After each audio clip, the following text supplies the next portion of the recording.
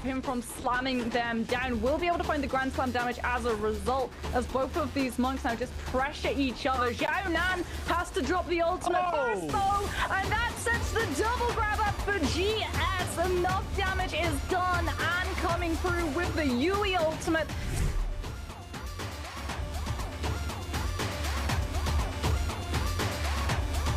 J-Team are fighting AOW here. Eagle getting jumped onto. The massive lockdown with the whiff onto Eagle. Gets the charge kick to counter everything in the week one coming out of it. They are trying to finish up Ping Tao, maybe with the bow shots.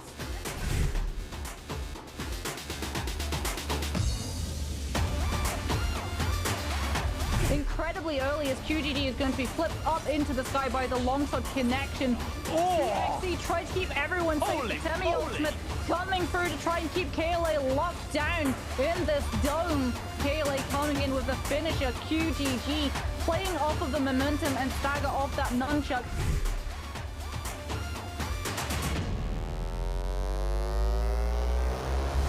Been removed. Kakashi not able to find the parry opportunity that they're looking for, but still has closed up the distance to deal with the flamer coming through from AOW. Catches Ping Tao in the full meter dump.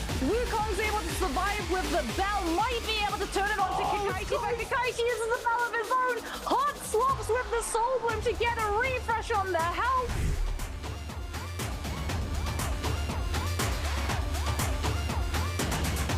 Grabs Bowder's Meitan, gets the slam to connect, gets the Karumi Tev as well to keep himself healed up all the way through as he finds another player and finds another double grab. Lin is absolutely dumpstering all of the players around him. There's the Karumi ultimate. Surely this is Alliance's last hurrah in this match.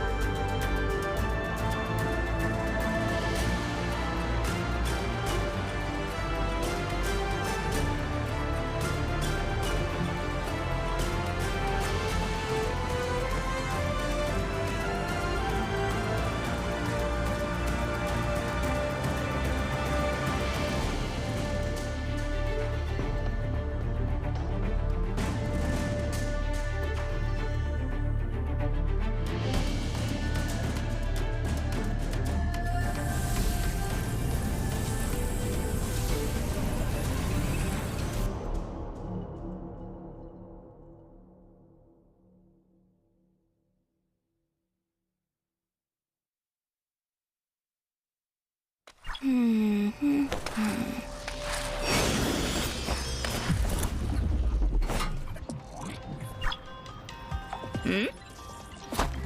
who's getting new gear?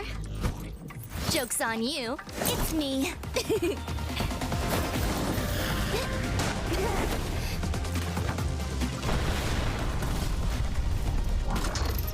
Like Kurumi needs a new outfit.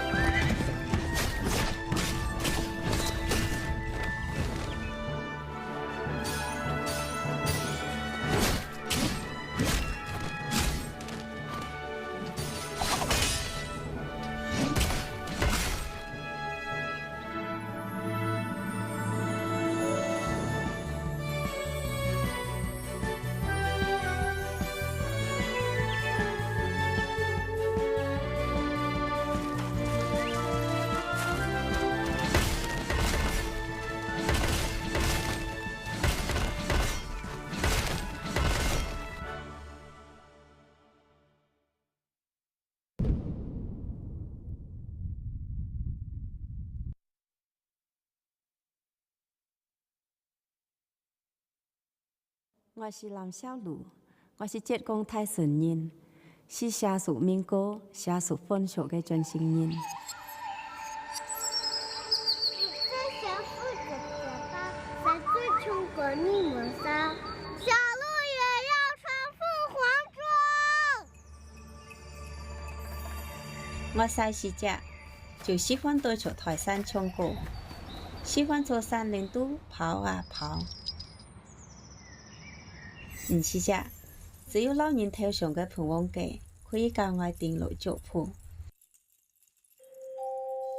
我爷对我讲，平王庄是不宜在台山嚟以后才可以做嘅，所以我经常南去嘅平王庄对着正在看待新言，梦想地个台山嚟以后就像平王庄嘅样子。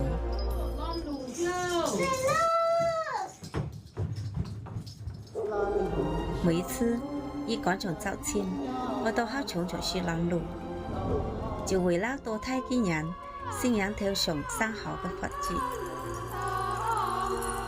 当时懵里懵懂的，本人出上嚟好事情嘅活大会，更是台人为大老都唱对歌，其实都是平王包容我人唱台，就符我人需要嘅象征。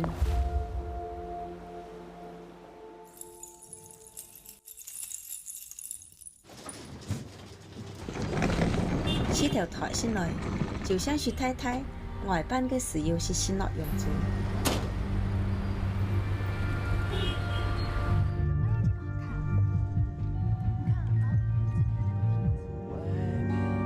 体验生活也好，网络也好，出台小时都当然唔同嘅生活，去了好多地方。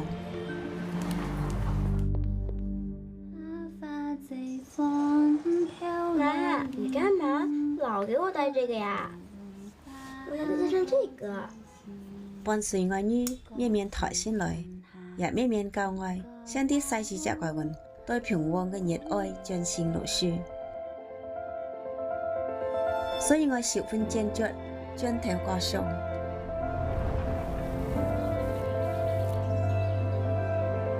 我啲怪一次当作出发。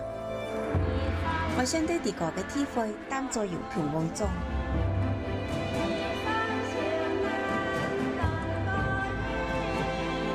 山下嘅歌啊，唱了一辈子。现在我在舞台上唱出地个嘅故事，啲民俗嘅真心都上了革新嘅色彩。革新衣裳唔只是本意在相许嘅标志。伊是俾我人勇气，让我人无拘无束，做啲个嘅披风弄开脚。爱来自山下，我是热爱嘅勇气弄勇上，我是憧憬平王嘅传道中嘅一干。爱也是平王，爱是书记，爱心无惧。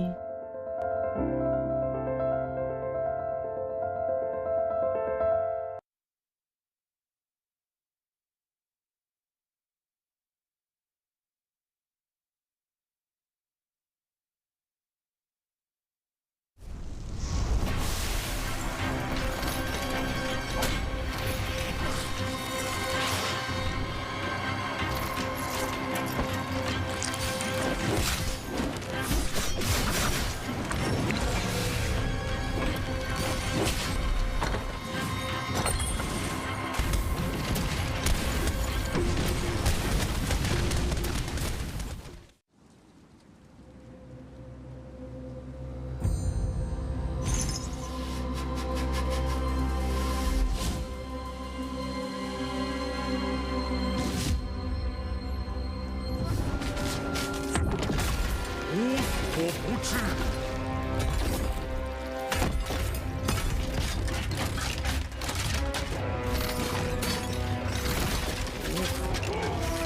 为逆。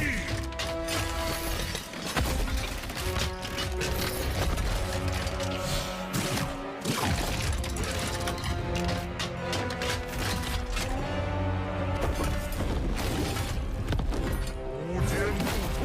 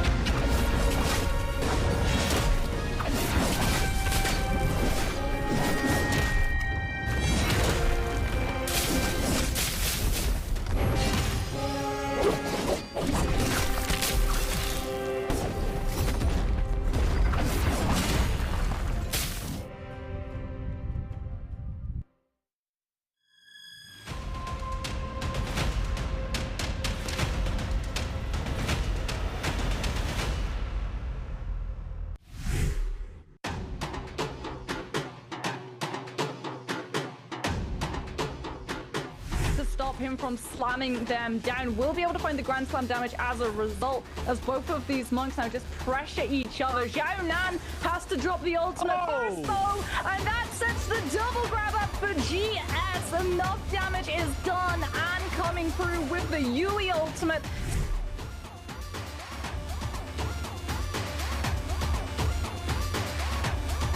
J-Team are fighting AOW here. Eagle getting jumped onto. The massive lockdown with the whiff onto Eagle. Gets the charge kick to counter everything in the week 1 coming out of it. They are trying to finish up Ping Tao, maybe with the bow shots.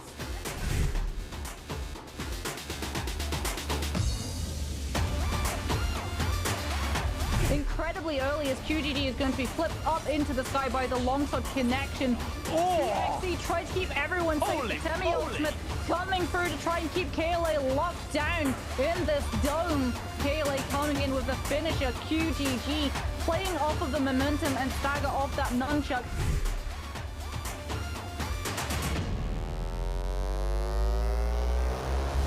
Been removed. Kakashi not able to find the parry opportunity that they're looking for, but still has closed up the distance to deal with the flamer coming through from AOW. Catches Ping Tao in the full meter dump. Wukong's able to survive with the bell. Might be able to turn it on to Kakashi, but Kakashi uses the bell of his own. Hot swaps with the Soul Bloom to get a refresh on the health.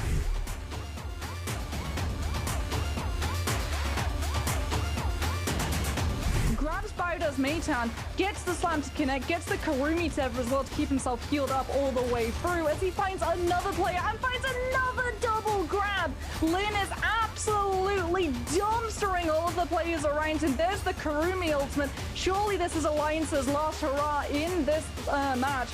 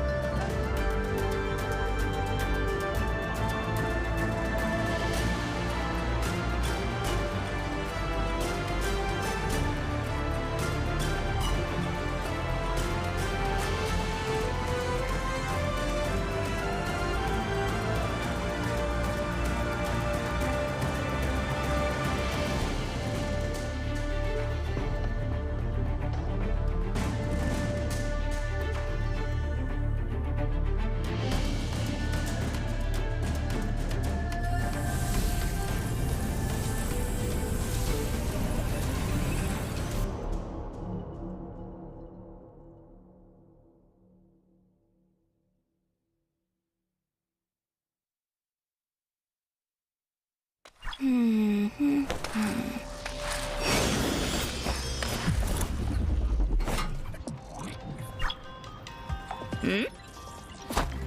who's getting new gear?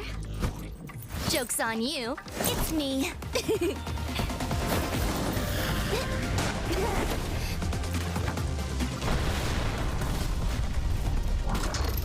Like Kurumi needs a new outfit.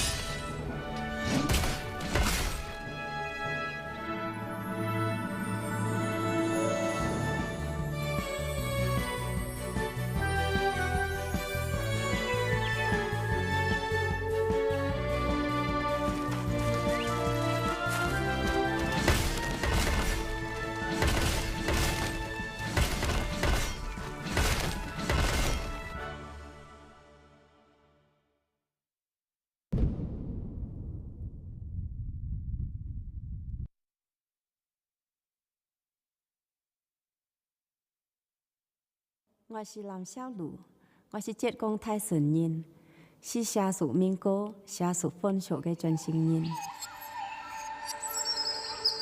最想负责的吧，在最穷国你们仨，小鹿也要穿凤凰装。我细时只就喜欢对着台山唱歌，喜欢坐山林都跑啊跑。唔是只，只有老人头上嘅盆王記可以教我定路腳步。我爺對我講，平王裝是俾你在台先嚟以後將可以做嘅，所以我經常拿佢嘅平王裝對着將在看待新嘢。夢想地個台先嚟以後就像平王裝嘅樣子。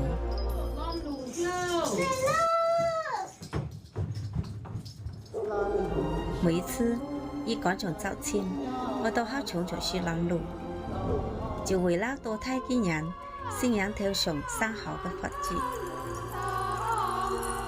當時懵裡懵懂的，本人出上嚟好事情嘅活大會，更是台人為得老都唱對歌，其實都是平王包容我人唱台，就符我人自由嘅象徵。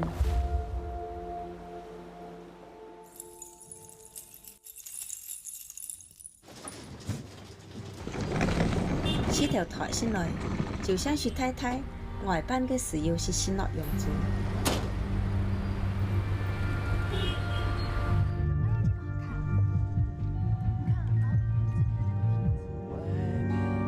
體驗生活也好，網絡也好，出台小時都當然唔同嘅生活，去了好多地方。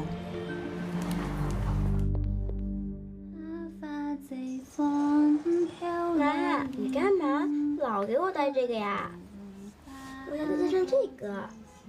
伴隨我女面面台先來，也面面教我，像啲細時隻怪運對平王嘅熱愛盡顯露出。所以我十分堅決將頭掛上。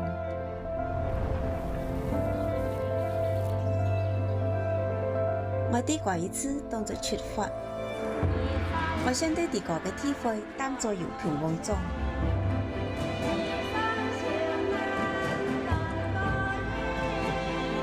山下嘅歌啊，唱了一輩子。現在我在舞台上唱出地個嘅故事，啲民俗嘅進行都上了革新嘅色彩。革新衣裳唔只是俾你在相處嘅標誌。佢是俾我人勇氣，讓我人無拘無束做啲個嘅披風弄開角。愛來自山下，我是熱愛嘅勇氣弄勇上，我是憧憬平王嘅傳道中嘅一個。愛也是平王，愛是書記，愛心無懼。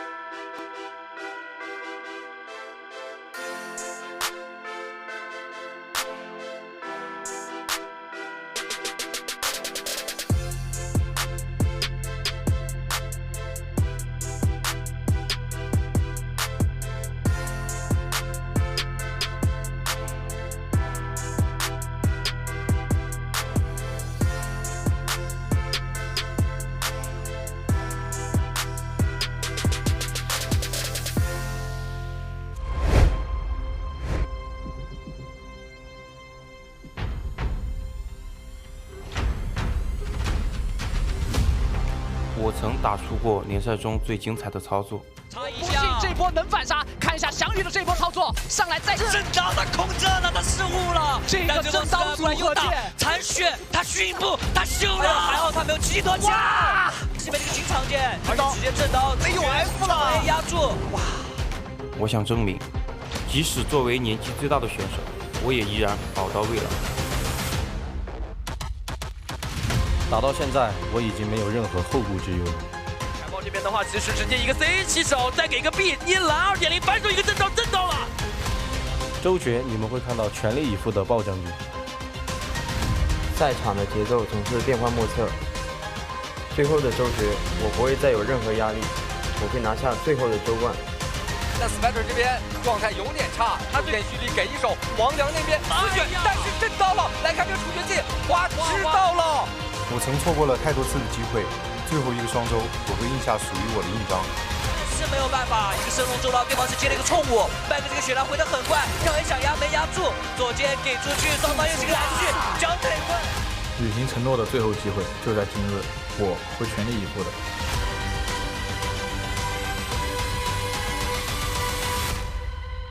我的记录将由我亲手打破。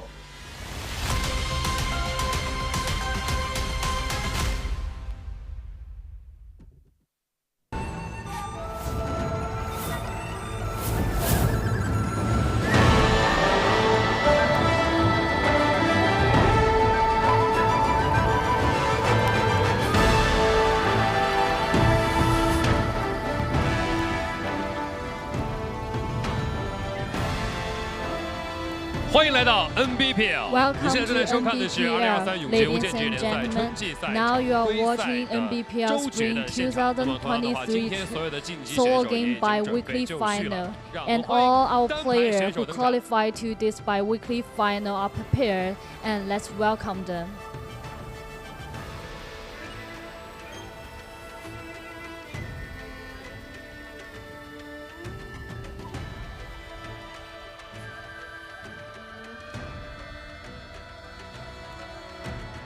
第4个双周，所有晋级的单排选手 The 也已经在 fourth 舞台上 bi-weekly 齐聚一堂。 final, 同样的话， our 也是 player 再次 is 感谢 standing 远道 here, 而来来到美丽的 and 临 we would 港 like to 现场，为 appreciate 自 all 己 the 喜爱的战队 audience 选手 here, 加油打气的 and 所有 like 的 for 观 your 众朋友们。 support, 那么同 our 样的话， player 我们 will 在 be 第4个 strong 双周 in 状 our 态 matches. 神勇的选手都已经在我的两 And 边。 all our 我请 player 他首先问一 qualifies 下翔宇， to 以 this 现在 bi-weekly 目前 final. 很好的一个 So 状 I 态和积 have 分 a 进入到这 question 次 for 周决， Xiangyu. 你有什么话 So 对同台 do 竞 you 技的 have 选手们和对 anything 手 want 讲 to？ say to all the 加油吧 players? 争取都打个自己满意的成绩。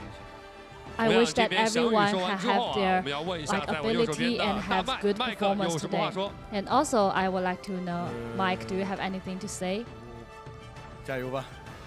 加 Yeah, 油吧！那么我 only I 相 want 信 to 啊，所 say 有的 is 选 cheer 手 up 都会在 everyone. 今天为喜欢永劫无间、喜欢 NBPL 的 Okay, 玩家朋 and 友 we 们 know 送上 all 精 the 彩的博弈。 audience 2023 today 永劫 we 无间 can 职业 see 联 a 赛春季 very 赛第4 excellent 双周 matches 单 from 排 our 周决 player. 看少年们 And 尽 we 显锋 know 芒。 we all have it now, and let's start our today bi-weekly final.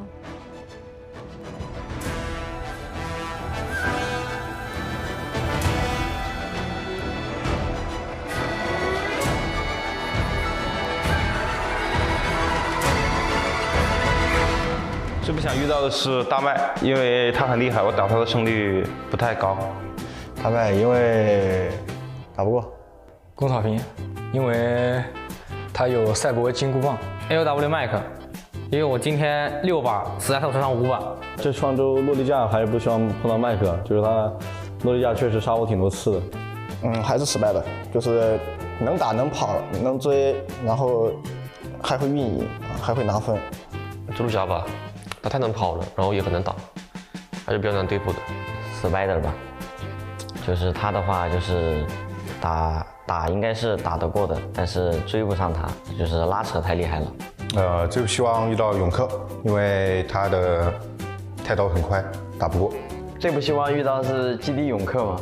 然后第6把落地下，他江南太刀 A 中南 A 百叶斩就打一小段，然后接勾锁又能打我一道连招，哎呦我操，直接被他打麻了呀兄弟！而且他跳阵也很厉害，真的。击击杀吧，因为他打法老是克制我，有点傻克高手那种感觉，老是打不过他我啊。翔宇哥吧，因为他这个双周的进化让我有点小害怕。最不需要遇到凯豹，因为他很猛，现在感觉。我最不喜欢遇到凯豹，因为被他杀了远大于杀了他。我觉得插推机王良比较好拿捏吧，因为他打法，从街杯打到现在了，我打法练刀房也懂了，悟了啊，打他我打第一眼我就知道是他，好吧，随便拿捏。永克，因为他拿不到太刀，他就不会玩了。小兵儿，永克吧，因为他卡分进了嘛，而且我跟他也交过很多手，感觉没什么压力。T-Team 的小型神比较好拿捏吧，因为钟爱玩太刀的嘛，然后我也是个玩太刀的，我打他的话会感觉比较懂他。也是凯豹，因为我杀他的概率可能是9，他杀我的概率只有1，但是我只怕那个1发生。也是麦克，因为我今天每次都差一点就杀了，我感觉下次绝对能把他杀了。我觉得大麦比较好拿捏，预备不怕就是不怕。最容易拿捏的是凯豹，因为我觉得他很菜。听说凯豹进了就凯豹了，就有凯豹选凯豹，就也不知道为什么。最希望遇到的就是凯豹，凯豹最近心思不在永劫无间上面。最难的应该是凯豹吧，凯豹进都决了嘛，给他拿捏一下。凯豹嘛，就觉得是天人遇到他就是随便拿捏，然后比赛当中也一样。豹将军嘛，懂的都懂。比较好拿捏的话，那我先想一下。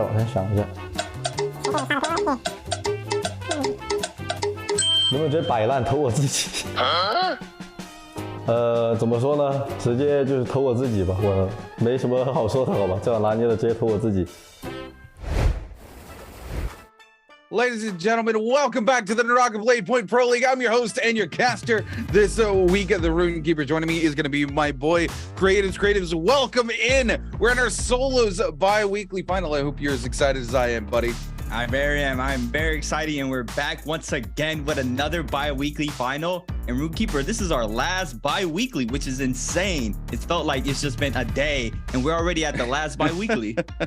Yeah, I mean, time absolutely flies when you're playing NARAKA, and man, the games have been crazy this season. We have seen players absolutely come in and demonstrate how monstrous they really can be, and I think we can't talk about that and not talk about OC Zhang Yu this last week, because oh my goodness, you know, I talked about this all the way back in season 1 of NBPL. There was this absolutely crazy moment where we come down to a final circle. There's 3 players left alive.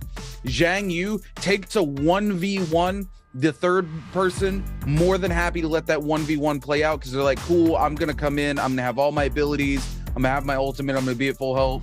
There's going to be an easy kill for me to clean up. Zhang Yu comes out of that first fight with 2 ticks of HP, no ultimate, no ability, is immediately forced to engage in the 1v1 with the other player. 2 clanks. Literally 2 clanks worth of HP is all that OC Zhang Yu has left remaining. And if he's clanked more than once, he loses that fight. Against all the odds, he comes out on top, absolutely dominates that fight.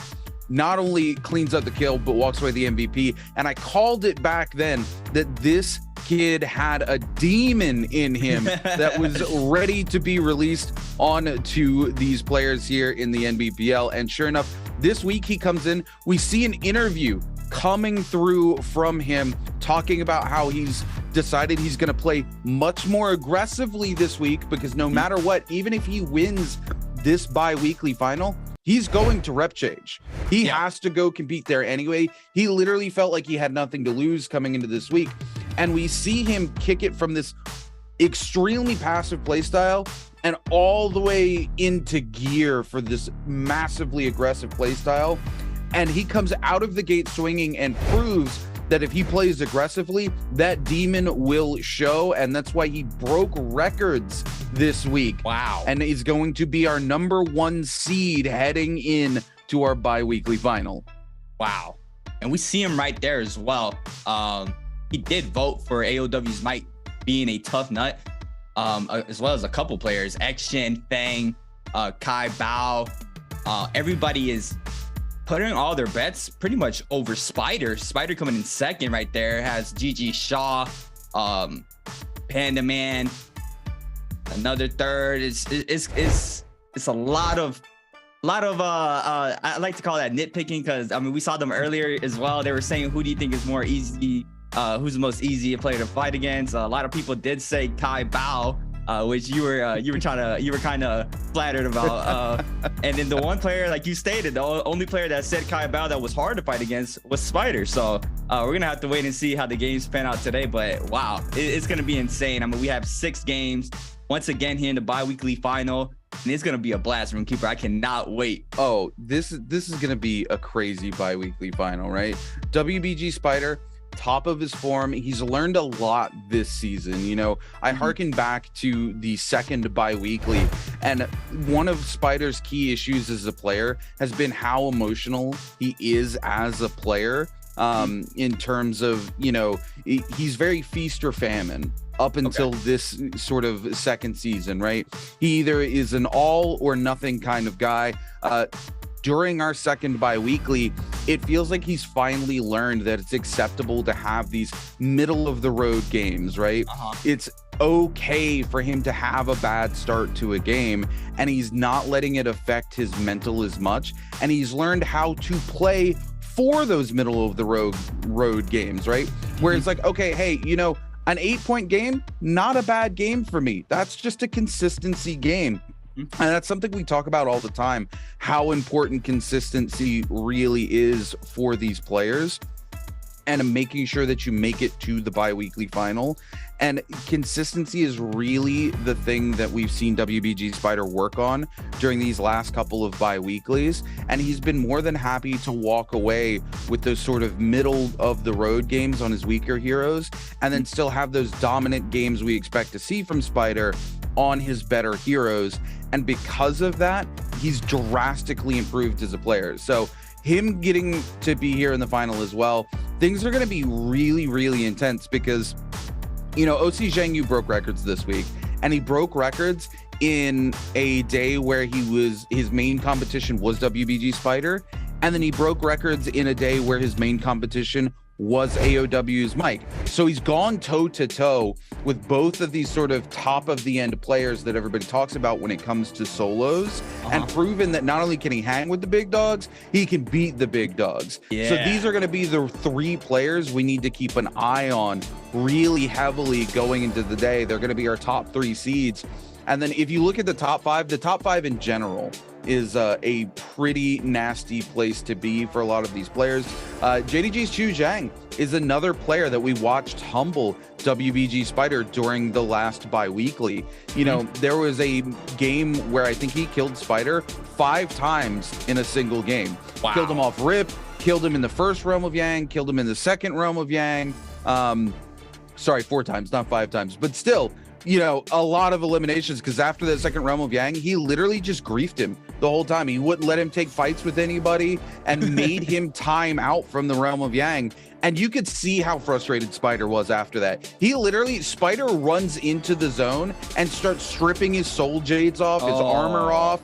It's like a little trail of breadcrumbs that leads to WBG Spider's body. Like, you could feel the frustration coming out of him as a player after that moment. And, you know, Chu Zhang knew what he was doing. He knew who he was fighting.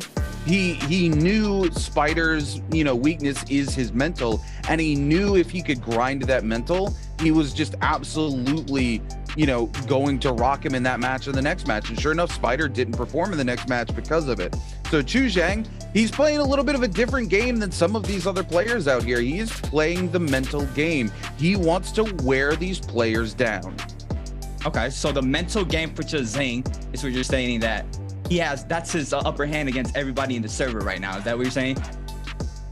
Yeah, you know, when it comes to mental, he knows the players that are weak to it, right? He knows the players who will get upset about a bad game.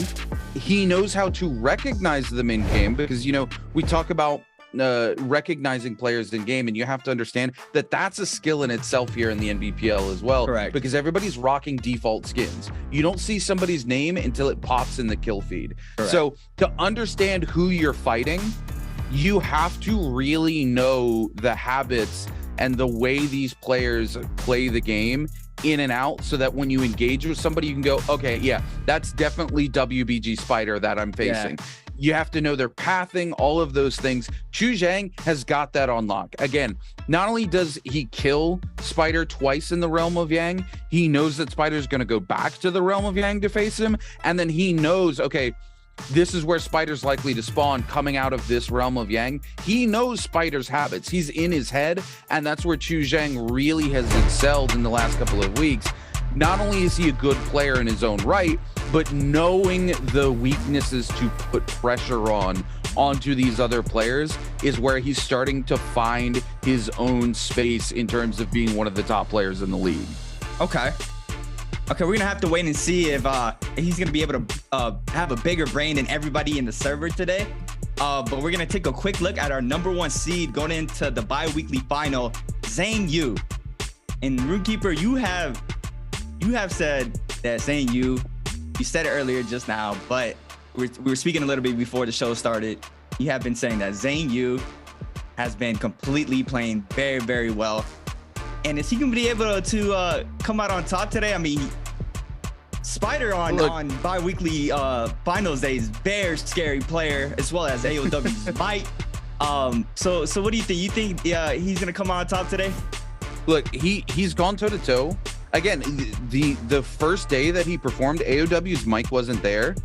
So it was basically just Spider and our boy Zhang Yu going head to head. Zhang Yu came out on top of that day, right? And then his next day, it was basically just Zhang Yu and AOW's mic. And I don't want to belittle the other players, but if you go back and watch those first 3 games from earlier this week in solos, it was Mike and Zhang Yu in those lobbies. That was it. The whole lobby was disappearing. By zone 3 one game, we had 5 players left. Wow. Okay? They were absolutely tearing these lobbies apart. Zhang Yu has more than proven that he can not only hang with Spider and AOW's mic, but he can go toe-to-toe with them. Most of those final games that we see Zhang Yu in, the final circle is him and WBG Spider going head-to-head, or him and AOW's mic going head-to-head. And there's no problem for Zhang Yu to come in and take it today. It's just about who wants it more, I think, at the end of the day. Zhang Yu has shown, okay, if I don't play passively, if I come in and play with confidence and aggression, I can absolutely dominate lobbies. And that's a huge change we've seen coming in from Zhang Yu, because again, he has played extremely passively throughout these seasons. It's not been his playstyle to come in and play aggressively, but we saw him in a video earlier this week where he was talking about, hey, I have to go to rep change, this season, no matter what I do. Even if I win this bi-weekly final, I'm going to rep change. So he decides to come in and do something different this week to his passive play style, decides he's going to play aggressively. And sure enough, that play style suits OC Zhang Yu. So we're going to see if it suits him well today as we head into our first game of the bi-weekly final.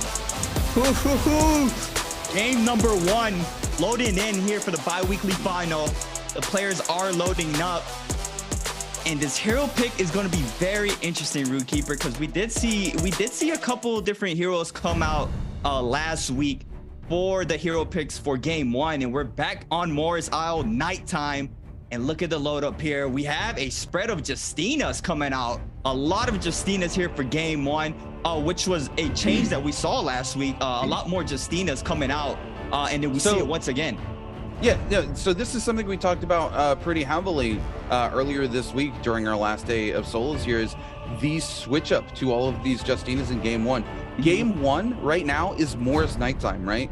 Correct. It makes sense to see these Justinas come through, because if they can hot drop Fireflies, very similar to a Takeda pick early on, right? Even if you're not able to get a weapon, you're able to use that ultimate to either buy yourself space or even win fights. You can lock somebody down who doesn't have armor, come in with that charged right click on your fists and do a significant amount of damage to a player who has no armor or melee resist yet, right? So she just wins fights into these Firefly maps early on, and that's huge, especially for players who are momentum-based players. I'm going to look at WBG Spider here.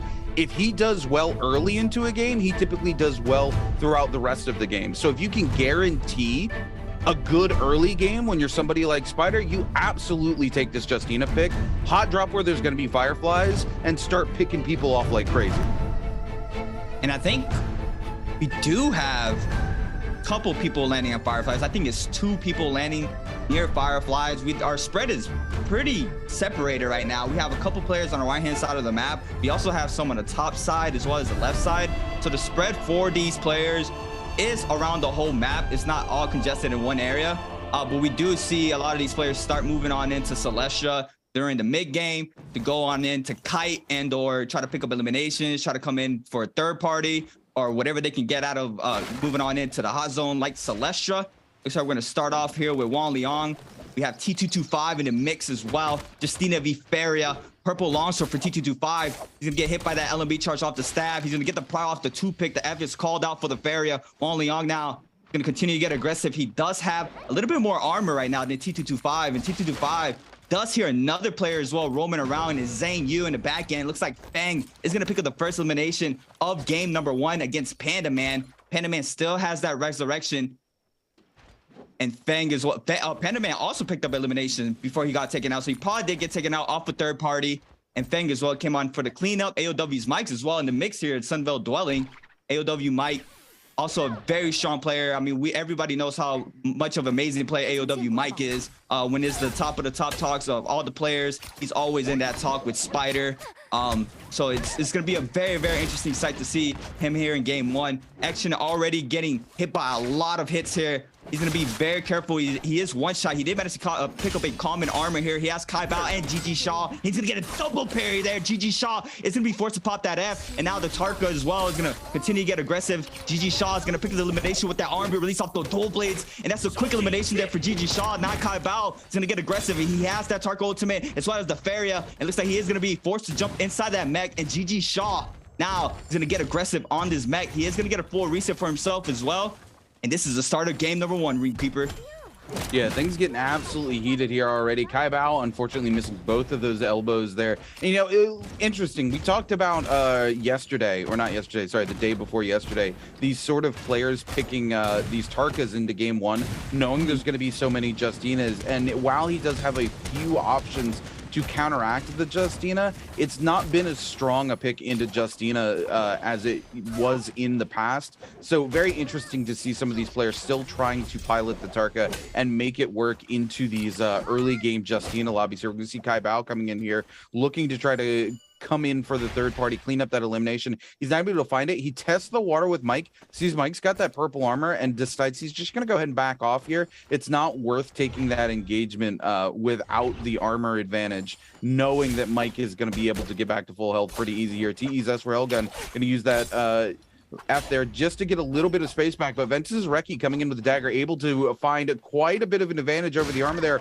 Railgun going to be forced to use the meter there to trigger the dagger off to buy some space, but it's not enough as Reki continues to keep the pressure. We're going to see a huge freeze come out though from TE's Railgun here. We're going to see the pistol shot actually come through. We're going to see ult for ult here. Reki's going to get frozen again. Oh my goodness, Railgun though going to have the kill stolen by WBG Spider, who comes in with the bow, able to clean up the elimination because of the freeze from TE's Railgun. Railgun not happy about this whatsoever, and Spider in a great place to contest this fight, still has his ultimate. Railgun just uses F now, able to get the reset onto the armor. Spider does miss the freeze, doesn't miss the follow-up though, doesn't miss the second freeze, comes in with a huge vertical longsword slash, will get the follow with the jumping left click, and Spider cleans up TE's Railgun.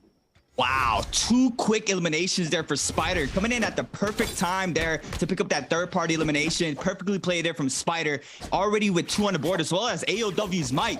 The two strong players already with 2 eliminations here in game 1 in the finals. We expect to see this, obviously. AOW's Mike, WBG Spider, 2 very strong players. T225 in the mix here in Celestia against AOW's Mike. There's a third as well as Chazang in the mix here in Celestia. It's like T225 needs to try to find a better armor right now. It's currently running that common armor. AOW's Mike with that purple armor has the advantage as well against T225. Now the neutral game starts here for both of these players. The LMB release there for T225 is going to go ahead and swap on over to that pole sword. He also has that blister and edge, and AOW's Mike now has the call that the Blistering Edge is in play. He has to be real careful. He is going to back up and get a full reset in. Justina still in the mix. Fang moving on into Celestia. Got Zhang Yu very, very weak on that Justina ultimate already. He's going to be hit by LB charge off the dagger. He's going to eat up more damage. There's another player in the mix. There's a lot of players in Celestia right now. It's a whole party here. We got Chazing still trying to get aggressive. This time around against Fang.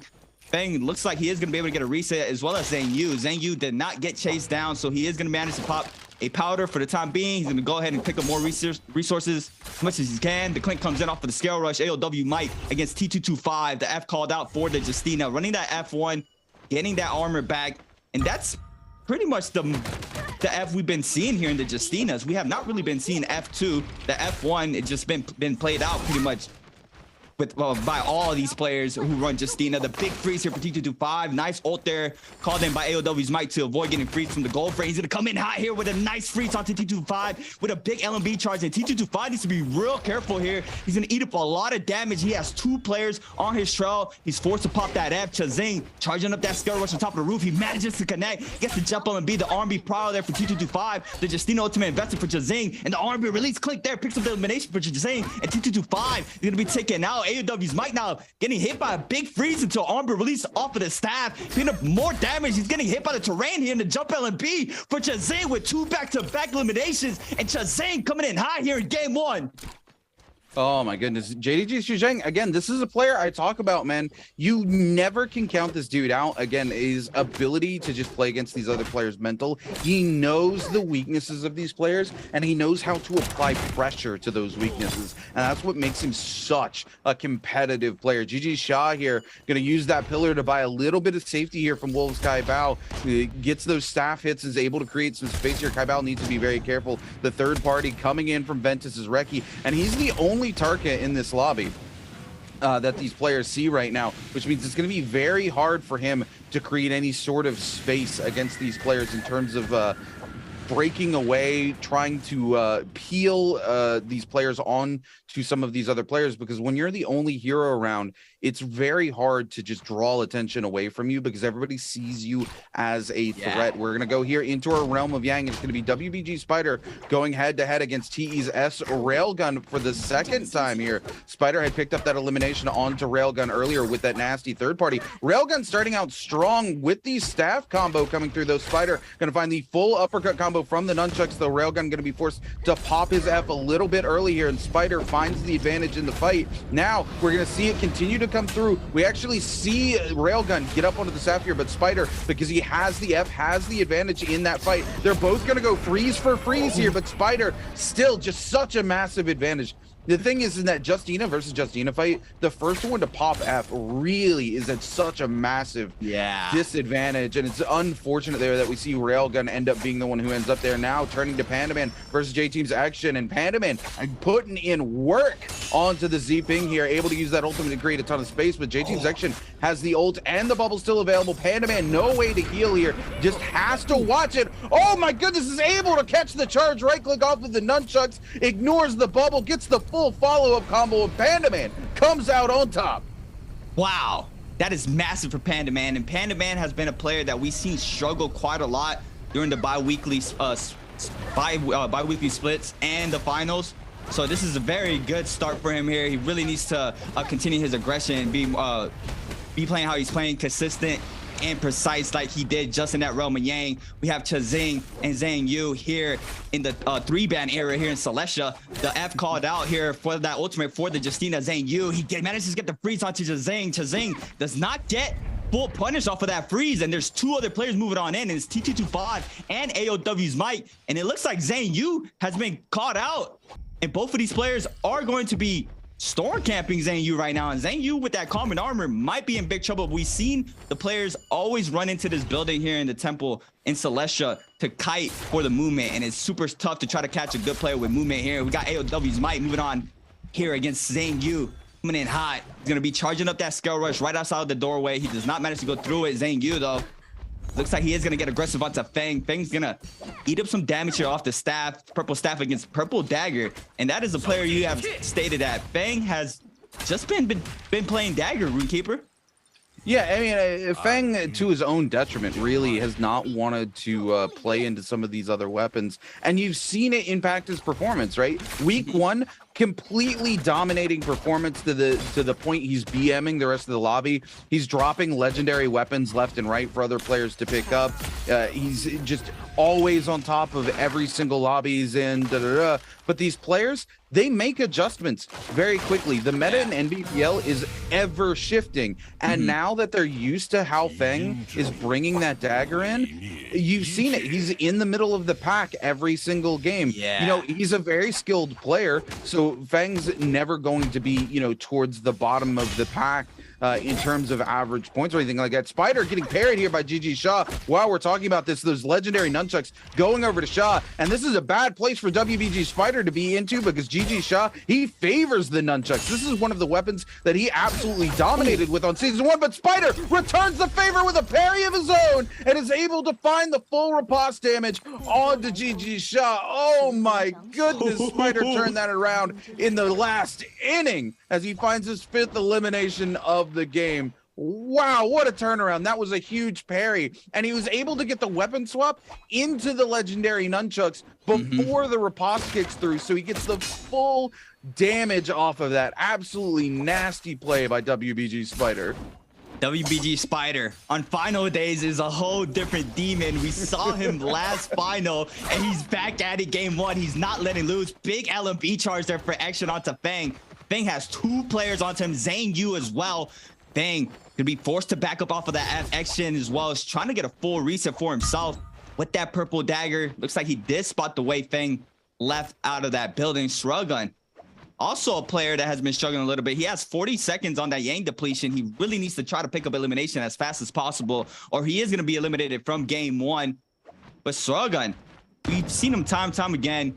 He makes it to the finals, but he just struggles in the finals. The final days are never on his favor, and he just not manages to find his fitting. Big parry there from action onto Zhang Yu. Zhang Yu's gonna eat up a lot of damage. We have another scrap off in the back end. Is Fang eating up some damage, trying to lay down some bow shots here onto Zhang Yu. Zhang Yu trying to do justice here, trying to stay alive with the staff. He has the movement for it with the lunges and the LMB off of the staff to continue to be mobile. But look, there's just so many players around. Big LMB release there for action. But no, it's just Zhang. He picks up the elimination onto Zhang Yu, and action did not manage to pick up the elimination. Fang tries to pick it up, but looks like he did not manage to do it as well. So he is going to back up for the time being. Everybody scatters. And this is the thing here, Runekeeper. Once somebody hears a fight, they're like wolves. Everybody just starts moving on in, and you could be anywhere on the map, but somehow, some way, there's always going to be somebody around, and you are going to be eliminated if you do not manage to pick up the elimination as quick as possible. And we've seen it time and time again where a lot of players get grief just not being able to pick up those quick eliminations, and that's a big difference between these players who is able to pick up those eliminations as fast as possible, and who's able to third party at the right time and to pick up those free eliminations. You know, it's a lot of stuff coming into these games, and these players work every single day to try to perfect that, and we see it here in game 1.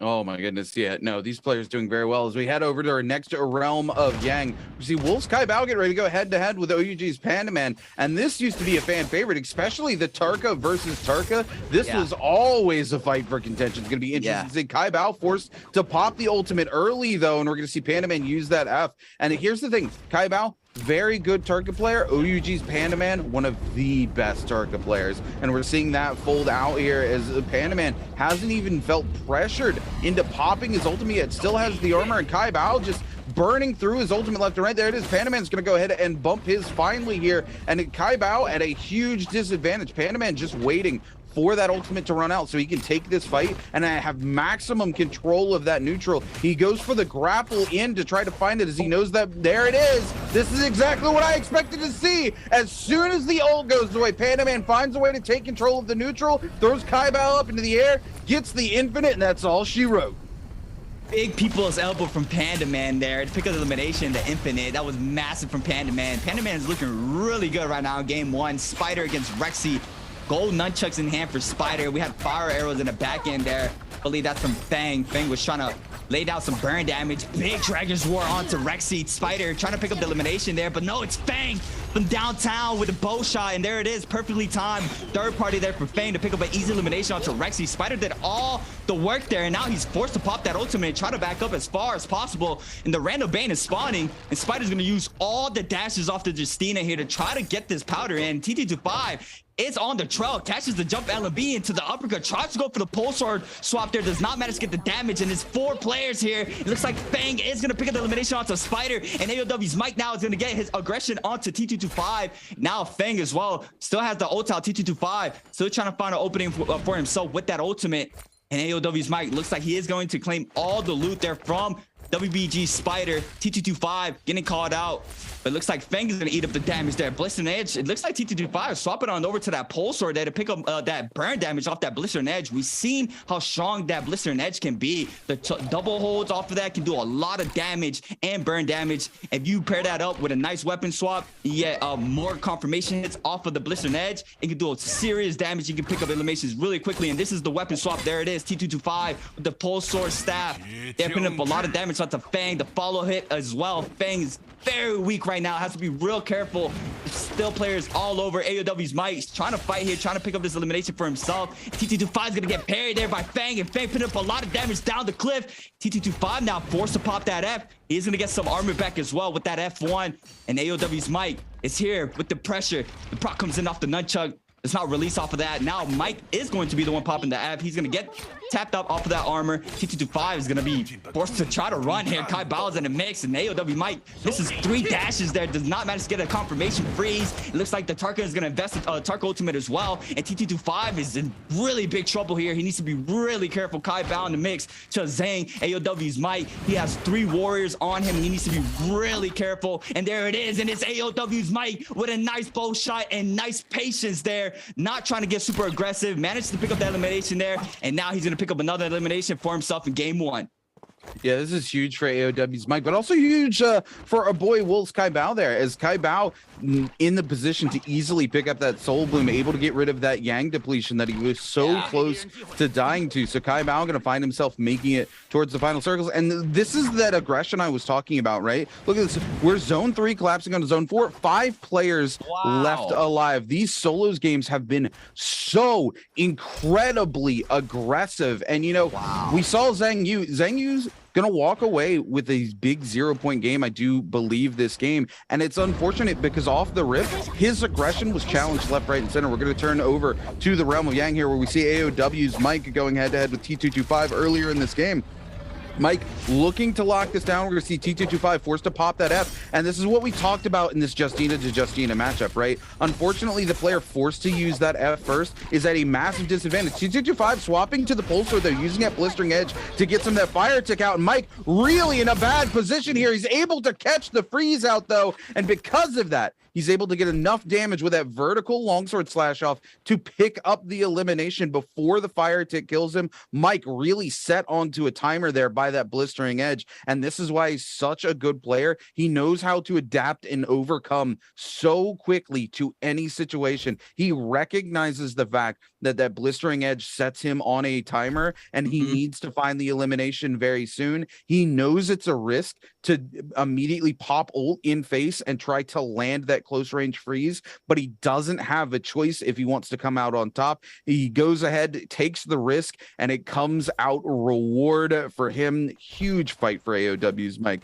We're going to enter a really sort of slow phase here. Yeah. As a lot of these players are not going to want to engage with each other because of the heavy risk of third party. Even though the map is so big, these players have been so clustered on top of each other. They all know that they're very close by. And even if they can take a fight and have plenty of distance, they know these other players are going to hear it very soon and want to collapse onto it. We're also having this Moore's Blessing come through, which is going to be huge because it's going to have that first set of gold armor available to these players. And every single player here in solo is going to be looking to secure it. Kele's Fong going to be the first to try. He's going to get his hands on it. Will the curse continue for these solo players where you pick up this legendary armor and you find yourself being the next player eliminated? Time will tell. Fong, though, looks like he's able to slip in immediately get the armor and get out before he's threatened by any sort of space. He's got a little bit of coverage down here at the winery, just more than happy to keep it chill right now,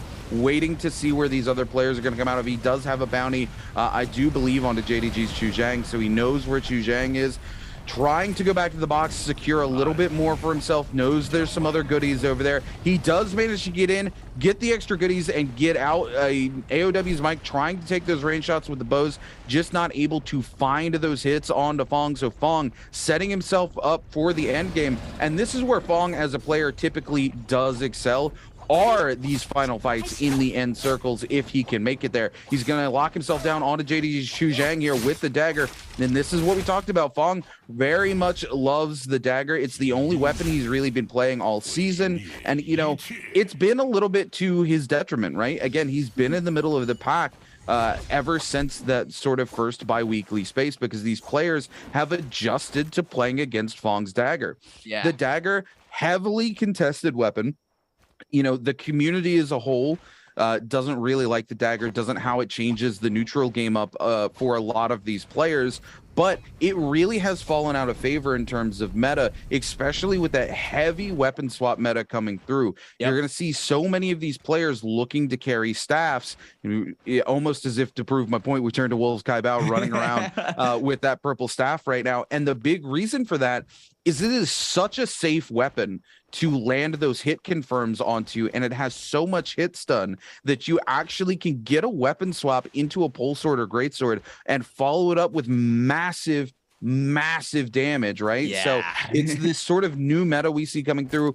You see a lot of people running nunchucks as well right now, and that's twofold. A lot of people are carrying those nunchucks because they have a huge win rate into dagger. I think the last time I looked, it was a 62% win rate against dagger, which is a massive overall win rate in that matchup. And not only that, but the trigger ability on nunchucks really comes in handy in dealing with those staffs, because again, the staff is a very low risk, low reward weapon, but when you can land that guaranteed almost hit confirm into taking control of the neutral and then follow it up with a great sword or pole sword, it becomes a low risk, high reward weapon. Whereas nunchucks allows you to use that holding left click to get that trigger as long as you have meter. And if you can trigger the staff when it uses those hits to try to take control of the neutral, it actually leaves that player extremely vulnerable, and the nunchucks are capable of turning around and doing a ton of damage and punishing players for trying to land that specific combo with the staff into the weapon swap. So that's why we're seeing a lot of these players favor nunchucks, because not only does it counteract the dagger, but it does serve a purpose to counteract that staff combo as well. Yeah, I mean, you explained it 100% perfectly there. We've seen, especially 2 bi-weeklies ago, or more like 1 bi-weekly ago. No, pretty much 2. The weapon swap from the staff and greatsword, it's just way too much damage not to use. We've seen, even with a blue rarity on the greatsword or pole sword, we've seen just the amount of damage you get off the 1-2 follow-up. It's just so good for these players to pick up a lot of damage and even eliminations off of it. And like you said, it's just way too good not to run. And I'm very surprised about the nunchuck actually being on top of the dagger, because we've seen a lot more of the dagger throughout the months, just always being played out. We've seen how fast the scale rush is on the dagger. We've seen the mix-ups on the dagger, how tricking they can be. You can cancel charges with crouch cancels. Just the crouch LMB just catches people off the tap dodges. It's just a way overall just super good weapon. And the fact that a quick tech chase weapon like the nunchucks is able to just overcome that weapon is very surprising to me. Yeah, well, you know, it's one of the interesting things. I love the weapons in NARAKA for the fact that all of them sort of have these interesting mechanics. And Trigger used to be much better. Trigger used to use very, very little meter for the nunchucks. Yeah. And because of that, the nunchucks during season 1 of NBPL were a massively dominating weapon, because Trigger, not only does it push the opponent's weapon to the side, canceling out the blow that they throw at you, but it leaves them vulnerable to the follow-up. And the nunchucks are capable of punching out a ton of damage when they get a hit confirm and take control of neutral. So we saw a huge nerf come through where using that trigger takes half of your meter now. The thing is that the trigger Soul Jade still exists in game, which completely negates the use of meter for nunchucks. And one of the things we've seen in the NBPL is players starting to drift heavily towards rolling for specific Soul Jades. I think Raven likes to call them Soul Jades of Destiny, and it's specific Soul Jades that are they're win conditions. Let's be honest. If you have a pair of nunchucks and you can roll for trigger and get your hands on it, it is absolutely a win condition to have that, especially in the given meta, to be able to just constantly hold that left click and threaten the ability to push the weapon to the side is huge. It changes how these players have to play their neutral into it, and it completely eliminates that staff combo for many of these users who are looking to staff switch into that sort of pole sword, right? And the big thing is staff into pole sword is a huge inventory commitment at the end of the day. True. Because you have to hold on to the staff, you have to hold on to the pole sword. It's very unlikely that these players have a third melee weapon in reserve. So if the nunchucks completely negates their ability to take control of neutral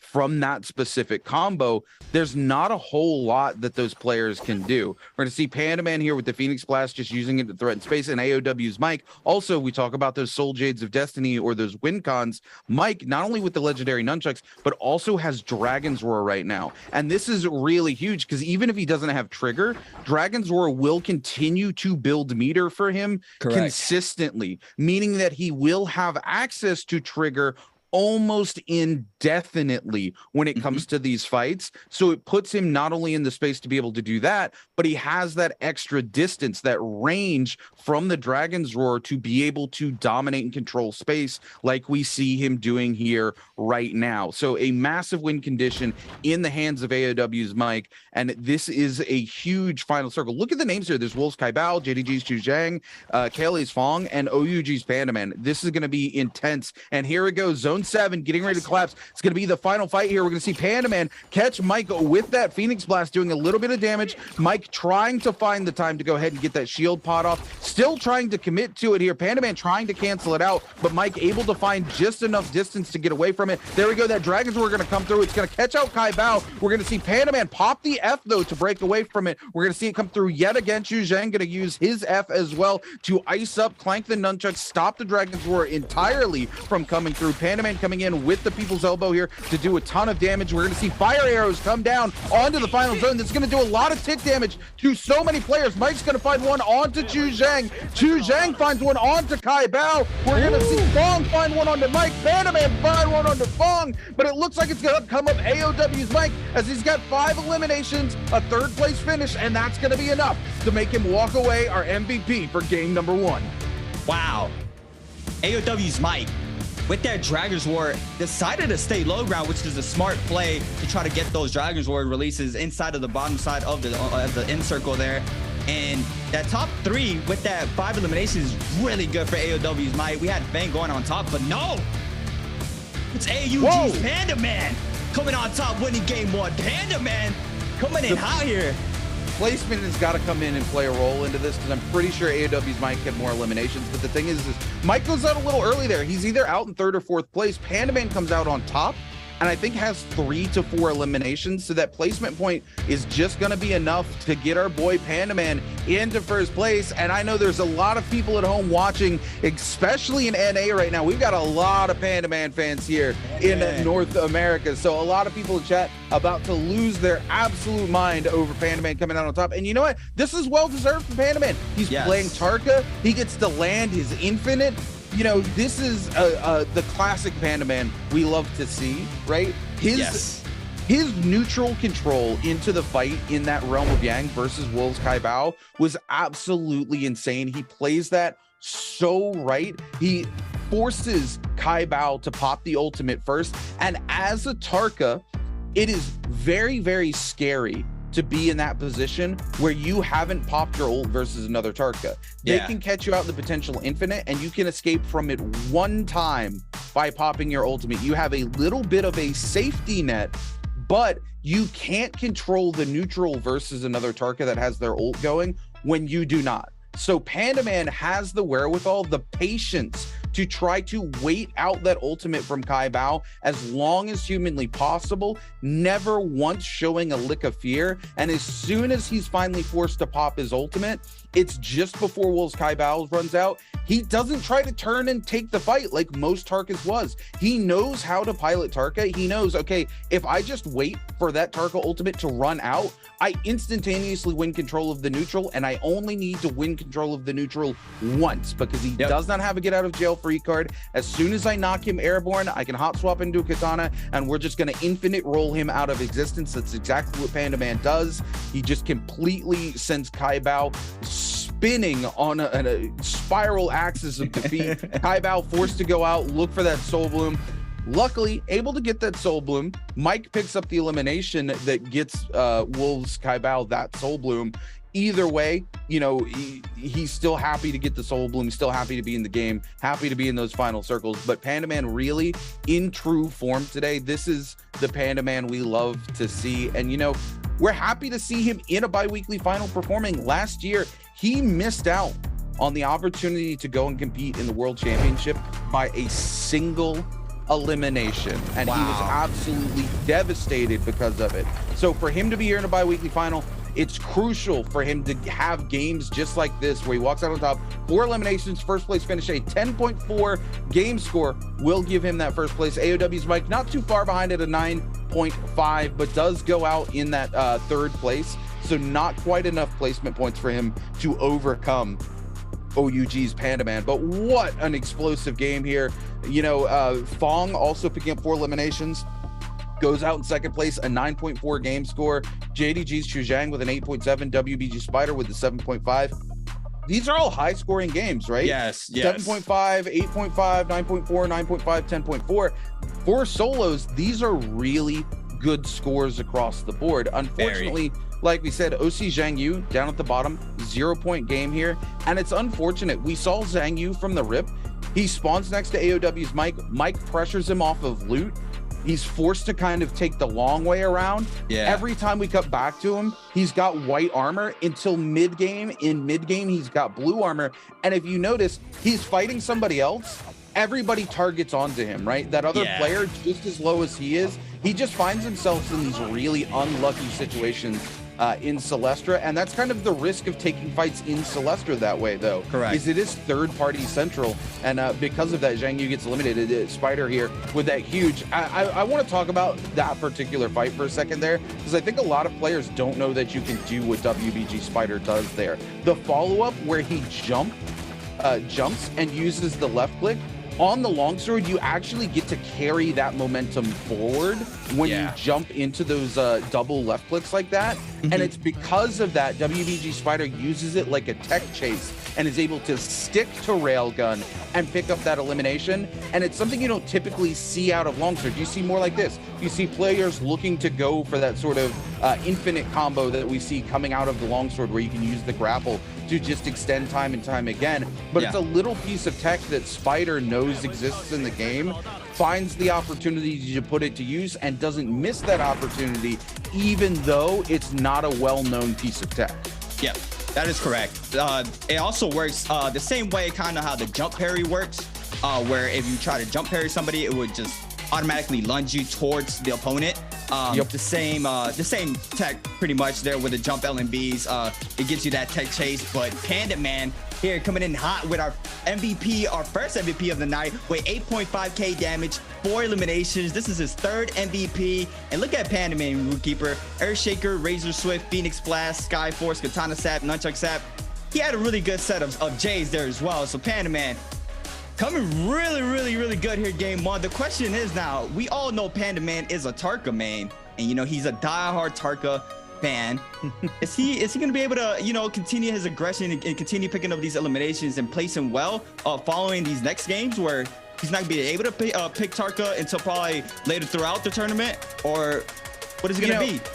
You know, this is a smart pick. We talk about the fact that Tarka has the ability to sort of counteract Justina, right? And it's clearly why Panda Man picks Tarka into this early game. He knows that this meta has shifted onto this nighttime map, where these players are going to be picking Justina because of the amount of Fireflies that do exist. So he picks Tarka to counteract that, not just because he is a Tarka main.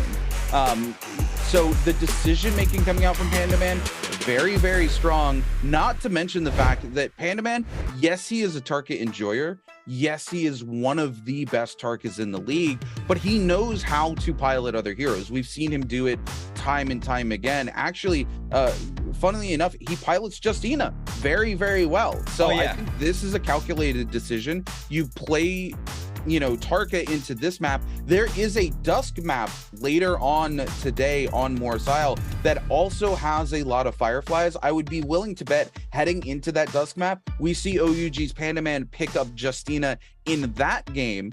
So there are less Justinas on the map. He's less likely to be counterpicked by some other players taking Tarka into that particular map, because Tarka not really favored on the Firefly maps. Yes, Tarka likes Fireflies, but in the early game, it's not as good for him as it is for a hero like Takeda or Justina. So you typically see more Takedas coming through in those games, or more Justinas coming through in those games. So the fact that he's less likely to also be counterpicked later on by playing Justina, I think we'll see PandaMan pick Justina up then. He also pilots Feria very, very well. So he has other hero options. And again, he does get to play Tarka for one more game, right? He does, yeah. With the way the hero rules work here for solos, you're forced to play a hero, different hero every single game, but you get to pilot one hero twice. So he does have one more game he can pick up and play Tarka, and it's going to be interesting. I mean, I think we all know he's going to play Tarka a second time. That's just PandaMan's kind of signature. He loves to come in and play that hero, but that's because it is a comfort pick. But at the end of the day, it's nice to see him making the decision making to go, hey, okay, this is going to be a Justina heavy map. We are committing to Tarka. And it's a little different for somebody like Wolves Kai Bao. Kai Bao kind of has the same thought process going into this game, and it does serve him well, because we see Wolves Kai Bao make it to the end, score very well this game as well. But Kai Bao hovered Justina first. He thought about playing that meta, and then at the very last second, we see him swap to Tarka and make that decision. Somebody like OUG's PandaMan, he came into the day prepared with that decision, ready to go, okay, if I'm going to play Tarka, I'm going to play it when it is the most optimal for me to play Tarka G. And that's the sort of strong decision-making and commitment we love to see coming out from players. PandaMan is somebody I never ever count out. Don't get me wrong, regardless of PandaMan's overall performance, he's somebody who can definitely pull things out. And look at the determination on his face right now. He's as locked. well as we take a look at him. Dude, he is locked in. If you've ever seen any of the VCRs with PandaMan, he usually has a goofy, chill, relaxed expression on his face. There was one recently that he did with WBG Spider where they were both in Tarka cosplay, and he's just struggling not to laugh the whole time. It's great. But compared to those expressions you see in the VCR to what you see right now, PandaMan is zoned in. He is ready to compete today. Yeah, I mean, like you were saying, the counter picks there for the hero, that's something a lot of people don't really think about, but it's actually a very, very it's a very high ceiling of counter picking. Throughout the times we've seen different metas unfold. I remember in Worlds we were getting full games of the same hero back to back. It was I remember it was like game 1 full of Tomokes. Game 2 it was probably like a Justina at the time. I can't remember correctly, but it was the same hero being played out in the same game. So being able to play around that and being able to counter pick against everybody in the server, and you can't even see who's picking who in these pregame lobbies, because in a pregame lobby you're the only one running around. So this is pretty much going just off of the time of the day of the map. Just overall, whatever you picked up from your bi-weekly split matches, what heroes these players were playing, there's a lot of thought into it, and it's actually very tough to try to counter pick against these lobbies, especially with the competition as high as it is here. Oh yeah, I mean, absolutely. I mean, this is the thing, you know, NBPL, it mirrors very slightly the actual meta that we see in ranked and NA and CN and things like that. But at the end of the day, it has its own microcosm of a meta, and it comes down to the daytime of the map, correct? The average hero selects, and we see that coming through with these players looking to make counter picks based on what they know to be true. They know people are going to lock Justina in for that first match, so they know they're going to lock in Tarku to try to counteract it. And here we go. No surprises here to see a lot of our lovely Zping Yang coming through here on Holoroth.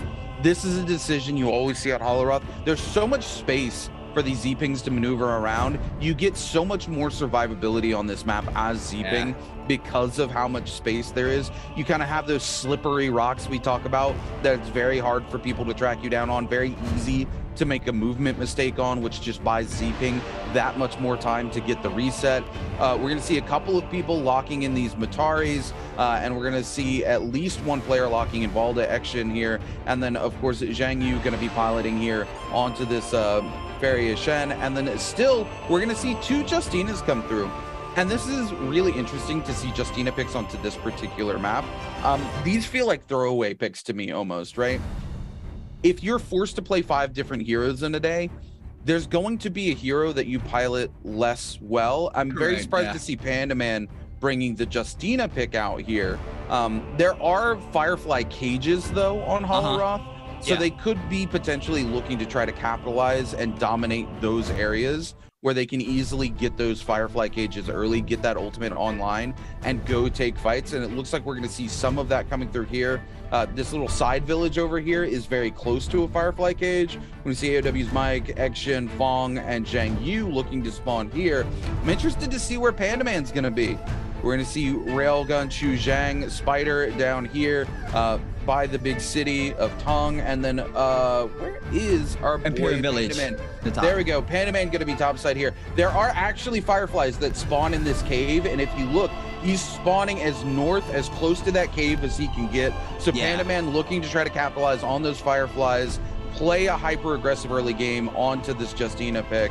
And that's kind of what I was hoping to see coming out of him if he was going to pilot Justina into this game. Unfortunately, he finds himself head to head here with Wang Liang. Looks like he might not get the opportunity to head towards that space and pick up some of those Fireflies. And the zone actually going to cut him off from the Fireflies unless he wants to run into the zone early and sort of take the zone tick damage. And with players like Wang Liang just sitting here so close by, he's going to be hard pressed to do that. So unfortunately, Panda Man not going to be able to find those Fireflies he was looking for here, is just trying to buy space with those nunchucks to Zhong, and Wang Liang continued to give chase. Wang Liang gonna give a little bit of a love tap there to Yong, trying to keep him off of the chase. Yong going to come up behind him though, force him to teleport back to where his F was just recently at. And because of that, both Yong and Wang Liang lose sight of Panda Man, and Panda Man will be able to chase that escape that chase and keep things moving. I do have a question for you, Keeper. I didn't manage to catch the games on Thursday. But the question is, was Takeda being played on Thursday? We definitely saw Takeda coming through. Typically when I see Takeda come through though, it's going to be that Dusk map that we talked about on Moore's Isle later in the day, just because there are Fireflies available and there's less Justinas that are available as well. And the thing is you don't see him on that first nighttime map now because Justina exists. Into that sort of neutral, that freezing neutral, Justina typically tends to come out on top of that fight versus a Takeda, just because of the amount of movement that it buys them. And you don't want to be a Takeda player who pops the ult just to have a Justina to pop their ult and run away in front of your face. Correct. Because then you're getting no mileage out of that ultimate. So that's why we haven't seen Takeda come through yet. Kai Bao here with a massive parry onto JDG's Chu Zhang. And unfortunately, it's downhill for Chu Zhang, which means Kai Bao just gets to keep the chase going here. This is really that sort of space where you see Katana excel here. Unfortunately for Wolves Kai Bao, he actually misses that first grapple hook because he tries to grapple onto Chu Zhang instead of trying to grapple onto terrain. And because of that, Chu Zhang gets to back off and take the full reset. And for those people watching at home that don't know the difference between that, if you use that sort of left click when you pull the grapple out, you can actually prioritize grappling terrain instead of players, whereas if you use the right mouse button, you actually prioritize players. And that's what we see happen there. Kai Bao goes for the right mouse button, goes for the grapple onto Chu Zhang, but Chu Zhang has created enough distance that the grapple just goes out and fails. So then Wolves Kai Bao forced to re-grapple, and that is enough time for Chu Zhang to get away here. But Railgun coming in for the third party has different plans for Chu Zhang, as both Wolves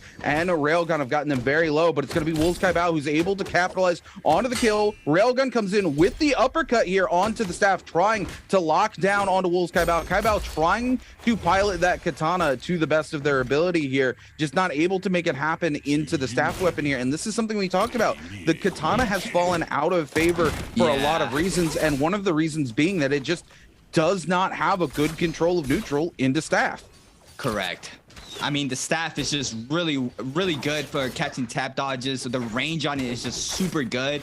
The most we see of katana is probably just getting that prio to go into that dual blade swap, weapon swap, like we see Zhang Yu running against X-Shen right now. X-Shen just poking LMBs there onto Zhang Yu, putting up a lot of damage, taking off all of Zhang Yu's armor in there. Zhang Yu now trying to get a full reset, as well as X-Shen. And X-Shen, I need to give a shout out to X-Shen. Last time I was on here, X-Shen, you know, he came in hot with a five uppercut longsword infinite combo, which was beautiful. He's putting up a lot of damage here onto Zhang Yu. Zhang Yu trying to respond here with the 1.0 off the katana and to go ahead and re-pick up his weapon. And both of these players are going to back up for the time being once again. And we see this a lot, where these players get in a scrap off, they both lose their armors, and then they get a reset in. But this is very dangerous, because you got to be worried about the people lurking around, whoever's behind you, who's next to you. You got to be really looking around. Zhang Yu trying to go for that dual blade swap. Looks like the Valda is going to be popping that Valda ultimate, is going to get that damage in action now. Is going to get the LMB prior off the grapple. Does not capitalize off of it. Is trying to back up, and Zhang Yu is going to punish him for this.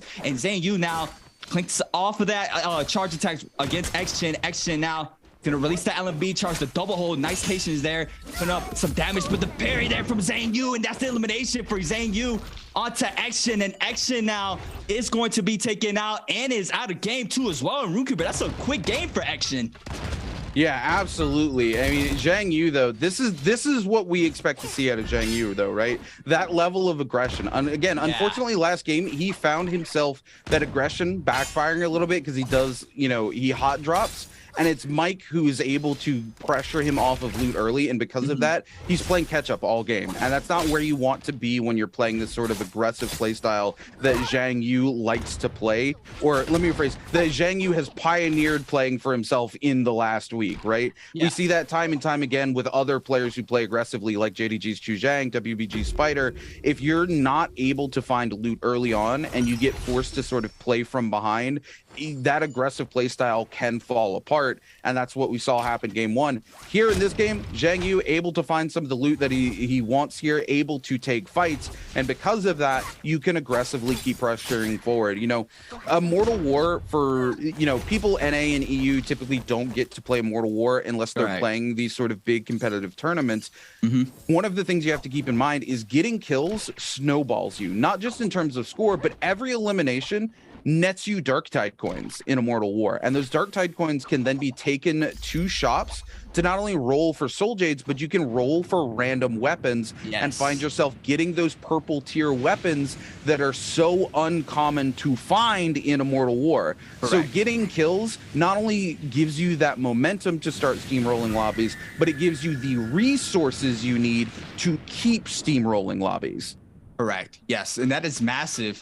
Like you said, in Immortal War, the loot is cut pretty much in half, and it's super tough to try to pick up a rarity of weapons. So we see a lot of these players going to the Realm of Yang, like we see here, to try to pick up that gold weapon that you manage to get if you come out victorious, plus the buff from the Realm of Yang. We got Zhang Yu against Panda Man. Panda Man here with the longsword manages to get that RMB charge, and Zhang Yu's gonna quickly pop that V3 beacon there to get that prio onto Panda Man. Now Panda Man's forced to pop that F1. It's going to get that armor back. Zhang Yu tries to read it and tries to come in at the perfect time with that scare wedge, but he does not manage to get it. He gets the RMB prio into the katana, and there goes the grapple combo once again into the follow-up release as well. And Zhang Yu putting up a lot of damage onto Panda Man. No freeze confirmation, but he's gonna go into the standard infinite once again, into the freeze, and the RB release, and Panda Man coming in hot here against Zhang Yu with a nice longsword infinite combo to pick up the elimination in the Realm of Yang, and he's gonna come out victorious with that buff as well. Oh my goodness. Zhang Yu, though, looked like he was going to easily take control of that fight, but Panda Man finds a single opening. And this is one of the things I love about Panda Man as a player, right? He knows how to maximize a hit confirm and neutral. And this is one of the scary things about Tarka players. Players who play Tarka are looking to maximize every ounce of damage they can get out of taking control of neutral. And it's because Tarka as a character, he has no safety nets, right? Yes, he has the F. He has the ultimate activation ability, but outside of those, he has no real safety net. So you have to take as many opportunities as you can to do damage when you take control of neutral, because Tarka is this sort of all or nothing hero, right? So if you are a Tarka main, that's where you excel. And that's exactly what we just saw out of Panda Man. Panda Man finds his one opening, his one chance to take control of neutral and goes, what's the maximum amount of damage can I do with this? And it is a touch of death that he is able to put together off the back of that known longsword grapple infinite. And then it catches him on the fall with the vertical longsword slash there with that legendary longsword. It's just so much damage. There's nothing realistically that our boy Zhang Yu can do about it. So unfortunately, he is going to find himself with that Yang depletion, looking to find another elimination.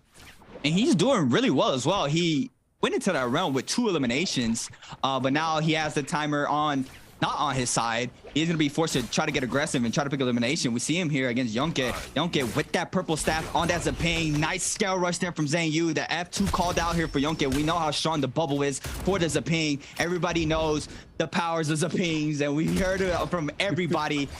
Just the talks of Zapane. Young is going to go ahead and pop that ultimate in the air. He has 3 players around. There's another player in the back end as well as GG Shaw, and it's Railgun grappling Yonke. Yonke is going to be forced to try to just grapple on top of the main statue here in Plume Castle. He's trying to get up as fast as possible. Does manage to get that F2 bubble down, and now the chase is on for all these players onto Young, and Rexy's showing up as well. We got a lot of players, and Young is going to have to bust out the moves here and try to stay mobile. AOW's Might getting some love taps there with that nunchucks. And now all these players are moving on in. Look at everybody just moving in like wolves. Rexy's going to pick up the LMB charge there onto Young. Now Young is going to be very weak, needs to be real careful, but looks like everybody started aggressing everybody inside of the throne room there. They have to be real careful. The attentions have turned to another player. Young is still trying to get aggressed on by AOW's Might. AOW's Might doing a really good job vibe checking the house there. Big nunchuck meter burn there from AOW's Might. He does not manage to pick up the elimination yet, and it's Fang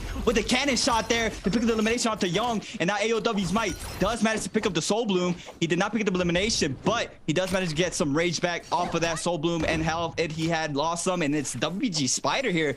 Very weak right now. He hasn't really made a lot of noise game 2 currently. So now this is the time for WG Spider to try to pick up as many eliminations as he can without being taken out, because we saw him not have a very good game 1. He did pick up a lot of points. He did ended up getting taken out pretty early. He did have 4 eliminations as well. But now Spider's still trying to continue his run in game 2. Railgun against Panda Man. Both gold longswords going at it right now. The R&B LMB there for Panda Man. Railgun getting that LMB prime to the uppercut, and Panda Man's going to be taken out. But Panda Man does have that Vimili's Bird's Might. Railgun now is getting aggressive by Rexy, and Rexy taking out Railgun as well. And these are quick eliminations going every direction right now, and not just one player frying. These eliminations are being spread out right now, Runekeeper, and it's a showing right now. Oh, absolutely. I mean, this has been the name of the game, man. It's been aggression all week here in this bi-weekly. You know, the solos meta quickly shifting. You know, we're used to seeing a lot slower games because of how much Z-Ping was picked, but now these players so confident in taking fights into Z-Ping. As we turn to S Railgun here, it's exactly what we were talking about. That staff hit confirm into the hot swap for the greatsword there. Railgun able to pilot it great. Yonke here though, able to find the parry, comes back. The ult gonna save Railgun though, and Railgun gonna come in and find this elimination just before it times out. It looks like 3, 2, 1. There it is, literally a single second away from timing out there. OUG's Panda Man there gonna come in and hit the spawn in front of the face of Railgun. Even though Railgun's still in there, Panda Man does not care. More than happy to come in. We're gonna see Railgun go ahead and pick up that fire as well, because we're gonna see the blizzard start to come through, and this is gonna be huge for a lot of these players. Panda Man looking to go ahead and pick himself up a set of armor and some other goodies here from one of these boxes. The Realms of Yang getting ready to come through again. It looks like we're going to see Mike head into a Realm of Yang potentially. No. Spider on the other side here. Oh my goodness! T225 with the ballista picks up an elimination on the Spider. Picks up a massive shot on AOW's Mike as well. Mike sees all of his armor ripped off. Oh my goodness! T225 is happy as can be right now. That's it for WBG Spider. It's going to be Pandaman and Railgun a second time here inside the Realm of Yang as these two go head to head. Pandaman looking to lock down Railgun here, coming in with this longsword. And, you know, the Railgun picked up this fight earlier outside of the Realm of Yang. But, oh, my God, Pandaman makes it look easy. Oh, Zhang Yu and Reki haven't even got their fight yet. That was so fast. That elimination was so quick with the gold longsword. Pandaman playing very, very good right now. Playing very well, NARAKA. Pandaman coming in high game 2. Zhang Yu against Rexy here. Rexy is going to be caught up by that R&B off the dual blink to the swap, but no, he's going to go ahead and pop that Matari ultimate to avoid the damage. Zhang Yu now is going to be hit by a backstab off the Matari. Rexy trying to respond here. The Clink comes in here for the dagger for Rexy. It looks like Zhang Yu is going to be forced to jump inside of that mag, and now the missiles are going to come into play to try to pick up some damage onto Rexy. The stop is going to come in very quickly here. We're going to have to wait and see if he's going to manage to pick up the shot here onto Rexy. Rexy's going to go ahead and go high. That's perfectly timed there from Rexy, dropping down into the blink strike there to avoid the missile. And he's just toying with Zhang Yu right now. He's just playing around this pillar, just playing mind games, and Rexy playing out this Realm of Yang very, very well. Zhang Yu is going to miss that second missile as well. The third one is not going to connect. Now the D-Mech comes into play. Rexy now can get aggressive onto Zhang Yu. Zhang Yu trying to find an opening, gets the R&B release pile into the R&B grapple combo into the katana swap.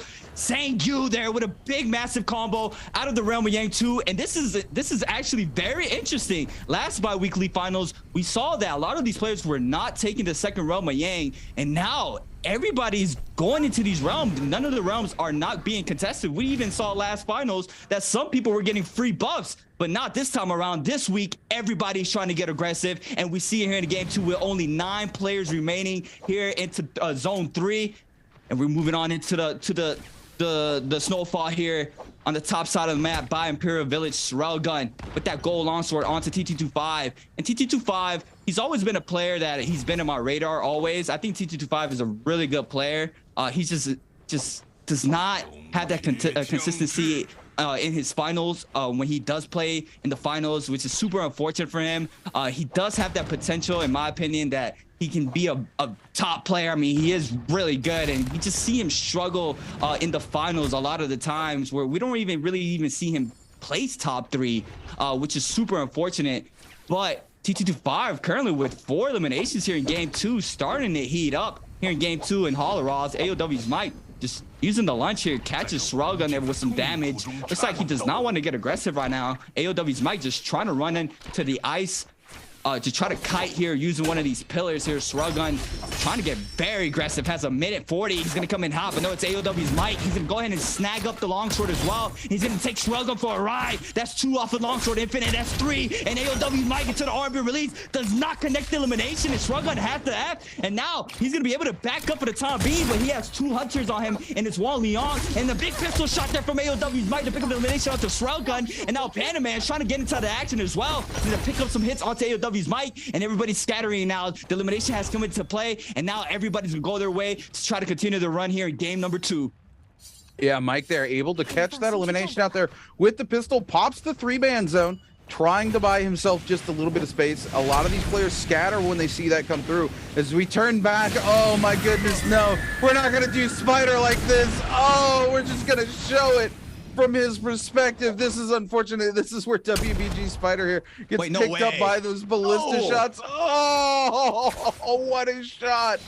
Oh, the worst part is WBG Spider walks forward into it, if you notice, right? The shot comes out, and he's so used to just keeping that momentum walking forward when he's doing the sort of crouch dance there with the heel. He actually crouches forward into the shot. Spider's got to be so mad right now. Oh my goodness. Ventus's Reki here with the Yang depletion needs to find an elimination of the next 1 minute and 30 seconds if he's going to keep his game alive here. 8 players left alive yet again as we have Zone 3 collapsing onto Zone 4. These lobbies going so very quick here. These players not wanting to let these lobbies get out to the end. And here's the thing, is if you play aggressive like this and the whole lobby agrees to just come in and play aggressively, you can have these sort of games where you can take these encounters that are much safer from the threat of third parties. We're going to see Reki come in, finds his elimination here, puts in work with that Abyssal Lure, able to pick up that Soul Bloom that he so desperately needs. More than happy to burn the ultimate in both teleports here to get away, because he just bought himself back into this game, and those are just resources. You can always get your ultimate and your F back up off cooldown. You cannot bring yourself back from the lobby. Correct. That is correct. That is correct. One thing I have been noticing, you keep talking about the aggression, and I'm seeing it here. I'm seeing the aggression be at maximum potential right now. And it's changing up a lot for WBG Spider. I mean, we usually see WBG Spider usually being the aggressor throughout these lobbies and just farming the whole lobby. But now that a lot of players are getting a lot more aggressive, it's pretty much changing up the game for him a lot. He needs to be a lot more careful with the fights he decides to take, because we do see just everybody being super aggressive, which can be a very turning point for WBG Spider here, coming into this bi-weekly finals, because we usually see him being that fragger, usually being 7 eliminations, 8 eliminations for WBG Spider, as well as Mike. Mike always has been having those good games as well. So that could also potentially change for Mike as well, but Mike is still currently here in game 2. Super unfortunate for WBG Spider getting taken out there by the Ballista Tower that we saw. That was just, it was uncalled for. We didn't have to see the replay.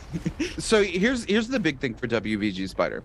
Spider excels when he's forced to make the lobby play at his tempo around him. When he comes in and he plays hyper aggressive and the rest of the lobby is trying to play at this more moderate speed pace, that is really when WBG Spider excels. We actually saw this at the beginning of Worlds last year, where the rest of the lobby started to adjust to that sort of faster place momentum that Spider was bringing in, and Spider started to see way lower scoring games towards the start of Worlds. He pulls it back. By the end of the World Championship, of course, comes out our solo champion, but he did struggle into these lobbies where other players came in playing hyper aggressive like this. So it's something that WBG Spider has to make an adjustment for. We've seen him able to make those adjustments. Like I said, during the World Championship, he had to adjust to that tempo and finally, does make that happen. The thing is it takes time to make those adjustments, right? Correct. It's not going to be a 1 game, 2 game thing where you make an adjustment. It takes you a little while to really understand, okay, the momentum shifted. I have to start making different decisions as a player, because what is optimal in a slower tempoed lobby is not optimal in a much faster paced tempoed lobby. Correct. So you have to figure out where you're going to make those sort of decisions and just make things happen as you go throughout the day. So unfortunately, Spider does get eliminated this game. He's got 0 points, but we saw Zhang Yu had the same issue last game, right? Zhang Yu was trying to play that aggressive pace lobby, but unfortunately, because everybody else was, when he hot dropped, he gets forced off the loot, and then we see the negative side of sort of playing at that tempo coming through when you're not the one who's always an advantage. When you're behind on loot, it's harder to take fights. When it's harder to take fights, it's harder to pick up eliminations, which means it's harder to get those Dark Tide coins, which means it's harder to snowball, and that playstyle does start to fall apart when you're not able to start finding those eliminations and help it snowball. This game, Zhang Yu having no problem doing that. He dropped in off the rip, found some decent loot, and immediately started hunting eliminations. So it's a very interesting sort of play style. And, for some of these players, we talk about that feast or famine. Here we go. We're going to watch a replay here. Ventus is Reki with a nasty parry there. Goes topside, grapple cancel into the jump parry at the very top. And the dagger drops down below. So he's just able to yoink that dagger out of the hands of the other player there. Yeah, man, you got to be upset if that happens to you. What do you do? You can't chase that. No, you can't. It's all the way down the side of the tower. You just got to let it go and go, man, I feel silly. Yeah, that is super unfortunate. I mean, you have to stay on the power position, which is the top of the tower there, which is super unfortunate for him to lose his weapon. But now, this is the waiting game here, Runekeeper. These players are just going to start waiting for the zone to start closing. Zone 5 is starting to close right now. It's just a matter of time that these players just start getting bunched up together here. Everybody's just trying to claim the little area for them to not get aggressed on. You see a lot of players just moving around, holding blue. Some players release blue to avoid any range shots because it does deflect if you do release blue charge attacks, as well as lights. It does deflect those hits. We got the 3-band circle here showing up, so no ult zone coming in here in the middle of this zone. And this can be very, very tricky. I don't know by the top of my head what's the cooldown of that no ult zone, but if that no ult zone is popped at the last final moments, that can be a very interesting end circle. But look at Zhang Yu getting caught up there by 2 players, and he's gonna eat up a lot of damage there by Panda Man as well. Zhang Yu in a very, very bad situation here, trying to get out, trying to do everything possible here to try to back up, uses his F, tries to scare rush out. T225, look at everybody moving on in, and it's Panda Man with the R&B release there onto Zhang Yu to pick up the elimination, and that's massive for Panda Man, picking up 3 now, and currently second in the standings. And this is a beautifully played out for Panda Man here, picks up his elimination, and now he's off the scene, and all you see is Rexy, AOW's Might right next to each other. So that's TT25 in the back end there, trying to get a reset with that gold dual blade. AOW's Might here with the gold longsword as well. So try to get some resources off of this body. Looks like TT25 as well in the mix. A lot of these players are gonna go ahead and try to reclaim their area once again. Once they heard all the fight happening there, everybody starts moving on in. It's a very scary sight. This is not a lobby you want to be in and try to get aggressed on, because you are going to be aggressed on by a lot of players in the lobby that are super weak. And we see it time and time again. These players are always vibe checking. They're always using that lock key to see who is the player that's super weak. Who is the player that is about to be taken out here? Can I pick up this elimination with a range shot? Should I wait? Should I move on in and try to release a blue? If I get parried, do I have a way out? It's a lot of things that these players need to think about. And that's the beauty about NARAKA. NARAKA is just a very versatile game. There's a lot to the game, and the game is just always evolving. The meta is always shifting. So there's always something to learn in this game. And that's very, very interesting for a game, because we usually see a standard meta for games, but a game like NARAKA, we just see a big LMB there from Wang Liang, and Panda Man's gonna be taken out, and that was a quick elimination onto Panda Man. Wang Liang with the big LMB charge there from the dagger there to pick up elimination onto Panda Man, which is super unfortunate. He had a really good game too. He gets taken out with 3 eliminations and 6 plays, which is very, very sad for him. But no, we got AOW's Might here putting up more damage onto Rexy. Rexy eats up all that damage off of that parry, but looks like these players are moving on into AOW's Might. Rexy's still on the run. Is gonna be hit by a big pistol shot there. The click comes in. Who's gonna pick up the elimination? It's Wang Liang with a pistol shot there from not even nearby. He was on the other side of the ice there, and he picks up the elimination. And Runekeeper, we're moving on into our last and final moments here.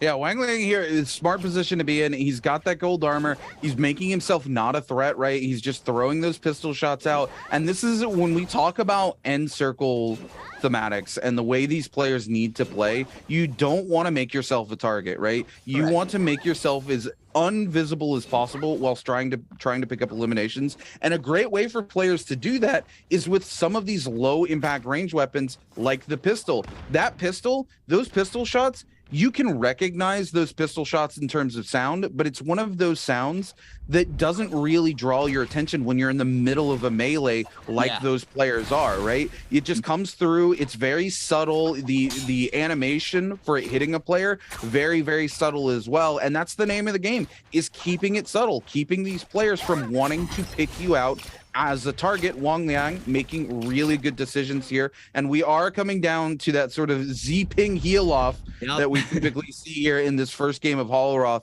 where there's this final circle where there's so many of these Z-pings just holding together. Wang Liang here using that Matari F teleports into the circle and then starts using the grapples to keep himself airborne here, and so he always has the option to just teleport back to the F. Oh my god, T225 getting parried here, absolutely getting mixed down. The cannon shot's coming through as well. T225 no place really to go. It's just going to be a question of who picks up that elimination, who does the damage last, and it looks like it's going to be KLA's Fong who's able to find it, and then Wang Liang going to come in and clean up 2 eliminations. There's no question our boy Wang Liang going to be your MVP for game number 2. He picked up the hidden lotus on AOW's mic there. We're going to have to watch that back in the replay. The hidden lotus is that Jade. He did it. He did it, and I saw it, and I love that Jade so much. I love the Jade. We're going to have to wait and see in the replay, but Wang Liang coming out victorious here in game 2 with a big, massive game. That is super, super well played from Wang Liang. Beautifully played out, and that was insane. We saw the heal offs. Every player, we saw like 2 players on the bottom side of that end circle. We had like 3 players just try to use those grapples on to stay on top to kite and try to play the heal off there. But at the end of the day, Wang Liang coming out victorious in game 2 with a massive win, Runekeeper. And this is what we like to see: different players coming in when it's needed most. And this is very interesting here. We actually have a fun night ahead of us, and I cannot wait. This is going to be insane. Oh yeah, this is going to be an absolutely bonkers night going forward, man. Everybody's so hungry for this bi-weekly, and you gotta remember, it's the last bi-weekly of the season before we head into Rep Change, and then we follow up Red Change, of course, with the season grand finals. So all these players really coming out, trying to pull out all of the stops today. You know, Panda Man in rare form today. We haven't seen this Panda Man, I feel like, since season 1 of NBPL last year. Absolutely calculated, absolutely cold. We watch him go into that second realm of Yang. He's killed his opponent before the other realm of Yang has even kicked off. He literally just comes through, bop, bop, done. No muss, no fuss. Soon as I land the hit confirm, it is 0 to 100. You can go ahead and go back to the lobby. I don't want to deal with it. He unfortunately finds himself going out a little bit early here in these final zones. And, you know, this is typical of these ZPing final zones. And we talk about, again, the knowledge to be able to keep yourself hidden in these final circles pays off. Yeah. And it pays off big. Wang Liang wins this one because he goes airborne. He pops the teleport. He realizes, oh, I can just keep grappling onto this pillar outside of the zone and stay airborne. I'm a Matari. I don't want anything to deal with this heal off that's going on down below between all these Z-pings. I'm just going to stay airborne. I'm going to stay out of everybody's way. I'm going to wait for my opportunity to come in. He all of a sudden, he does the thing that I love to see. He grapples onto the pillar, tap dodges at the very end of it, and at the very edge of the tap dodge, starts charging that left click for the Pride's Fall, that Soul Jade you're talking about. Yes, comes all the way down, lets it release, picks up one person with it, boom. That's all she wrote. That single suplex to win the lobby out. 4 eliminations. He picks up 2 eliminations with that in the end as well. Goes to 4, a first place finish, a 10.4 game score for him. He's feeling good. T225 also in a great place, you know, goes out a little bit early, but has 4 eliminations, so still gets a 7.5 game score. Fong finally able to find a little bit of value out of the dagger, coming into 3rd place with the 6.5. AOW's Mike, a respectable 6.2. You know, Zhang Yu finally finding his way back into this game. He had an aggressive 3 early kills. Unfortunately, you know, there was a misposition in that tower. If you're playing Feria, the last place you need to be is on the inside of that tower where there's so many players hanging out looking to do the thing, because just being a Feria in that final circle paints a target on your back, because you are able to throw that pillar down in the final moment, take complete control of the final circle, and because of that, you are a threat to everybody else who's not playing Feria. It's a little bit of a misposition for him. He ends up finding himself getting eliminated early because of it, though. Here's an early kill from him onto AOW's Mike as well. He's got the white armor, and this is the thing. This is a trade back onto Mike from first game, because Mike kept him from pressuring and finding the loot he was looking for. Here he is going head-to-head here with J-Team's action. Massive parry coming through. Easy cleanup and kill for him. And then here is where Panda Man, this is what we talked about. Panda Man maximizing every ounce of damage that he can get from that hit confirm. And then here, this fight onto Railgun, man, dude, Railgun disappears. Just gone already. A single hit confirm was all it took for him to rock that out. And again, here we go. Here it is. There it is again. You tap dodge at the very end of the grapple, and at the very last frame of the tap dodge, you're able to start charging a blue while you fall. The surprise out of nowhere, I like to call that the Trago, right? Where you just come and falling out of the sky, okay. you let one yeah. rip, you hit him with the blue. Oh my goodness, Wang Liang coming through. Pride's Fall, putting in work for him in the end. He's able to pick up double eliminations, 13,000 damage, 4 kills. It's his 12th MVP of the season. And believe it or not, he actually does more damage with the pistol than anything else. Wow, 2.8k damage with the pistol. The staff coming in second with 2.6k. The dagger with 1.8k. And overall with just 13,000 damage. Wang Liang with 4 eliminations. Once again, the 12th MVP here in the bi-weekly, and it's just insane. I mean, the Pride's Fall Jade.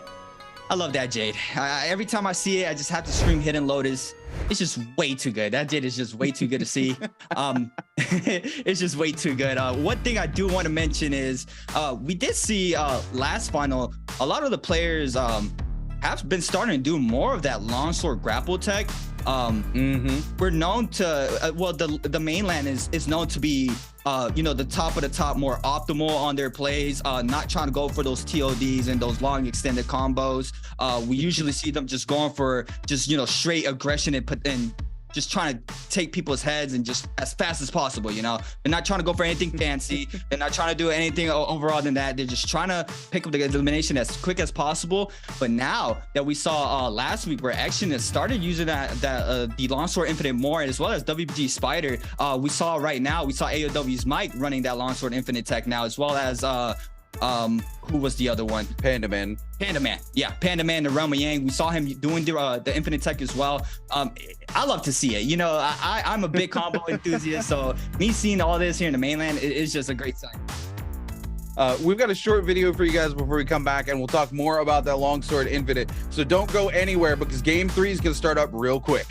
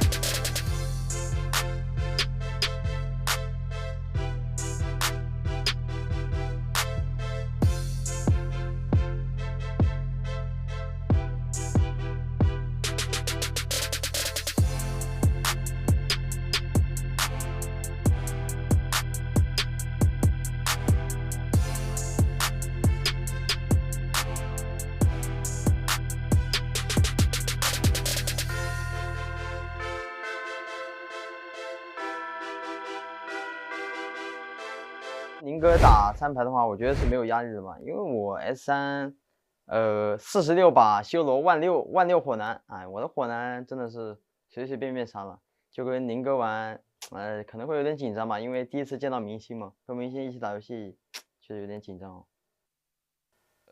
对于考拉风的话，因为我以前也不是以前嘛，前2天看他打过3排，4人村冰女玩个 V 开个 V 3段 F 到天城去了，两个队友都死了，他就说他在那边叫，我在看他的视角，我还真的想笑。他3排说实话，我得就是得努力一点，我得努力一点，有个瘤子兄弟。我觉得我自己就是想把周决冠军也拿了，然后顺便再拿个总决赛冠军嘛，我2个冠军我肯定都要啊。那我不要，那我的杰贝亚军只能一直是亚军了，没有最高荣誉了。Ladies and gentlemen, welcome back to the NARAKA BLADEPOINT Pro League. We, of course, in our 4th and final bi-weekly final for solos. And man, what a pleasure these games have been. Creatives, these players are coming out, and the aggression is the name of the game this week. And I love to see this pace of NARAKA. It is non-stop action until the very end of this last game. And, you know, we expect to see that. It's a Z-Ping lobby. You're gonna get to the end of the game. All the Z-Pings trying to make it to that heal off to see who can, you know, be the one. And ironically, it's not even a Z-Ping that comes out on top. It's Wang Liang who's playing the Matari, who typically doesn't do well in final circles. Typically, if you're playing Matari, you're looking to pop off early to mid game. But Wang Liang able to play very, very smart and make it happen. And speaking of playing it smart, hopefully you ladies and gentlemen at home can play it smart and answer this question. Who won game number 2? Is it A, AOW's Mike, B, GS's T225, or C, OC Zhang Yu, or D, XCG's Wang Liang? Given what I was just talking about, I'm going to be very disappointed if you don't get this one. But make sure you're keeping an eye on your whispers here on Twitch, because one person will be selected at random who gets this answer correctly to get some in-game goodies. And you don't want to miss out on those cosmetics, because, man, we were talking about this before the start of stream. The cosmetics team does not miss when it comes to NARAKA. They know. we were talking about that new Eiko skin. Oh, my God. That new Eiko skin is so nice. But just overall, we do have a new season now, so I hope everybody's enjoying the new season at home. We got brand new battle pass. We have a lot of changes, but that's for another day. Right now, we're here with the NARAKA BLADEPOINT Pro League. We just got finished watching 2 games here in the bi-weekly finals. We're gonna move on into our 3rd game. We're gonna go back to Moore's Isle. It's gonna be a blast. It's gonna be a very blast, and it's very interesting. I mean, we usually see these games being played out pretty much the end circle with a lot of players still alive, and right now, once again, the aggression is just immersive. I mean, everybody's being very aggressive right now, and it's very changing up the tempo for a lot of these players, like WBG Spider, who is typically the one setting the tempo for these games, especially in the finals. He's usually the one hunting around, picking up these eliminations, but this time around, everybody is locked, and everybody wants a piece of the cake and getting very aggressive, trying to pick up these eliminations. And I love to see it, that we don't have just not one player completely dominating. We have only been playing, we have only seen 2 games being played out, but we're gonna have to wait and see. I mean, is Spider going to turn up game 3, 4, 5, 6? We're gonna have to wait to see. AOW's Mike, I believe, is the runner-upper right now, currently in 1st place. T225 just managed to get a 2nd place here in game 2 as well. Once again, T225, I keep mentioning T225 because I just have faith in T225. I don't know if it's gonna be today. I don't know if it's gonna be in the playoffs. I don't know when is it gonna be, but I have a feeling that T225 is gonna manage to come on top one of these days. But until then, we're gonna just have to wait and see for these games to be planned out. We got KLA Spang here, also locked in as well, if I say so myself. Ricky Berry, he looks pretty locked in. Oh, look, Fong always locked in. I don't think that's Fong's problem this season. I think Fong has grown too comfortable on the dagger, and he refuses to change with the times. We talked about this sort of at length at the end of solos earlier this week, and the problem is you know, when you're playing ranked, even if you're playing ranked Immortal War, it's a different environment than it is here playing on the stage. You play your comfort pick. You can one trick a hero or one trick a weapon because it's what you know best. It's what you perform best on. But when you're here on a stage like this, you need to be able to pilot every single hero. You need to be able to use every single weapon. And if you don't, you know, we talk about optimization, we talk about what's optimal. When you're running suboptimal weapons or suboptimal heroes here on the stage, you are just wasting opportunities to put more points on the board at the end of the day. And Fong is a skilled player. We know Fong can play other heroes. We know they can use other weapons. The problem is they're falling into this sort of rotation where it's, I'm just gonna play what's comfortable. And you know, I hate to see it coming out of Fong, because week 1, Fong was in here with some massive disrespect to the whole lobby. He was BMing everybody. He was dropping legendary weapons left and right, knocking games out of the park, and he's just not performing like that ever since the first week of the season. So he needs to make some adjustments. Yeah, and that's the thing. The quick adjustment from these players that they know. I mean, we know if they fight Feng every single time, Feng has tendencies, and these players, they usually fight each other every single time in Immortal War, regardless. So running into them in the Pro League, running into them in Immortal War, they're gonna pick up those tendencies over and over. They fight you over and over again, and it's known. You know, we've seen it in the Pro League as well as in other regions. You know, everybody in NA knows how they fight. Everybody in EU as well. So the same thing here. I mean, you're pretty much fighting pretty much the same 14 every finals. You probably have 2 or 3 changes throughout the finals, but the majority of the time you're pretty much fighting everybody, and you're gonna pick up the tendencies for every player. But moving on into game number 3, looks like we're gonna have a heavy Faria Zaping Matari game here. More Farias this time around. Rexy, Spider, as well as NU, TT25, Srugun, Chazing, Kai Bao running that Faria. We have AOW's Mike on the Matari, as well as DG Shaw, J-Team's Action, Panda Man on the Zaping. Young is gonna be the lone Justina here, and it's going to be a very tricky situation being the odd pick here in the lobby full of Farias here, RuneKeeper. Yeah, you know, if you're going to be coming in and you're trying to play Justina into this game, you have an advantage into all of these Faria picks just because you can freeze them out and lock them down in mech, which is great. The problem is when you're that sort of lone wolf, if you will, there's no way to break target acquisition. Yes, because you know, if there's 6 Farias fighting in an area and you lose track of the Faria that you hit because they, you know, you haven't hit them in a minute and their HP bar goes away, all you see is default cosmetics. Correct. So if they run past another Faria and they lose sight of you, you have no idea who your target acquisition is. If you're the only Justina in the lobby, you cannot readjust that target acquisition. You just cannot. Everybody knows you are that Justina they were chasing, and they are going to continue to dog you down unless you're able to find another player, catch them off guard, and get them lower than you are. You might be able to readjust the target acquisition, but in a lobby full of Farias, it's going to be hard if you're a Justina player because those Farias know you counter them in Final Circle. They're going to want to get you eliminated as soon as possible. Yeah, and we usually see that around with the off picks, that a lot of the players who play off heroes usually get pretty much lobbied. We also have seen where the off pick has won multiple times, even back-to-back wins from off picks. So it's still a mystery for these players, trying to see who they want to run for these heroes. Game number 3 starting here. We haven't had really much any action in the beginning. Oh, here we go. Action against Panda Man here. Action with a quick greatsword swap down to Panda Man. Panda Man forced to pop that F here with that purple katana. Needs to be real careful. We got WBG Spider moving on into the mix as well.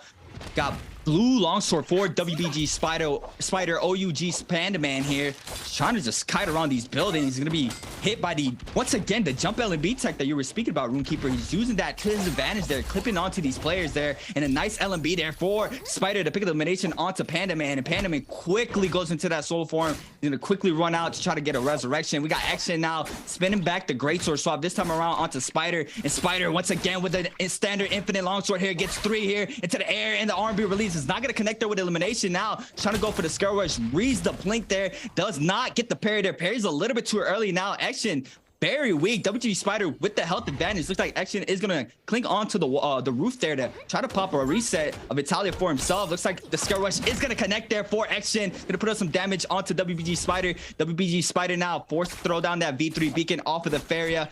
Got Action now getting caught up by the long sword. Two-picked here into the RB off the roof, and the RB release as well. And WBG Spider coming in hot there off of the roof to pick up elimination onto Action. And that was beautifully played there from WBG Spider with his second elimination here in game 3. And WBG Spider, this is what we like to talk about. WG Spider, once he starts feeling it, it's gonna be very tough to take him off his horse. We got AOW's Mike here getting super aggressed on here by a lot of players here by Money. We got Rexy, Zhang, Yu, GG Shaw. We got another player on top of the roof as well. AOW's Mike getting aggressed on by every direction here. Is gonna be forced to try to back up, run into Celestia, try to Kai as fast as possible. AOW's Mike hard grappling into the Celestia. Gonna go ahead and call in the bell to see where any of these players are in Celestia. Try to not run into them as well. AOW's Mike now the chase is on for these players onto AOW's Mike, but WBG Spider in mix against Young gonna release that R&B charge. The F is called out for Spider. The R&B does not connect there off the spear, but no, a bow shot there from Young with the cleanup, doing a very beautiful job there onto WG Spider, the big elimination. And this is a hot start in game 3, Runekeeper. Oh, yeah. I mean, these players already coming in with the aggression. Spider able to find 2 eliminations, and he's going to be really happy about this. Oh, my goodness. AOW's Mike here going to go down to Wang Liang, and we're going to see OC Zhengyu not happy about that as they put a ton of damage in, and Wang Liang here doing what Wang Liang does best here, just finding these third-party opportunities with these ranged weapons. This is something we used to see Wang Liang do a lot of in the previous seasons, and once again, going back to some of his old habits here to find the eliminations that he really needs to put those points on the board. GG Shaw, Wang Liang still looking to go out of here. JDG's Xu Zhang nearby. And, you know, no surprises here to see Celestia just being an absolute hotbed for these fights to break out. There's so many surfaces for you to scale rush off of here and kind of create distance for yourself. It's very typical to see just these fiestas break out, because even if you get low or the third party comes through, the availability for you to create distance in Celestia is so massive. It's very easy to start to get away from some of these fights.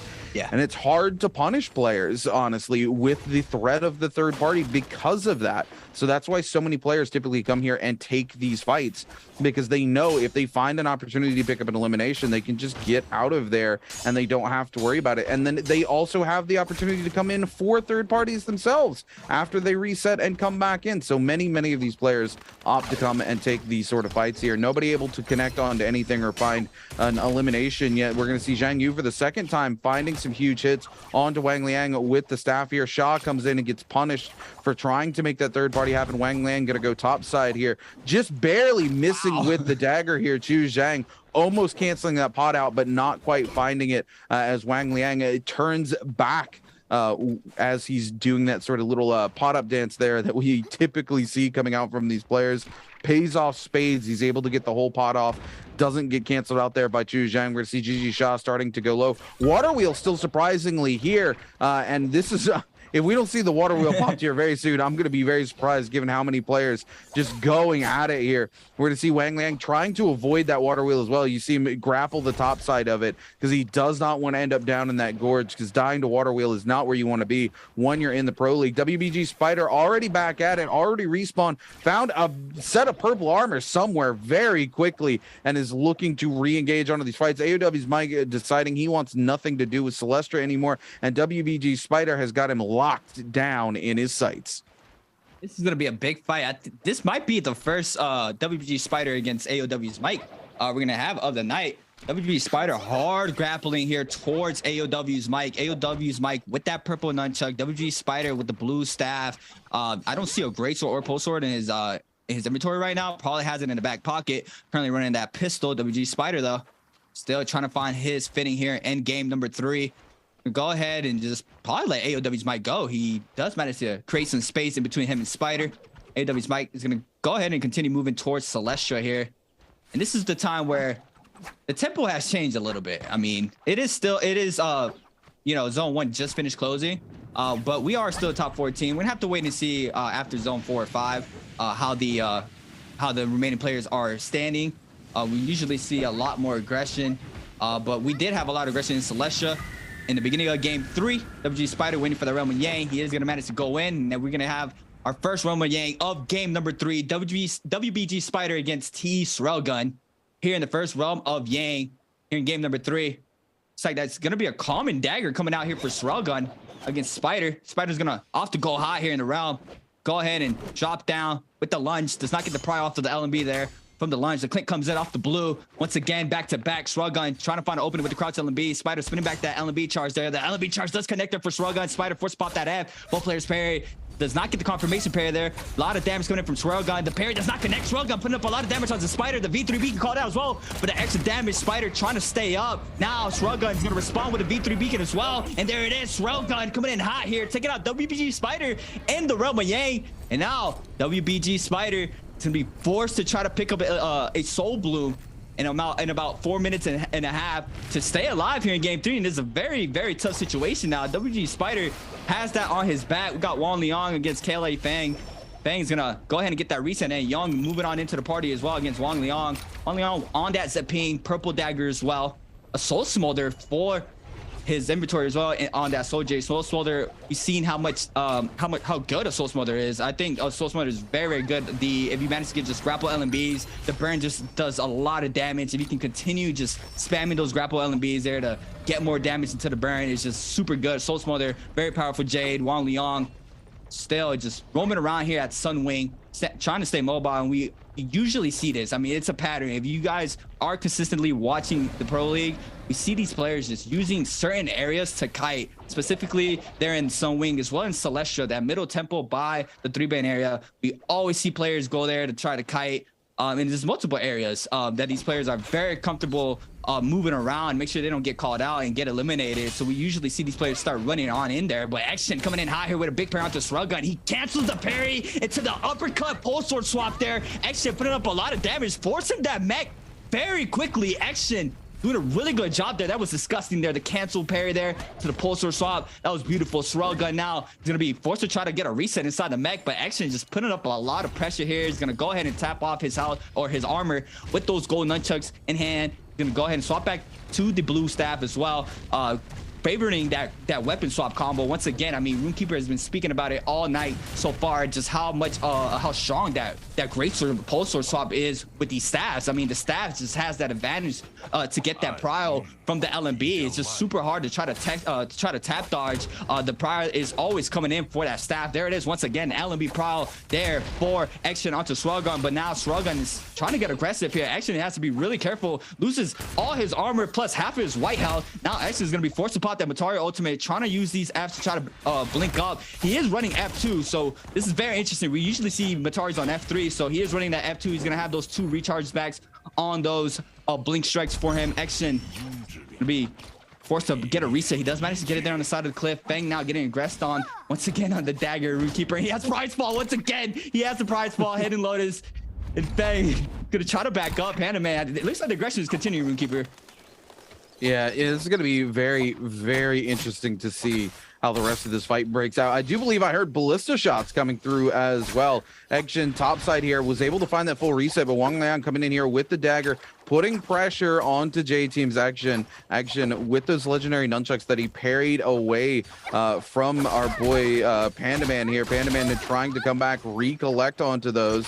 We're going to see Action looking to find an armor swap here, but it's very unfortunate because Action still has that Yang depletion. He's not in the greatest of situations. He has 60 seconds to find an elimination, and now he's rocking the white armor here, trying to just keep it rolling here. But Panda Man almost griefing J Team's Action here, not allowing him to aggress onto Wang Liang. J Team's Action will find the parry onto Panda Man yet again here, is still trying to turn onto it. Now Wang Liang comes in, gonna keep Action from continuing the chase there onto Panda Man, and realistically this is going to be pretty bad for J Team's Action. We actually see him eliminated in the last game by Yang depletion. He was forced to just walk into the zone, and let the Yang depletion kill him, so he didn't give points to anybody else. And here he is yet again, because of the Yang depletion, going to find himself eliminated. It is Panda Man who finds that elimination, gets his legendary chucks back in his hand here. But realistically, J Team's Action didn't have to stay and take that fight, except for the fact that he had Yang depletion. So it will be the Yang depletion that really does him in. Spider in a terrible situation. He's so low HP, trying to pressure onto Chujang, trying to use the pillar to make something happen, but it's going to be both of them being eliminated to the zone tick. And Reki just gets to come in and gets the pick of the litter here between both the bodies. But oh my goodness, WBG Spider's not happy about this at all. Wow. They end up griefing each other there. Chuzhang goes down. Unfortunately, we didn't see it happen, but OC Zhang Yu's down as well. 3 of our top 5 contenders today eliminated here in game number 3. The aggression really just hitting different in these lobbies than we've seen in weeks prior. These players playing to no end. And you know, we talked about it a little bit during solos earlier this week as well. A little bit of EU mentality starting to show up. These players taking fights inside the zone, and that's what does in WBG Spider and JDG's Chuzhang. They had no business, as low HP as they were, continuing that fight. Both of them drop pillar, nobody jumps into the mech. They just keep duking it out, and then they end up dying to the zone there. Absolutely horrible turn of events for them. S Railgun there inside the realm of Yang, waiting to see if he's going to be challenged or see if he gets it for free. AOW's Mike with the bow here. Looks to take some shots onto KLA's Fong, but decides he's going to take a moment and jump into the bush just to see if anybody else is around or if he's going to get pressured from any other sides. Fong here with that one elimination under their belt, holding on to a set of blue nunchucks right now. I think they actually had their dagger parried out of their hand earlier, so they might not have a dagger in the back pocket. And that's, oh, I spoke too soon as he pulls dagger out of his back pocket.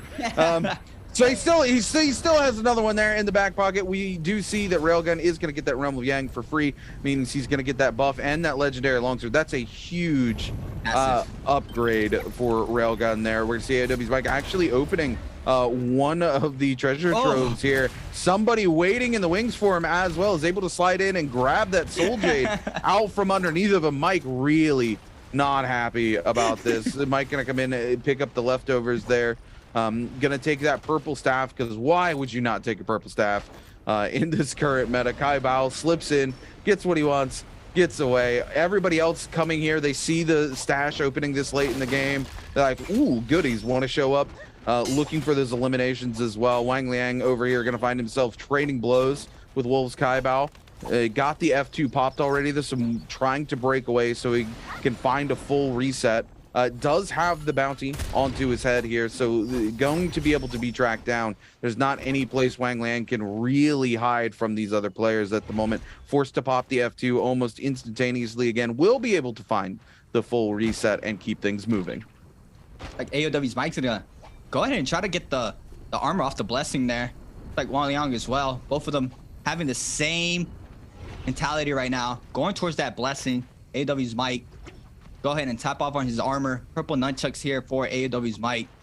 Running that Matari. This is very interesting because we have seen the Matari bin coming out a lot more once she got buffed. So it's amazing seeing her playing out. I mean, Matari in the beginning of the game, she was very strong. We remember, if I remember correctly, she was pretty much the meta. Everybody ran Matari in the beginning of the game, and now she's back. This was a quick replay here from the Realm of Yang earlier. Panda Man against Action. Action getting taken out. Did not manage to pop that ultimate just in time. Just the RMBs there to pick up elimination for himself. It was beautifully done there.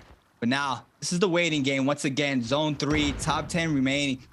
And only one player went into this second Realm of Yang this time around. It looks like the Realm of Yang aggression has completely changed. Moving on into game number 3. We saw game number 1 and 2. Both of those Realm of Yangs were filled up. This time around, Mystic Mike was out for free. Nobody contesting the second Realm of Yang.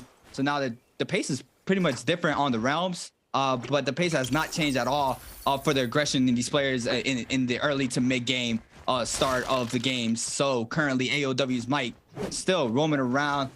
This is the time where these players need to be real careful. A lot of the situations we see where some players are antsy to try to get eliminations and they try to poke some damage onto some players, like we just saw right there. AOW's Might just trying to get some damage in. Panaman though responds, and we have another player there showing up. It was Rexy, and now look, it's AOW's Might just getting grapple checked here. He's gonna be forced to just back up, so you gotta be real careful not to start any aggression, because you are gonna start getting queued by everybody in the lobby. Everybody here is fighting. A lot of players are going to start moving on in. We see it every night that these players start moving on in like wolves. Everybody trying to get the free elimination as fast as possible. It's just a battle to try to pick up the free elimination at the time. Looks like AOW's Mike is just going to go ahead and just back up all the way. He's going to play the outskirts of the zone, probably get some more resources there in the buy zone. Wang Liang here against Zhang Yu. Quick little replay. LMB charge release here for the dagger in Wang Liang's hand.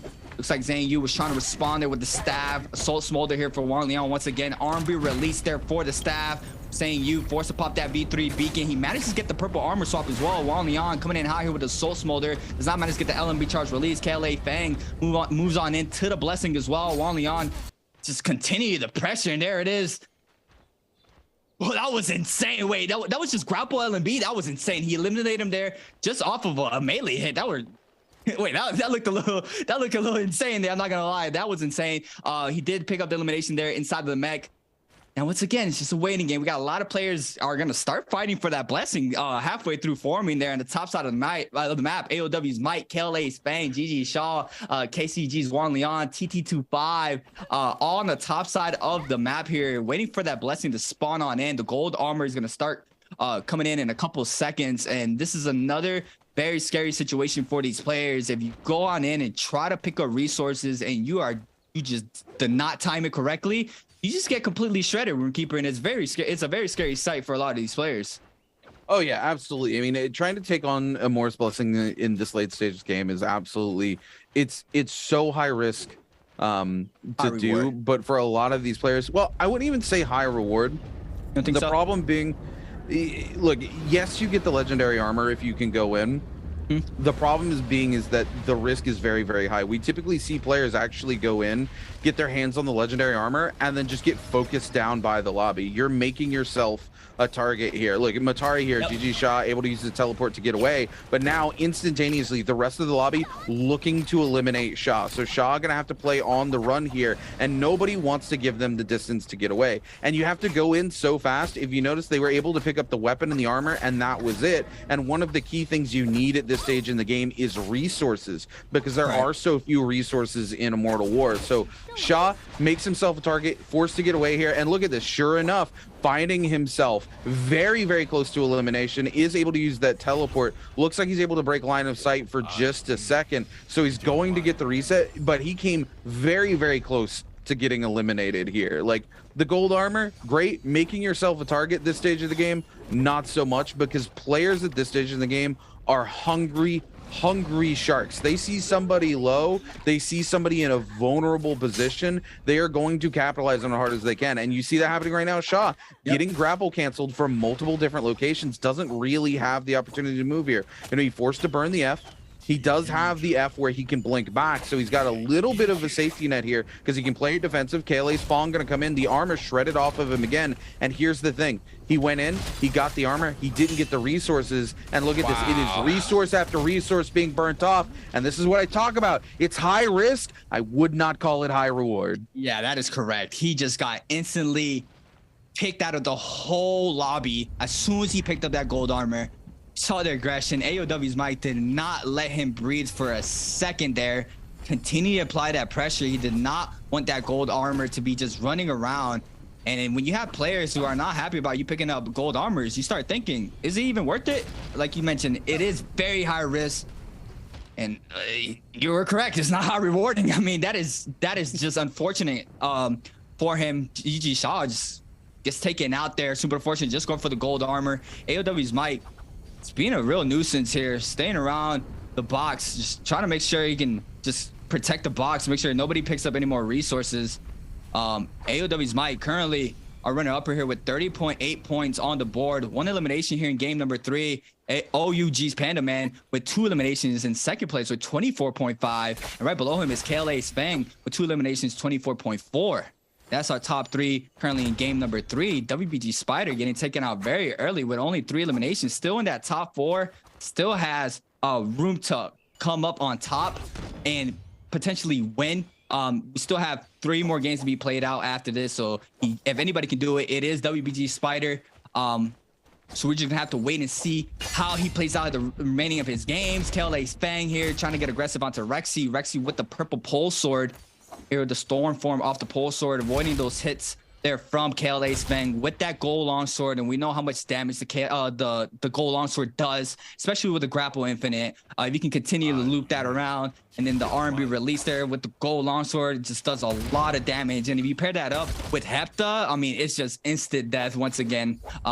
Gold longsword or anything gold, regardless, katana, dagger, nunchucks, pole sword, whatever it is, just does a lot of damage. So it's very, very, very, very well to pick up a gold weapon like that off of Ramo Yang. AOW's Mike here gets aggressed on by 2 players, gets hit by range shots, forced to back up, does manage to pop a powder, almost back to full health, has Juan Leong on his trail, TT25, Strug Gun, just pulling him to the left side there. Panda Man moving on in, rotating on into the next zone here. Next zone is about to start spreading here, starting to move already. Strug Gun moved on in ahead. AOW's Mike is the one left behind here. Everybody's pretty much already into the next zone. TT25 trying to lay down some bow shots there onto Kai Bao. OUG's Panda Man just playing right in front of AOW's Mike, still trying to play very closely to the zone. KLA's Fang trying to claim his area. I believe we see this in circle quite a lot as well. This area here on the top of the rocks where they use these trees to kite a lot when the zone completely closes. KLA's Fang go ahead and swap on over to that dagger once again for the movement. Gonna use that. That's what he's most comfortable with. The Deadle rounds coming in here onto Kai Bao. Not sure from who. Do have Deadle rounds from top right side. Putting up some hits there onto Kai Bao. Kai Bao losing a lot of white health. Does not get aggressed on by KLA's Fang. KLA's Fang is going to go ahead and swap his attention onto Rexy. Rexy is forced to pop that V3 beacon. Does back up Fang from himself there. So now KLA's Fang is going to try to reposition the backside of the left hut this time around. Try to get a reset in right below the Deadle rounds that were coming in hot there through the window. Rexy does manage to get the gold armor as well. Ventus's Rexy 56% on that ultimate, so needs to be real careful not to get caught out. He needs to make sure he gets that rage back there so he can stay up here in his end game number 3. AOW's Mike posted up, purple armors all around. Only 1 gold on the field from Rexy, obviously. Panda Man with the gold nunchucks in hand, struggling with the gold longsword. We have a couple gold weapons out. KLA's Fan with gold longsword as well. So it's going to be very interesting to see which one of these players is going to come on top. But it's looking like potentially a Farrier Runekeeper. That's what I'm calling it here in game 3.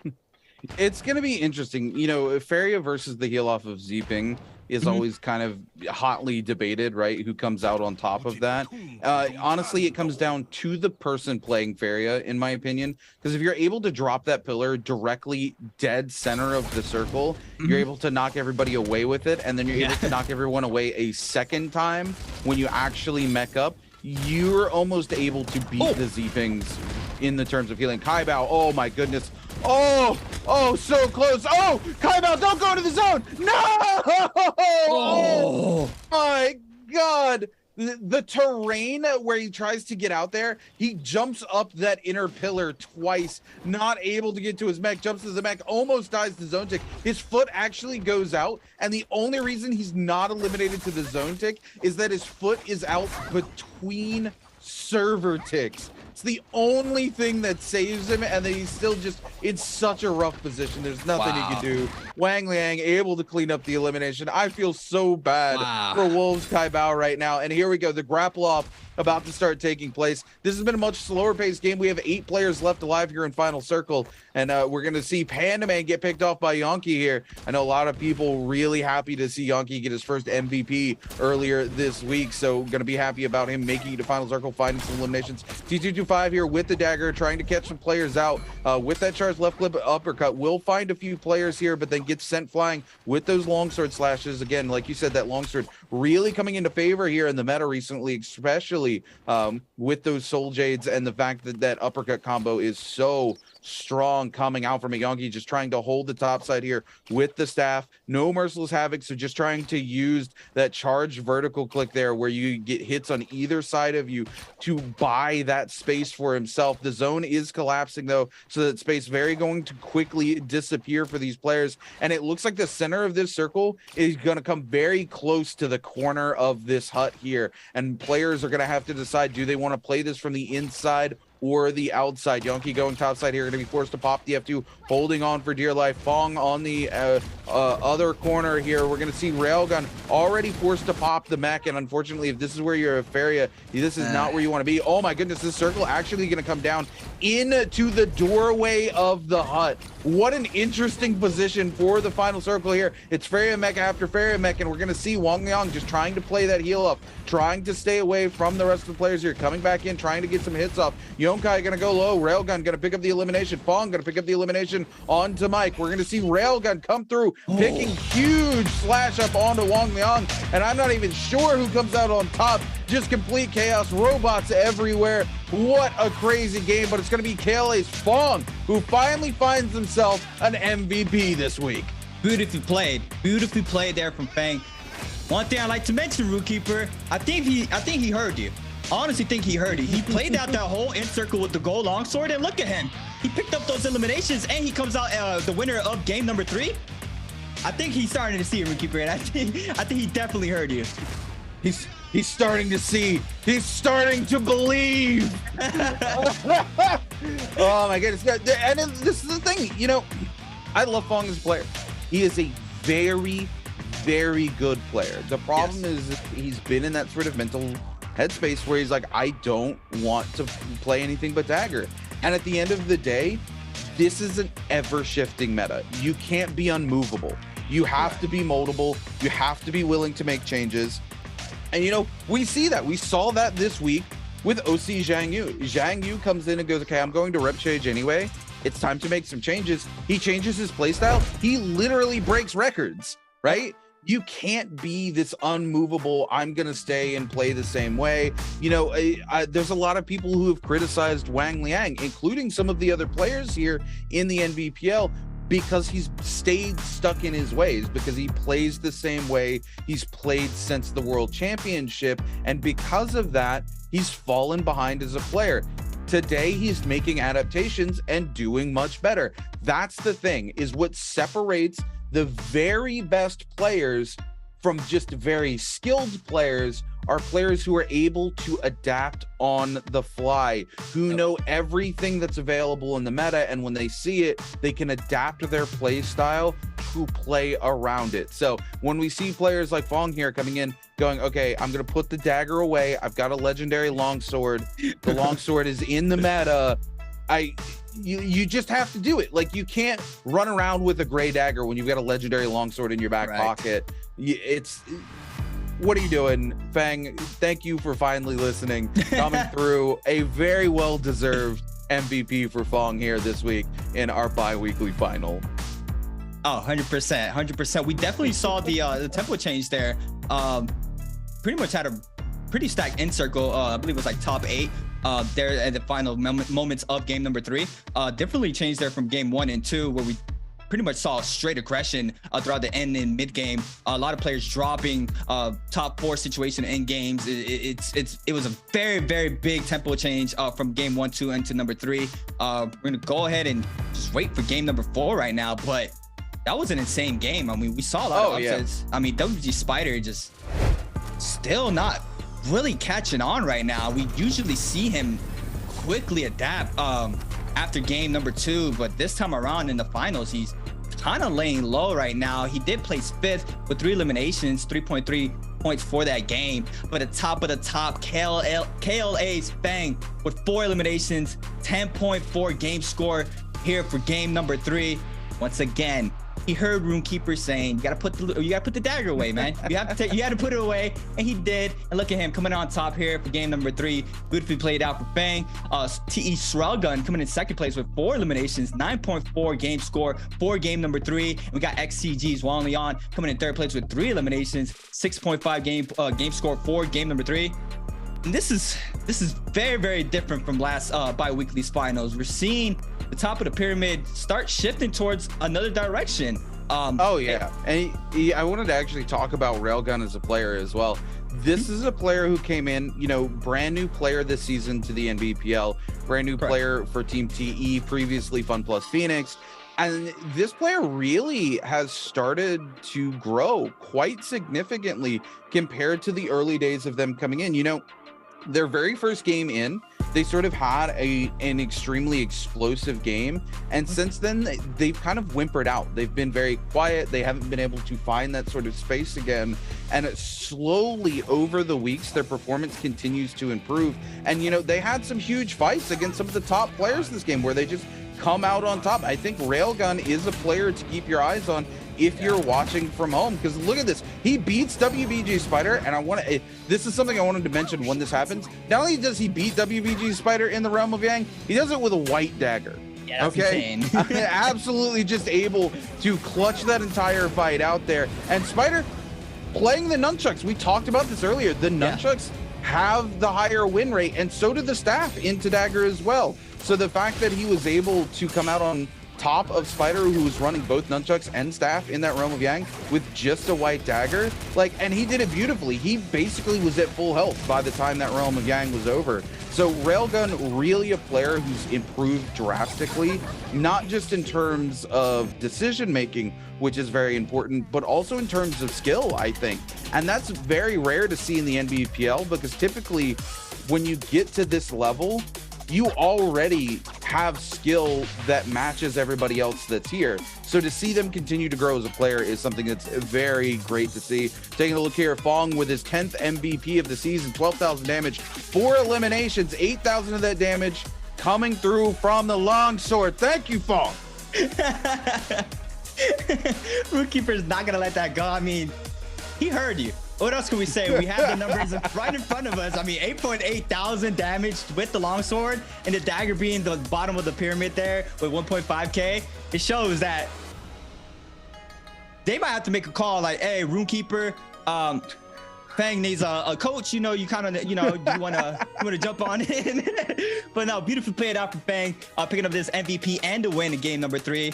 He was running that prize fault once again: Dragon's Roar, Switch Dazzle, Desperation, Longsword Sap, and Nether Step for his dagger. We know how amazing Nether Step is. I mean, those quick dodges for the dagger is just very, very good, Jade, for the dagger alone. But yeah, I mean, it's been very interesting so far.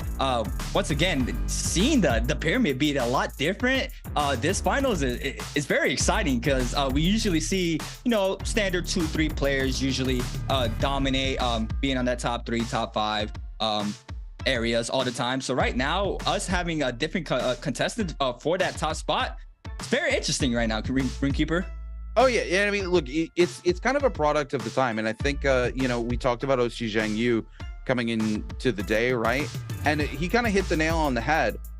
There's nothing left to lose by playing all out or trying something different during this 4th bi-weekly. It's the last bi-weekly final. You know, you get a little complacent in, you know, week 1, week 2, or sorry, the first couple of bi-weeklies, because you're like, okay, I just need to put points on the board. I need to get some of those ranked points to go to Worlds.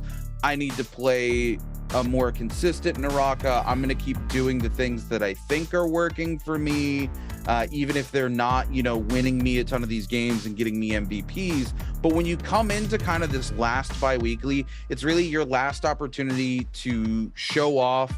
It's your last opportunity to put some points on the board that, you know, qualify you for the World Championship. If you're in a position like Oshi Zhang Yu is, he's, you know, forced to go play rep stage anyway, you might as well make some changes. But one thing that's not going to change is the fact that we have the lovely Jaeger here with us today, who's going to take it away for a short interview before we come back for game number 4.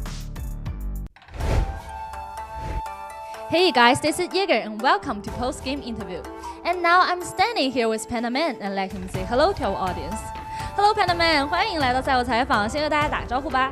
大家好，我是 OUG 的 Panaman。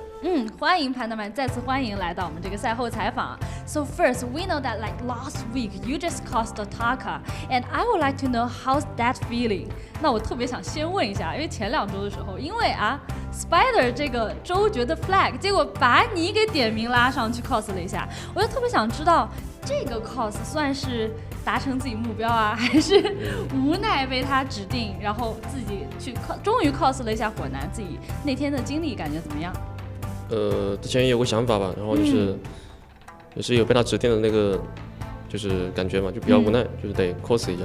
比较无奈。Okay, so although because the Spider let us set up a flag, and if he can be the championship of the bi-weekly final of the solo game, so I will cause Tarka. But also I have like this mind in like the first week, so I must have to do this, and it's a very happy journey.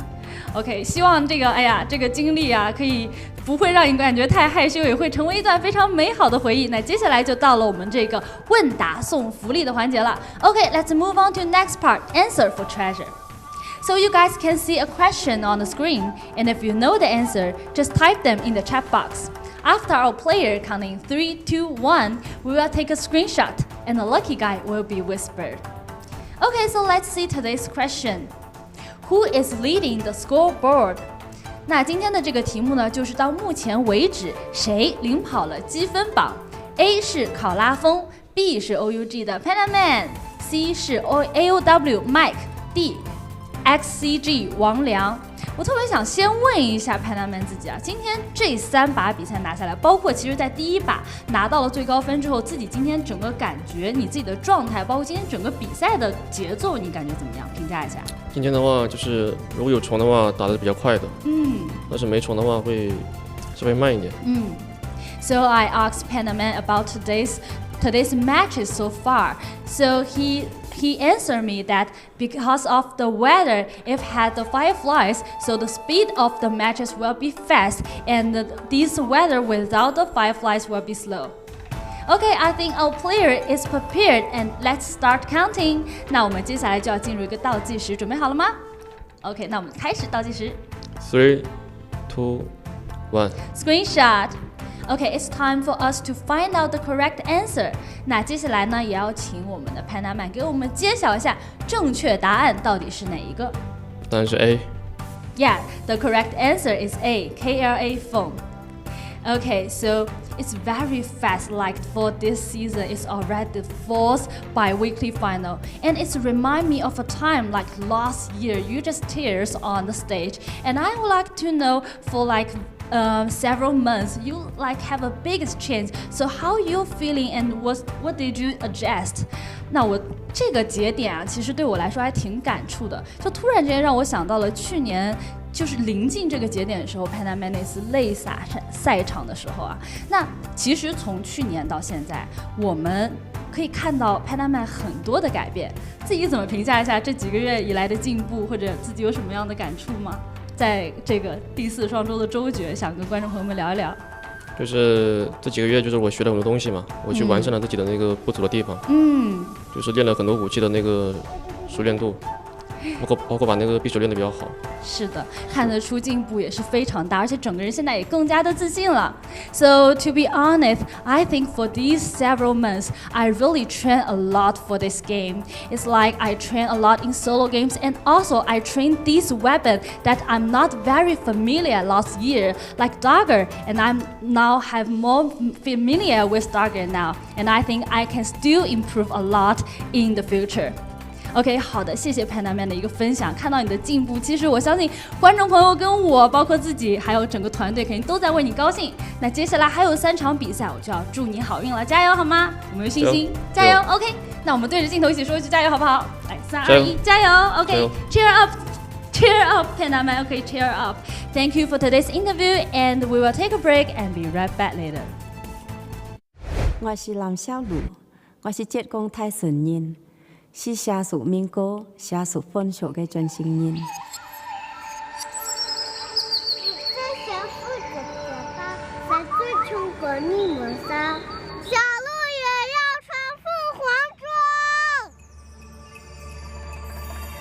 我赛时者就喜欢对着台山冲火，喜欢坐山林都跑啊跑。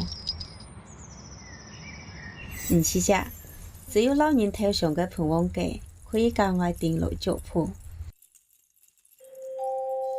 我也對我講，平王中是不你在台先嚟以後將可以做嘅，所以我經常難記嘅平王中對就將在看待心嚴。夢想地個台先嚟以後就像平王中嘅樣子。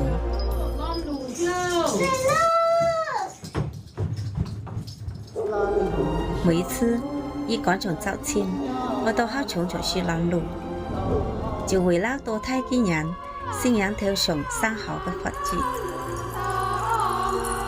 當時懵裡懵懂的，本人出上嚟好事情嘅活大會，更是台人為得老都衝對過，其實都是平王包容我人衝台，就負我人自由嘅象徵。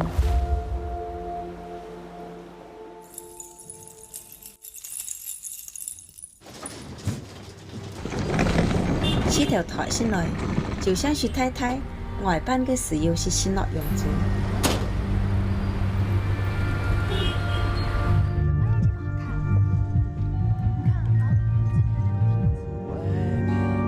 體驗生活也好，夢綠也好，出台小時都當然唔同嘅生活，去了好多地方。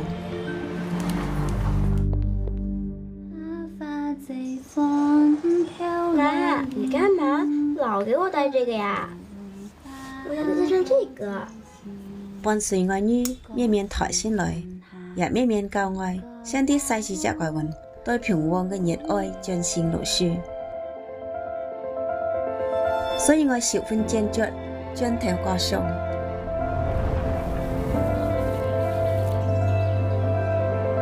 我啲過一次當作出發。我想對地個嘅體會當作有平王中。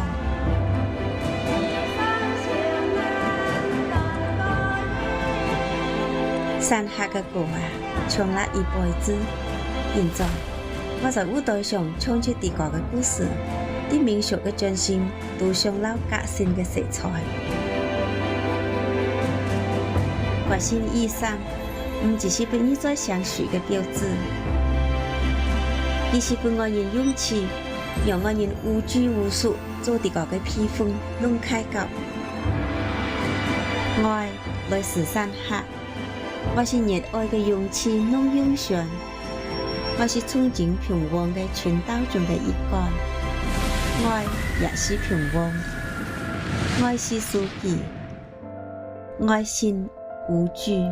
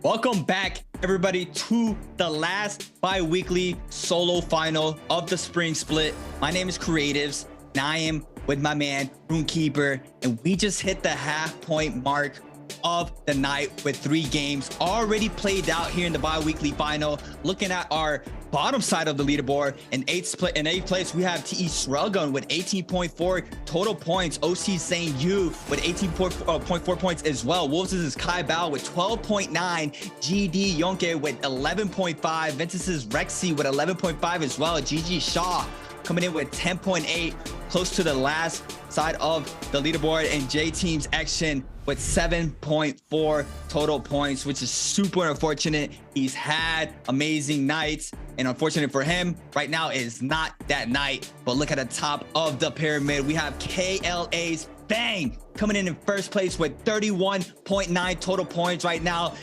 taking over first place over AOW's Mike's 31.5. Is not that much of a difference there on points. It is still very close for the top 3. We look at OUG's Panda Man with 24.7 total points. Wang Liang with 24.2. Spider falling down a little bit right now with 21.9. GS's is T225 as well in 6th place with 20.4. And JDG Chazeng with 19 total points. And Runekeeper, what a night it's been so far. And we've seen Fang right now heating up, and he's taking over. That's incredible for Fang right now. Look, I've said it, and I'll continue to say it.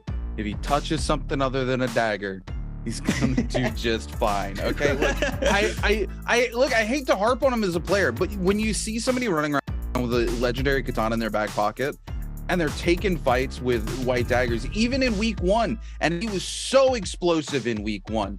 He missed out on opportunities to put additional points on the board because he refused to swap off of the dagger. There was 3 eliminations in a single game where the fight lasted so long because he was fighting them with a white dagger. Well, he had a legendary katana in his back pocket. I don't even care if you hit confirm with the dagger and hot swap into the katana to take a single hit. He literally griefs himself out of 3 kills in 1 game because he just refused to swap into something else and do a little bit of damage. And that level of commitment to the dagger served him well in week 1. But now that the lobbies have adjusted to playing into the dagger, now that we're seeing that hot swap meta come through from the staff, and the fact that the dagger does not play well into the staff because of the reach of the staff and the ease and safety of being able to hit confirm into those combos, you can't just keep going with that flow when that flow stops working for you. So it's nice to see him make an adjustment. You know, he had a good game 1. Game 1 was pretty interesting in terms of scores because we see Panda Man come out on top with that 10.4 for game 1.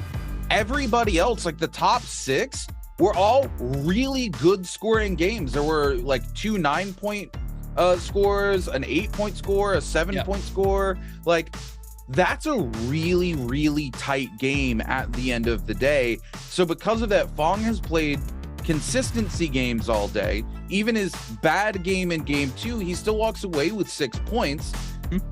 We talk about how important consistency is all the time, and that's something that Fong can find. Because again, mechanically as a player, he's extremely well-versed, extremely skilled. He knows how to get into those top, 6 spaces all the time. He's always making it to final circle. He just needs to commit to making some changes. And we saw him commit to that change in this last game, able to take that first place finish, that for MVP. And because of that, able to edge out players like AOW's Mike, who had a lot more points carried over from the regular bi-weekly coming into today. Correct. I mean, you said it perfect. I mean, if you can become very versatile with every weapon in the game, you just add that to your arsenal. If you're not just being a one trick with one weapon. Fortunate enough, there is a hero point system, so he is forced to pop, or everybody is forced to play a different hero. Can only play the same hero twice, as we know, which is, I love that rule. That is the best rule that I can see for the league. I love that rule so much because it really forces these players to start getting out of their comfort zone. I mean, obviously you're gonna have those picks where you favor a hero more than others, which is obvious. You're gonna be better on certain heroes than others, but being versatile and actually just not having a overall just really bad hero pick where you cannot play him and it's pretty much a dead game for you. Being very versatile changes a lot, and the same as the weapon. If you're really just stuck with one weapon, you're really just gatekeeping yourself and just staring at the wall if you're not using everything at its most potential. Like you mentioned, he was ferreting a common dagger over a gold katana, which just the damage difference there, it's just sad to see, but we saw him last in game number 3. He was using that gold longsword, and we saw him pick up those eliminations. He was getting those parries, picking up those eliminations close to the end game, still staying up, picking up more eliminations while the circle is completely closing. And you can really start seeing that starting to venture off to his not comfort zone and start playing around with different weapons. It's really good to see. I love to see this from Fang. We're gonna have to wait and see how he plays out the rest of these 3 games that still have to be played out. But what a night it's been so far, Runekeeper. I mean, we've had different players come up. Fang right now and currently in first place. AOW's Might second place. We usually see him in that top 3 as well. T225 still having a slow start right now. Action, super sad to see. Action is towards the really bottom of the barrel right now. I believe he's second to last. Still hasn't been able to find his fitting. A lot of these players, this is where the pressure is starting to set. This is the midpoint of the day for them, and they really need to start turning up. If any time is perfect, it's right now. Yeah, you take a look here at Zhang Yu, and unfortunately, this isn't the look of confidence we saw on his face. Yeah, this is somebody who's not feeling good about his first 3 games into the night, and unfortunately, this is one of the things that comes with that high risk, high reward play style, that aggression that we talk about. You can have these sort of games where, because it's high risk, high reward, that risk doesn't pay off sometimes, and you're gonna have these sort of kind of one note games where you go out very early. What separates players like that is the ability to bounce back from that. So we need to see if Zhang Yu has it in his kit to bounce back from it. And unfortunately, because this is a relatively new play style for him, he's played so passive and safe throughout, the past seasons and the World Championship. He doesn't have a lot of experience making that adjustment, and that could come to bite him in the butt today in these final 3 games if he lets it get to his mental. And man, we are in for a treat as we lock in the hero picks here for game number 4, as we're going to see a lot of Valdas and Tarkas coming through all at once. So a lot of fire and water. We are going to see Reki coming through and locking in Akos. This is a pick I highly disagree with, for so many reasons. For those of you watching at home who don't know, we are playing on Akos release patch, which means all of the quality of life changes he has seen over the last 3 patches do not exist for him. He has to be sprinting to be able to use his jump and his ultimate. He runs the risk of accidentally double jumping. He cannot use ranged weapons while in ultimate. And as I'm talking about it, I swear they feed my mic into these players' ears. Reki immediately changes over to zipping and says, I'm not playing Akos. It's just like, I swear, they either are trolling me or these players hear everything I say. Because he's just like, nope, hey, you know what? Rune said it's a bad idea. We're going to go ahead and swap right off of it. I love it. Oh my, Rexy. Once again, Runekeeper they're hearing you, Rune. They know. Rexy just heard you, got off the Akos. He's like, yo, you're right. Like, you're right. This is pre-buff. I have to sprint to get into my leap. Yeah, it's not worth it. I'm gonna go ahead and just swap back on over to the ping, play this out. I'm gonna play this game out safe here for game number 4. But we have our drop points right here for the server. A lot of these players are landing towards the top side of Moore's Isle right now. I believe that's 4 or 5 players landing near Temple. We have a couple players landing right below Temple as well. Kelly's Fang, Vince's Rexy, WG Spider, GG Shaw, OUG's Panda Man right below Temple as well. A lot of these players are going to be ferreting more of that Temple side to try to get their loot. We do have one lone player all the way to the right hand side of the top right of the map there, so they are going to be able to loot up for free and not get aggressed on off drop. But starting off with KLA's Fang here on the Feria, trying to find the loot that he needs here for game number 4. WBG Spider in a mix against GG Shaw. GG Shaw with the blue armor. WBG Spider with no armor in hand does have a common spear. AOW's Mike coming in hot here with a quick elimination onto OUG's Panda Man there. Got already the spear into the greatsword swap this time around for WBG Spider off drop. Imagine finding a spear in a greatsword off drop and a blue greatsword as well. I mean, I even talked about it a little bit earlier. Like, even the damage on the blue greatsword is insane from this combo here with the spear slash staff into the polar greatsword. We've seen it time and time again in the league. GG Shaw now trying to get aggressive. F3 Volta here for Spider. There it is. The LB confirmation into the grapple cancel. Does not manage to get the R&B prio there though. So he's not going to get the extra damage. WG Spider trying to get oogly here. Gets the scale rush into the air R&B, forcing GG Shaw to pop that F. Now the armor is going to start ticking here for GG Shaw. He's going to get some of that back. Spider's going to get freeze here onto GG Shaw. GG Shaw is going to get parried here from WG Spider. WG Spider's trying to spin back that Spider around. He's going to cancel the spear into the greatsword swap there, and now Kai Bao moving on in. He's gonna get aggressive onto Spider. Spider now is gonna be taken out as well by Kai Bao, and Kai Bao coming in at the perfect time there, and now AOW's Mike, and this is a 4-way scrap off. Everybody coming on in round after round. Kai Bao now getting aggressive onto AOW's Mike. AOW's Mike on the Tarka, gets the LNB Prowl, and there goes the greatsword swap once again. This time around onto Kai Bao, and gets it once again back to back, and AOW's Mike with a greatsword swap combo there to pick up a second elimination in game number 4. And what a fight we had so far.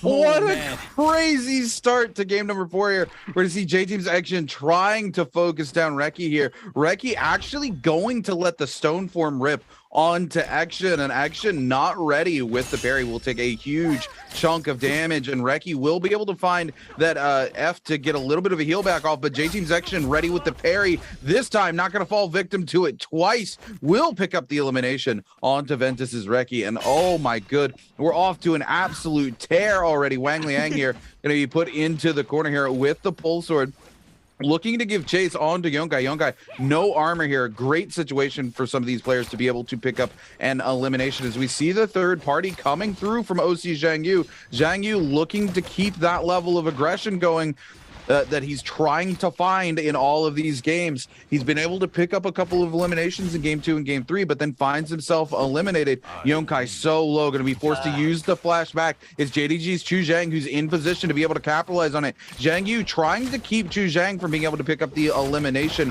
Might just buy somebody else an opportunity to find that elimination onto Yongkai.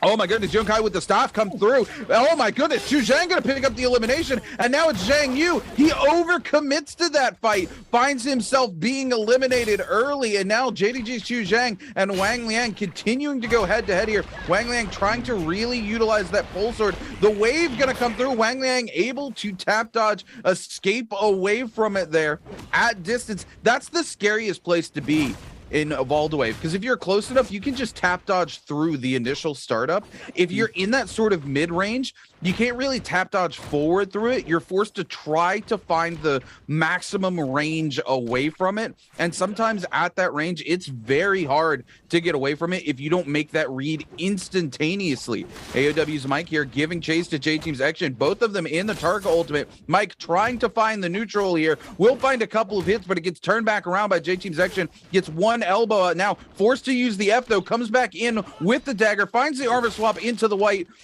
just continuing to keep the pressure up. Mike doesn't want to drop this, but he's not able to find the hits he's looking for. We're going to see a parry come out from Action. Mike going to go extremely low, able to pop his F for just a second to buy back a little bit of space, but a Clank killed both of them. J-Team's Action able to keep it alive. He must have had just a little bit more melee damage resistance for that Clank not to kill him. And this is where we see Soul Jades pay dividends, because J-Team's Action doesn't die to his own Clank, but AOW's Mike does. An Action finding his pace in game number 4.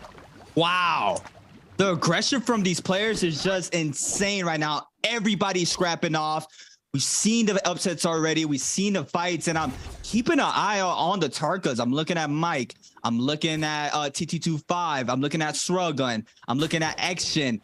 And they have the Valdas in his lobby, and we know the Valda counters the Tarkas, so they're going to have to be real careful popping that ultimate, make sure they can bait that Valda ult first before they commit to the Tarka ult. But it's just going to be a matter of time once we see the scrap-offs between the Valdas and Tarkas. But currently we have Zhang Yu against Rexy. Rexy is going to be aggressed on by some cannon shots there by Kai Bao in the back end. F3 forced out there for the Valda. Looks like Kai Bao is going to go ahead and swap his attention onto Zhang Yu. He's going to be forced to pop the ultimate, and Kai Bao is going to be caught on the wave. It looks like the bow shot is going to knock him down, so he's going to try to tap dodge the spear here in a matter of time. It's a matter of mind games here, and this is what NARAKA Blade Point is. It's just mind games over and over, and Kai Bao is going to eat up the damage off the spear, but Zhang Yu is one shot, and Rexy's going to come in hot into the soul break onto Kai Bao, and now Kai Bao with no armor left, and he has Rexy in his shroud. Rexy now has all the openings he needs to try to get aggressive, and it looks like he is going to chase him inside of this cave here. Kai Bao come in hot, but no, it's Rexy getting a big pair. The F is called out here for the Valda is forced to back up. He's gonna have to be real careful. Kai Bao trying to charge up that pulse or the LB charge release from that common dagger into the soul break connects. Kai Bao trying to find an opening here into the soul break. He's gonna go ahead and pop that Valda, and he's gonna miss. The Valda ultimate is gonna miss there. He's gonna connect off the spear, and Rexy now has the call. He just needs one love tap there onto Kai Bao. Sorry, Kai Bao is gonna manage to get a common armor, so Scrap Bao is gonna reemerge. Does manage to get a Vitalia off, so now he's getting back that white health. Rexy's still trying to find an opening. Does manage to get some hits off. Rexy and be forced to pop that F2 bubble. Scrap off mirror emerges. Both of these players with very strong neutral game, just playing around each other here. Make sure they do not get called out. We gotta have our first Realm of Yang spawning on in right now currently as well. So we're going to see that scrap off unfold, and it's AOW's Mike against T225. And this is a big one. This is a huge one in the first Realm of Yang of game number 4. T225 with that blue dagger. AOW's Mike with that blue staff. Wait and see if he's going to go ahead and swap that pistol off for a great sword. Tries to get that pistol shot midair. Looks like he's still trying to connect off of it. Does manage to get one hit off onto T225. T225 trying to respond, has that assassin's lunge there for the dagger, gets some damage off with the crouch LB. AOW's might losing all his armor. T225 putting up a lot of damage here into the assassin's lunge. Once again, he's forced AOW's might to pop that ultimate, and once again the assassin's lunge there with the damage there off a dagger to take out AOW's might. And we're moving on into action against Chazane. Chazane, there it is. Valda popping the ultimate there to counter the Tarka ultimate as well. There it is. Now the ultimate is going to be down there for the Tarka. Chazane now putting up a lot of damage onto action. Purple staff against purple katana. Looks like the musket is in hand for Chazing as well. Scale Rush charging up for action. Looks like T225 does leave the Realm of Yang with that Vermilion's Burst Might in hand, already locked in. Chazing still trying to find his elimination here. 1.0 release there for the katana into the LB off of the bubbles there for Chazing to pick up elimination. And Rootkeeper, the aggression has not stopped here. It has not. No, it is not. WBG Spider also finding himself engaged with AOW's Mike here. Mike forced to take the armor swap into that white armor to keep things moving here. He's already burned the ultimate, and this is where you don't want to be if you're Tarka going into Valda. Valda has the ability to pop her ultimate and just cancel you out of yours, and that's a huge disadvantage for a Tarka player, as you lose pretty much any mileage out of your ultimate that you get when a Valda does that to you. And then the Valda gets to get that huge damage off of the spear and keep that momentum going. J-Team's Action here going to start to dog down WBG Spider because J-Team's Action has that Yang depletion. They need to find an elimination very quickly. Turning around, JDG's Chu Zhang also going to show up to the fight, wanting to capitalize on Action's aggression here, trying to follow up on Action, going to be forced to pop the ultimate. And this is exactly where you don't want to be if you're a Tarka. Not only are you being forced to pop your ultimate defensively, you're being forced to pop it defensively while you're in need of a Soul Bloom, right? It's not a great position to be in. It makes it even harder for you to secure those eliminations that you want, and you're ticking down time because you're forced to use it defensively and run away. He's going to go ahead and prematurely cancel it so he gets to keep a little bit of a percentage. 14%, not really going to be a lot for him, though. He's going to have to work hard if he wants to find it. Able to use that F to get out of a ton of damage from those dual blades coming in from WBG Spider, but Spider going to find the Scale Rush, following it up with the bubble, hit confirm back onto him. The parry coming through with the jump cancel onto JDG's Xu Zhang as well. And Action is going to be forced to go on the defensive, on the run yet again. That timer continuing to tick down. He had 4 minutes. Now he's down to 2 minutes and 40 seconds, and he's made exactly 0 progress towards picking up that elimination. WBG Spider coming in here is going to take the Soul Bloom immediately away from this corpse as well. Does not want to allow Action to get hold of that and get rid of that Yang depletion. Will find the bubble yet again with that F3, going to follow it up. Here comes the ultimate. There's no place Action can go. It's a ton of damage coming through immediately into the bow swap. WBG finds his third elimination in game number 4. WBG Spider. The demon has awoken. He's up now. 3 eliminations here in game 4. And we've seen him once he starts really feeling it. And this is pretty much the territory where he's usually starts turning up. Right now, currently in game 4 with 3 eliminations, he's looking really good right now with those dual blades. He caught the prow there from the roof attack into the Nbpl to the full combo from the dual blades there to pick up the elimination before that Valda wave elimination to the bow shot. And he's just putting up a lot of damage in eliminations. T225 against AOW's Mike a little earlier on here. This was a quick replay. T225 here with a gold spear. Both Tarkas popping that ultimate. T225, AOW's Mike as well. AOW's Mike forced to pop that F. T225 with a nice jump R&B to the jump pistol shot there, sending him flying down that rock side there. T225 now as well, starting to heat up. Vermilion's Birdsmite here with that gold staff in hand, and he does spot Rexy here on the top side near the horseshoe. Gonna go ahead and try to pick up another elimination, this time around to Rexy. Rexy is gonna be forced to try to back up, running that Zaping. T225 on the Tarka, 86% on that Tarka ultimate right now, so he is going to get that pretty quickly. Rexy already being able to pop that Zaping ultimate, 3 more percentage for it to be at 100% as well. Young moving on into the party as well, trying to get aggressive onto T225. So he is gonna just go ahead and get some resources. He did spot a trope there, did manage to get some resources off of this, but looks like he's getting shot by every direction, and is Young eating up a lot of damage from Rexy there from the bow shots, and now he's forced to be in the defensive once again, and he's gonna be putting up a lot of damage here. He's gonna recall back with that F3. Young now is gonna get aggressive by T225 this time around, and it feels like Young cannot breathe at all. He has 2 shooters on each side. If it's not T225, it's a lot of pressure. Young has to be really careful here. He's still getting aggressed on by T225. T225 is going to go ahead and just cancel. He's going to let that go. He does know there's still another player around. He does not want to get taken out here in game 4. He has a really good fitting right now currently, so he does not want to throw that away. So we're going to start seeing these players move on into our second Roma Yang. We got Kai Bao moving on into the top right side. T225 as well. Panda Man as well moving on to the top right side of that Roma Yang. Shruggun and Spider. Wang Liang as well on the top left side of the Roma Yang. Looks like Action might take the bottom left. So it's going to be a battle of the F spam to see who gets in, Runekeeper.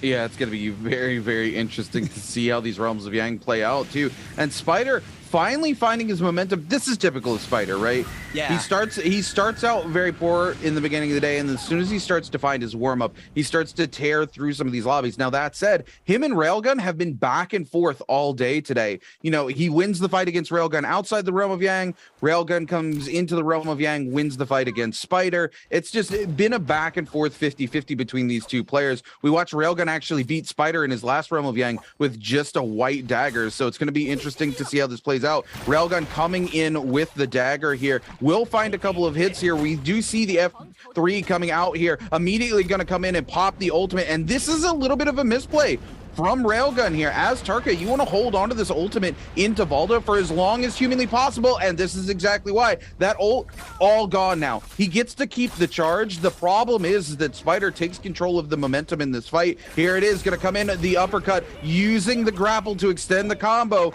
and that's the thing, man, is you want to hold that ultimate for as long as possible into these Valda picks. Unfortunately, he makes the play, and WBG Spider knows how to capitalize on it very quickly. Immediately turns around with the Valda ult, cancels him out of his ultimate before he has a chance to get away, and takes that fight. That was a 50-50 there for T225. He was in his F, and he gambled the shift parry, and he released, and that made him win that Realm of Yang. He's going to come out victorious there with a Mystic Might buff as well.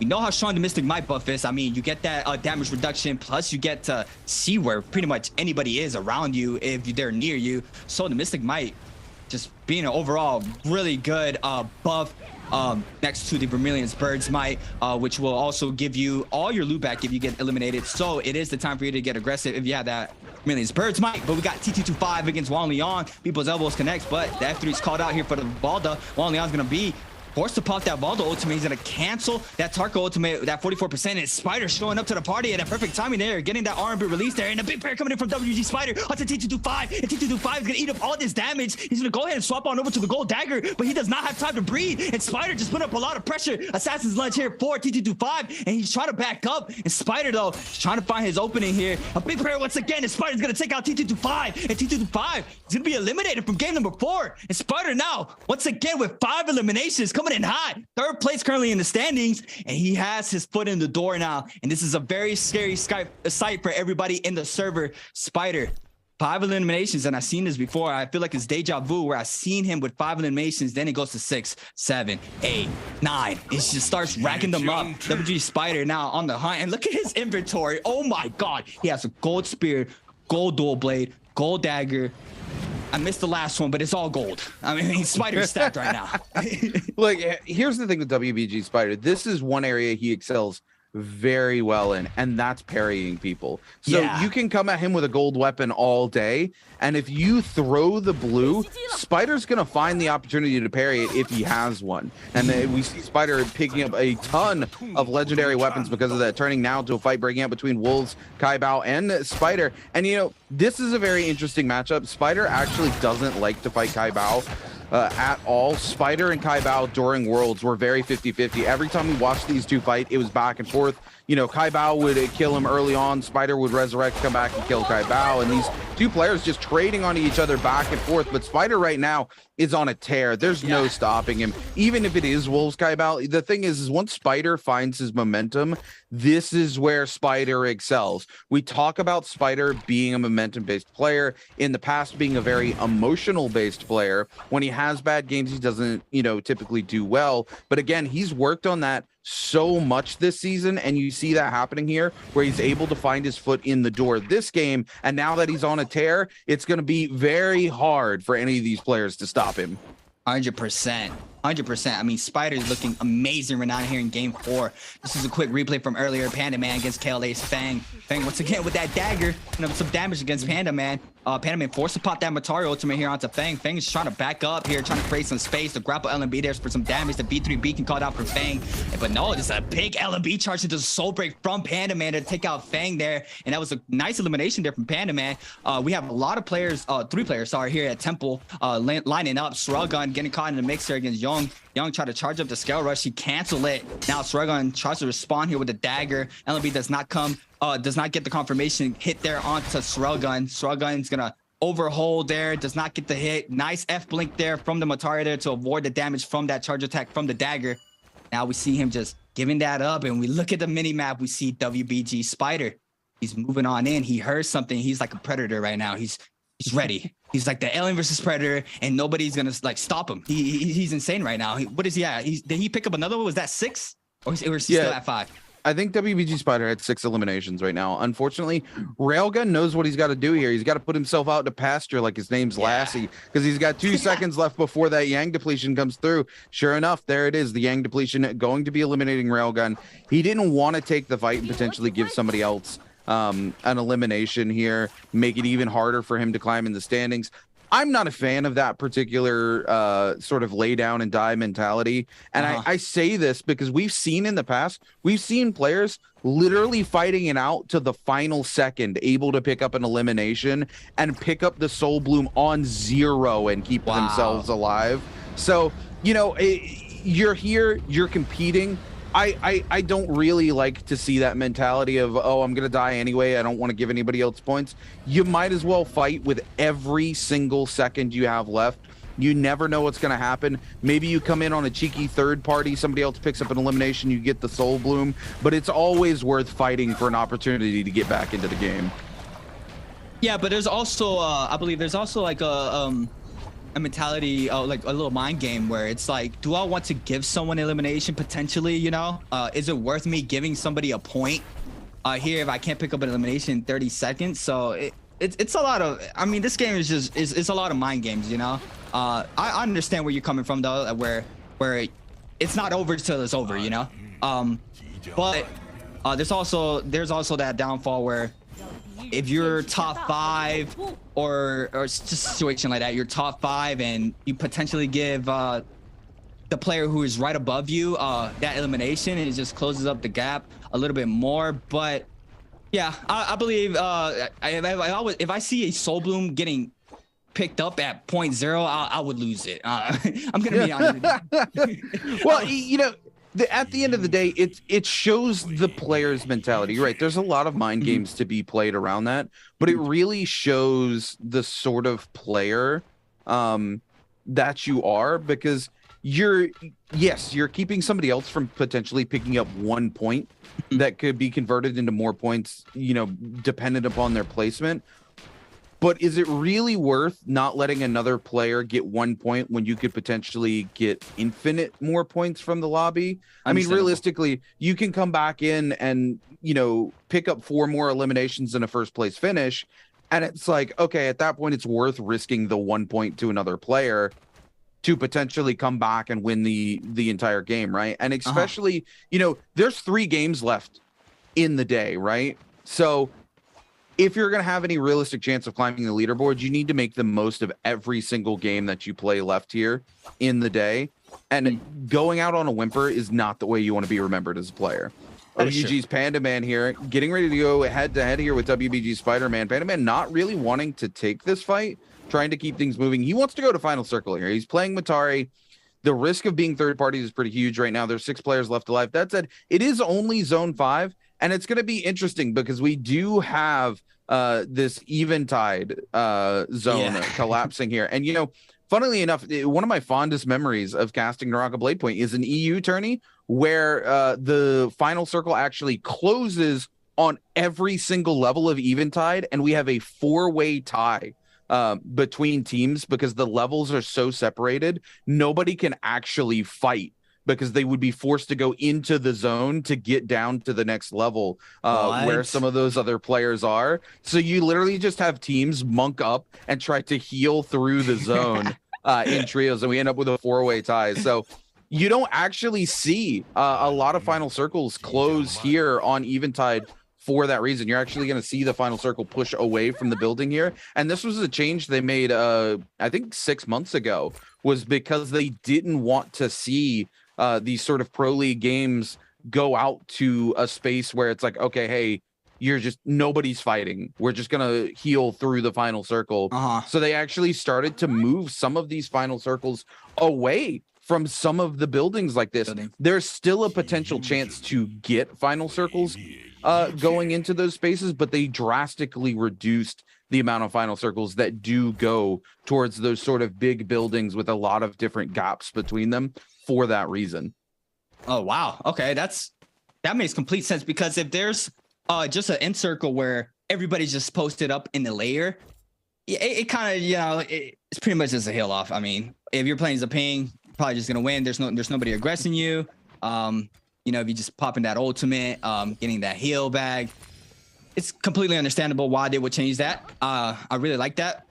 Like to see scrap offs. We're here for the action. I'm pretty sure everybody at home as well is here for the action. And so far we've had it here with 4 games currently here in the bi-weekly, our last bi-weekly final of the spring split here, which is it's kind of crazy to say once again. I mean, I feel like it was just yesterday that we were here for the bi-weekly spring split 1, but now we're at our last one, which is incredible. It's been a blast, and it's been a pleasure being here with you today here, Runekeeper. And it's just gonna be exciting here to see how this end circle pans out here in the next 50 seconds for Zone 6 to start closing. We see a lot of these players just playing on top of the rock here, just waiting for that zone to start closing on in.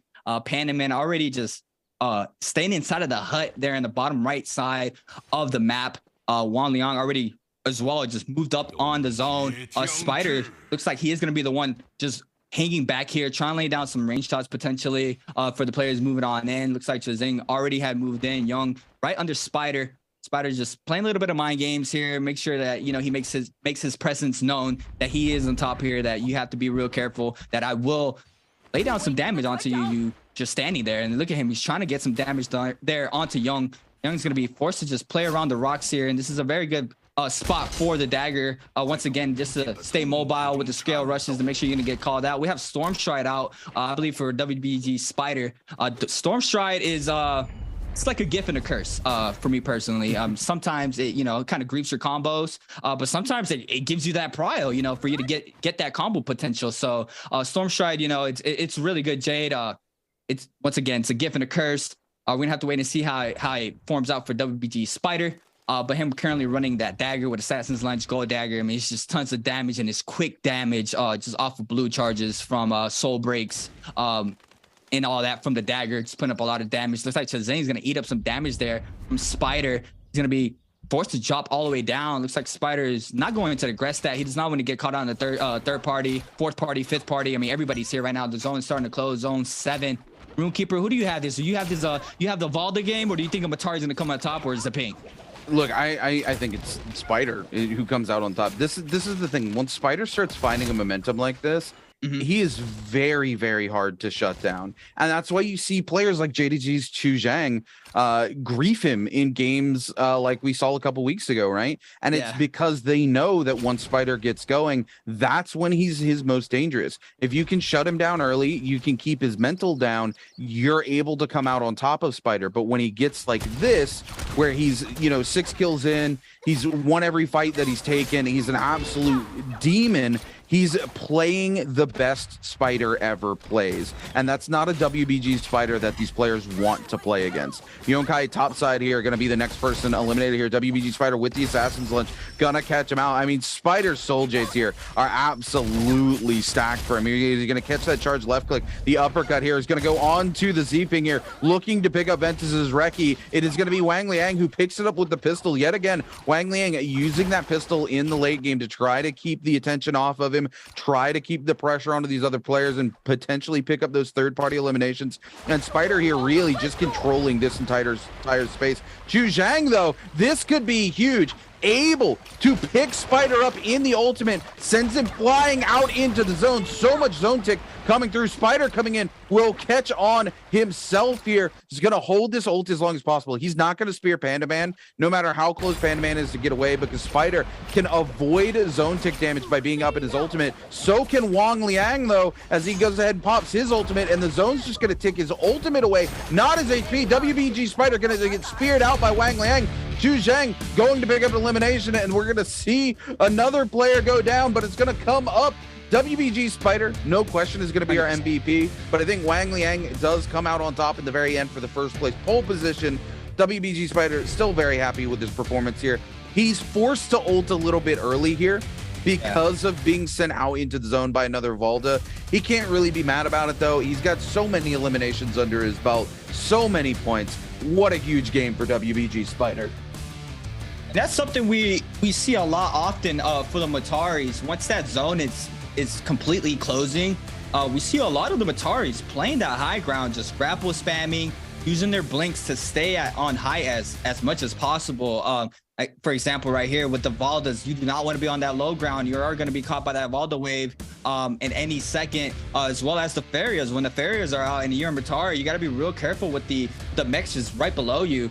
So we usually see just the Mataris grapple spam on top to try to stay alive.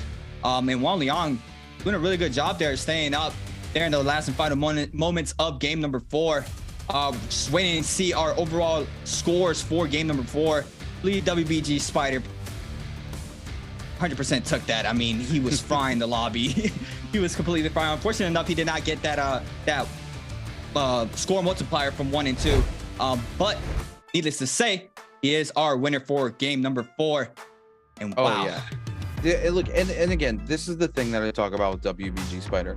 I call him an emotional player for a reason, because when he's able to find that sort of momentum, you look at the WBG Spider from this game and the WBG Spider from games 1 and 2, you can tell the difference in his confidence level as he starts taking more fights. His first fight in this match, a little bit more passive, still that aggressive Spider we see, but he's playing a little safer. He's not willing to risk the neutral as much.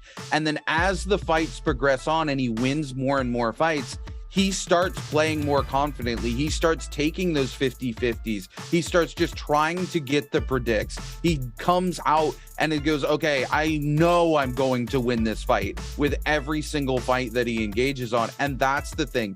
He is an emotional based player for a reason. He's worked on reining that in, and that's terrifying, because the more Spider can rein that in, when he does have the big pop-off games like this, it matters more.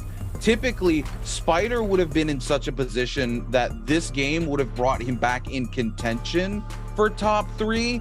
This game brought him into top 3 and almost first place. With 7 eliminations, that fourth place elimination gets him a 12-point game score. That's the highest scoring game for a single player today. And this is why WBG Spider is so scary. When he starts to find a little bit of breathing room, he starts to get very, very confident, and that is a very different Spider to play against. Looking at this leaderboard and RuneKeeper, I mean, AOW's Mike's been a little quiet today, which is very interesting because we usually see him being a contender throughout most of the games. Can't remember the top of my head how was the overall scores. We'll hopefully see those in a couple of minutes or probably after game 5. But AOW's Mike still trying to find his fitting. He did not have a really well game number 4. This was Spider canceling that Dragon Slayer into the Greatsword swap there. That was massive damage. And then these were just back-to-back fights. AOW's Mike moving on into Kai Bao just right after Spider, and he goes in and takes out Kai Bao. Action here with a big parry. And this is what RuneKeeper was saying. Just the Jade here helped him to stay alive with the clank, and here it is. Just by a milli hair there, he did not get taken out. That was super close. Spider here putting up a lot of damage onto Jazang, getting back-to-back eliminations here onto Jazang and Action, and investing that Valdo ultimate very quickly. I love to see that into the nice bow shot follow-up there off of the Valdo wave. And this is Spider in the realm of Yang going to the dual blade swap there from the katana. Big parry from Spider onto T225 there, snagging up his gold dagger, and he takes him out. T225 eliminated here by another parry. And this is what RuneKeeper was stating.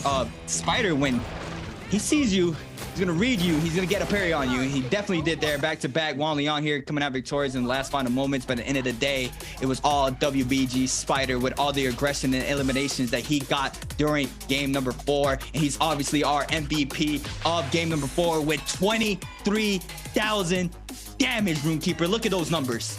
Yeah, well, 23,000 damage, 7 eliminations, 5 parries. Typically, we see 1 to 2 parries coming out from these players on average. He just comes in, he makes it work for himself. This is what WBG Spider does, right? Again, as soon as he starts to find that pacing, that momentum, he turns into a completely different player. And this is the WBG Spider that everybody is absolutely terrified of. So coming into these next 2 games, it's going to be very important for these players to look to eliminate Spider early. I'd be willing to bet money that a player like JDG's Chu Zhang knows Spider's habits, I think, sometimes better than Spider does. If I'm JDG's Chu Zhang coming into this next game, I'm going, okay, where does Spider drop on Hollow Roth? And I'm looking to hot drop in the same space as Spider is and eliminate him early, because that's how you mess with WBG Spider's mental.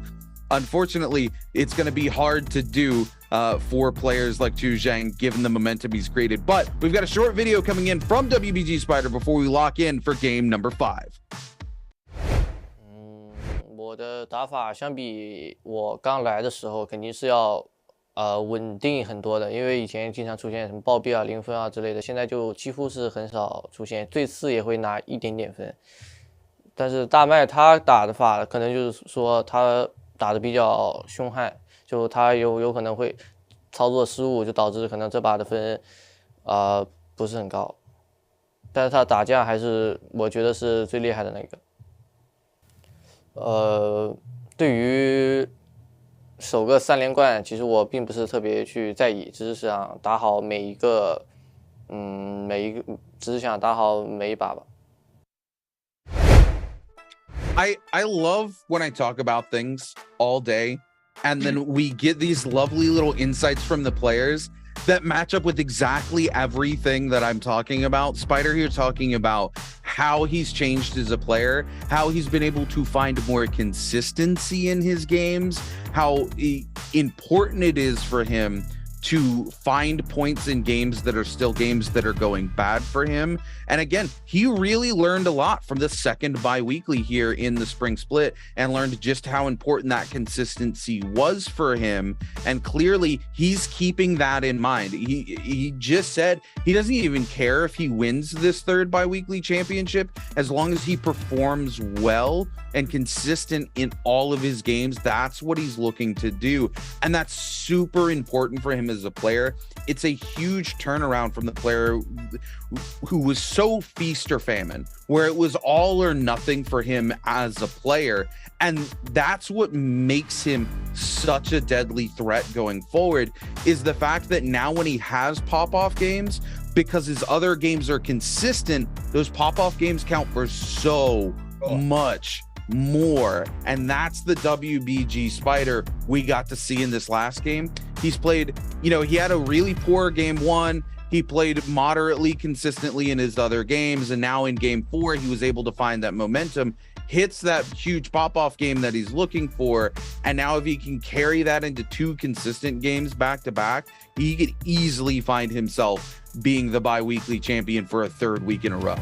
Which would be insane. If I do remember correctly, that would massively put him on top of AOW's Mike for the overall points. I believe Mike probably had 1 point more from Spider, even though Spider has 2 back-to-back bi-weekly wins.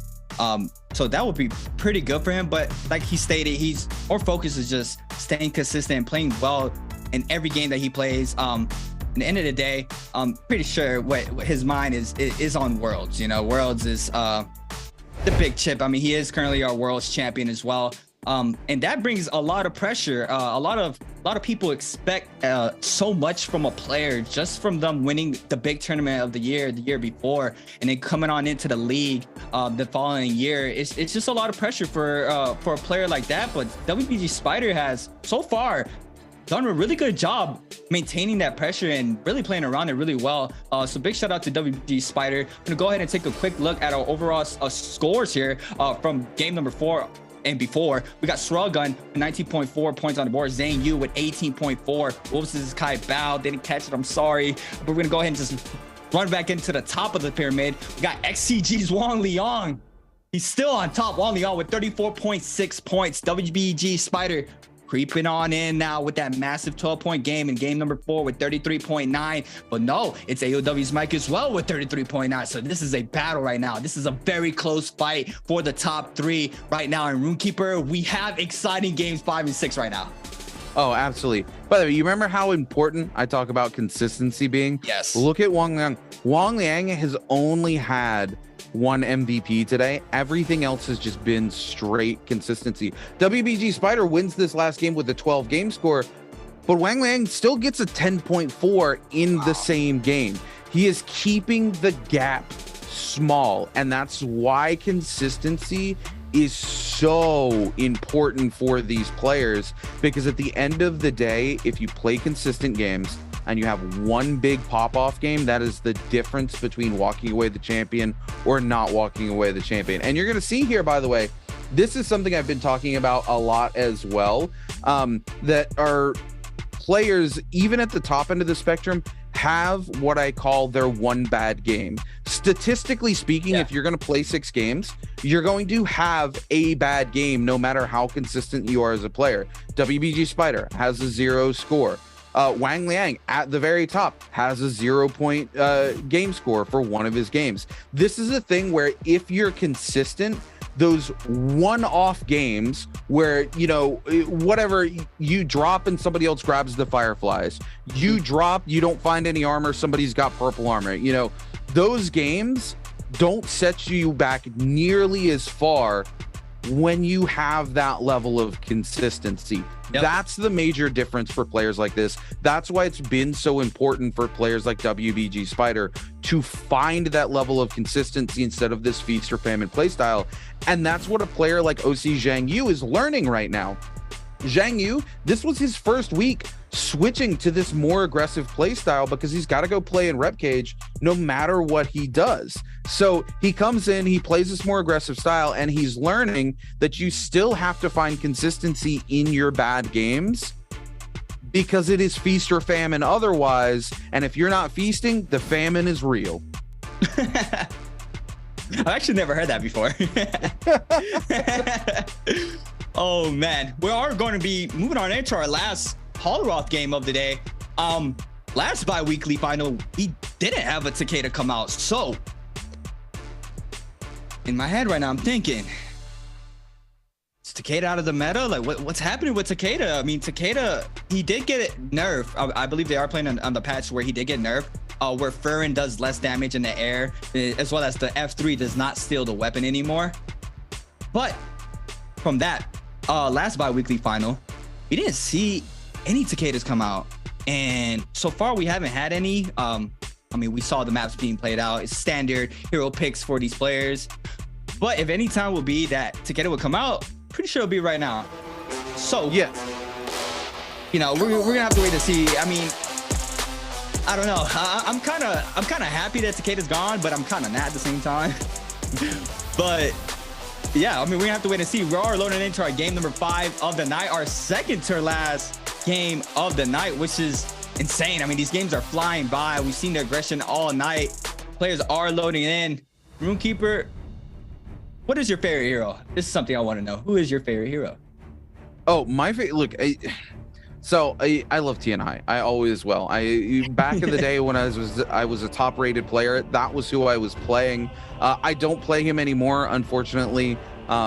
Changes that happened to him in the past just kind of made me gear towards other heroes. I don't like being dependent as a hero where, like, you know, he's great in competitive because he's so dependent on a team following up, but in competitive, you always know your team's going to follow up.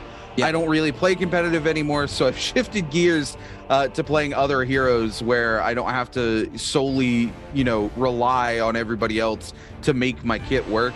Yeah. But he's always going to have a special place in my heart as a hero, just because I really, being able to see him transform into, you know, this big giant Varja, just grab people up. It's such a cool thing. And it's one of the things that drew me to NARAKA back in the day. I mean, he's just such a unique hero. Taking a look here, we had, I do believe, at least one Takeda pick coming through, and it's going to be coming through from Fong here. A lot of Faria coming through, a lot of Tarka coming through on this map as well. And I kind of expected to see a lot of the Tarkas coming through onto this second game of Holoroth, and I expected to see a lot of Faria, but a lot less Faria than I did expect to see. So it's a nice, interesting mix of heroes. Very. I also saw, I believe, along with Balda. Last time that happened, I mean, the Balda just cleaned up the whole lobby full of Tarkas while everybody was running Tarka 2 weeks ago. So I'm gonna have to wait and see if that happens again. It's a very high task. A lot of action is about to unfold here for game number 5 in Holoroth. Looks like we have 4 players landing near Plume Castle. We also have a couple players landing on the left side of Plume Castle. Also have some spread on the top left. The players drop right now is kind of spread out. There's a lot of players top left, bottom side of the map, middle as well. So we're gonna start seeing the scrap balls unfold in a couple of seconds. Here it is, Fang against Panda Man. Panda Man with no weapon, as well as Fang. Fang has no weapon, does manage to get some grapples, trying to go for that gold troll. Hopefully does not get his weapon stolen. He does not. Does manage to get a long sword, but Panda Man as well with a common nunchucks, putting up some pressure onto Fang. Element release there for Panda Man onto Fang. And now Fang is trying to respond with a big RMB charge there from the long sword. And once again, that aerial LMB tag, and Fang just releasing a follow-up RMB there onto Panda Man to take him out. And now AOW's Mike in the mix against Rexy here near this cave on the top side of the, or the bottom left side of the map, sorry, near Metab. We got Rexy.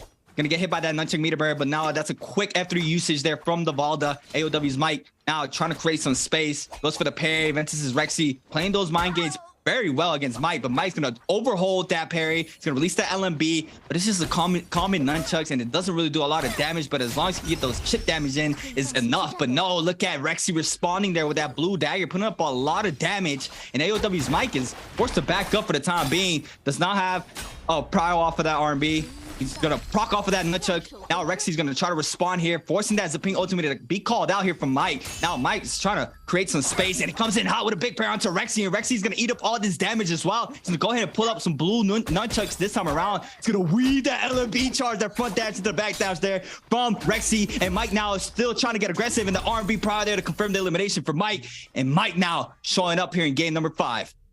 Yeah, absolutely. You see how strong the tech chase is on the nunchucks is there as well. Yeah. As soon as Mike is able to take the lead in terms of HP and shields there, he just never drops the ball. He keeps that chase going. He keeps the pressure up, and that's exactly why that weapon is so strong. Kaylee's Fong here coming in, finding his second victim of the day onto Wang Liang, looking to close this up with the dagger. Fong with the dagger. We know he's got that longsword in the back pocket as well. The first elimination he picked up was off the back of that longsword. So Fong trying to mix it up, use some more weapons here. GG here. Shaw forced to pop that ultimate here onto Tarka. Tries to use the elbow to buy some space. Spider gets the read though and backs away. And oh my goodness, sure enough, Spider's just going to swap to the musket when he sees him start to do the crouch dance there, trying to get the heal off. Spider not going to give him the opportunity. Shaw will find the uppercut, but given the terrain here where the tree is, there's no chance for Shaw to just uppercut into that infinite.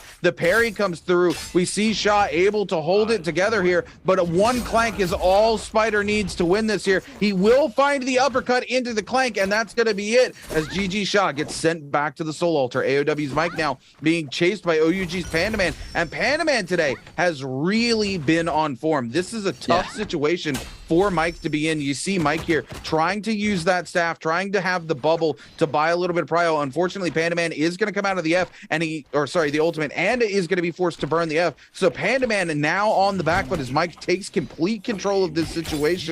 Going to have that bubble back up in the next 5 seconds. Going to make it very hard for Pandaman to do much. Pandaman going to burn half of his meter using the trigger there. We talked about how these nunchucks play so well into the staff. The problem being is Pandaman doesn't have that trigger soul jade. That's it for the meter, but it doesn't matter. The one trigger allows Pandaman enough space to take control of the neutral and come out on top.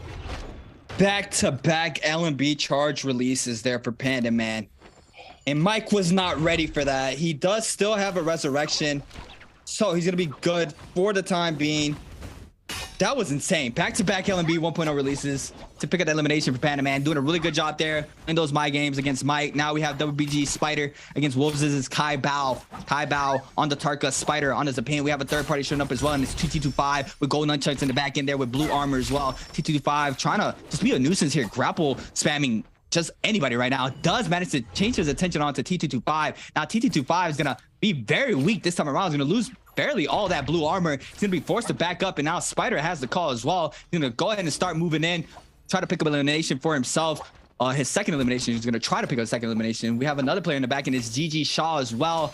Not doing too good right now in the armor. I think I saw common armor there for GG Shaw. Spider picking up the prio here with the nunchucks. LMB, R&B prio there for Spider onto Kai Bao. Tries to go for the parry. Both players parry. Crouch LMB is there for the dagger, but no, the R&B follow up there for Spider to pick up the elimination onto Kai Bao. And looks like Young is going to go ahead and move on into the party with the LMB release off the staff, putting up some damage onto Spider. And now Spider has 2 hunters on him. He needs to be real careful, doing a really good job staying mobile here. Forced to pop that Zaping ultimate to start getting that health back. He's doing a really good job, but he's going to get caught off that scale rush there from Young. And now TT25 is moving on in to the party as well. It's a Spider, and Spider's eating up a lot of damage. He needs to be real careful. The first Rumble Yang is about to spawn in as well, but the backstab from that Matar ultimate from TT25 there, picking up some damage onto Spider. But Spider, and this is one thing that players were saying before, last week, 2 weeks ago, they were saying that Spider's very, very hard to catch. He has insane movement, and you can see it here. WBG Spider making everybody really try to work for this elimination. I mean, it's very hard to catch somebody with movement as good as WBG Spiders.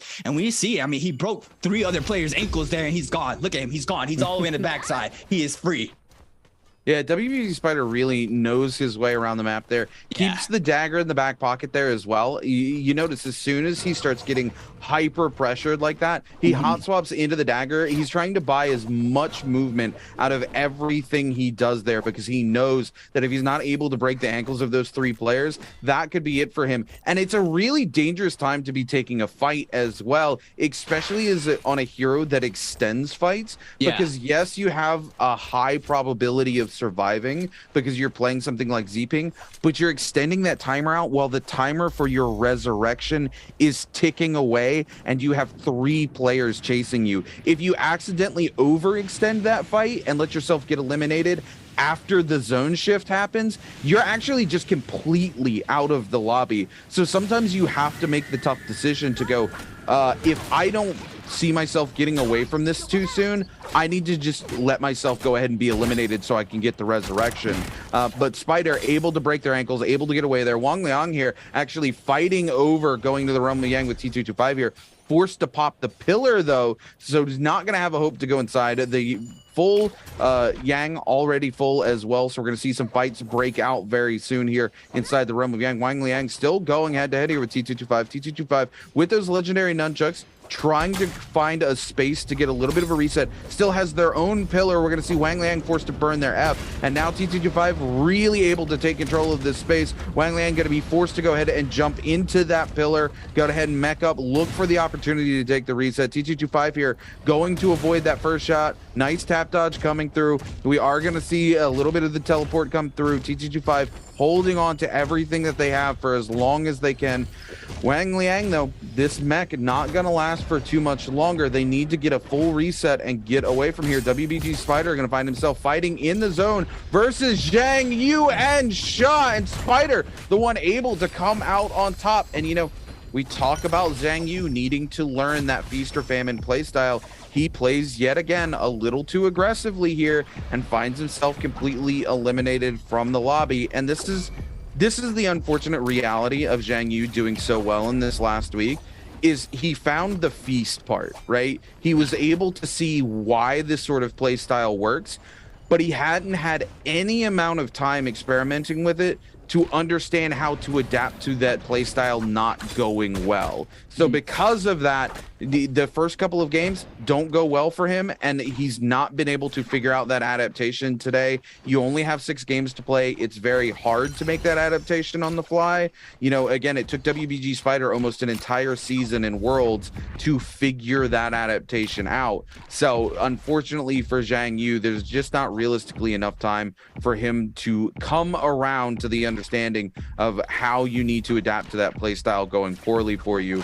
So we see that affecting his gameplay today. Wolves Kai Bao here on the hunt though, sees GG Sha, needs to take this fight. He's got that Yang depletion, needs to get rid of it as soon as possible. He's got 2 minutes and 50 seconds to find that Soul Bloom, doesn't want to let Sha get away, misses that grapple, and this is something we see Kai Bao do time and time again. He gets a little greedy. GG Sha really at the maximum range for Kai Bao to be able to land that grapple specifically onto Sha. Kai Bao throws the right click out. Sha just steps forward, steps out of the grapple range, so the grapple falls short once it's released, and Kai Bao is forced to send another grapple, and because of it, you see how much space GG Sha was able to create. Kai Bao wants to get that stun off of landing that grapple, but you have to make sure you're in the right space. Maximum range is the worst possible time to throw that grapple onto a player, because they can step out of the range and kind of cuck your grapple away, and that's exactly what we see happen to Wolves Kai Bao for the second or third time today. And GG Sha more than happy to keep it running. He understands that if a player is this aggressively chasing onto him, they likely have Yang depletion, and Sha doesn't even have to take the fight. He just has to keep it moving.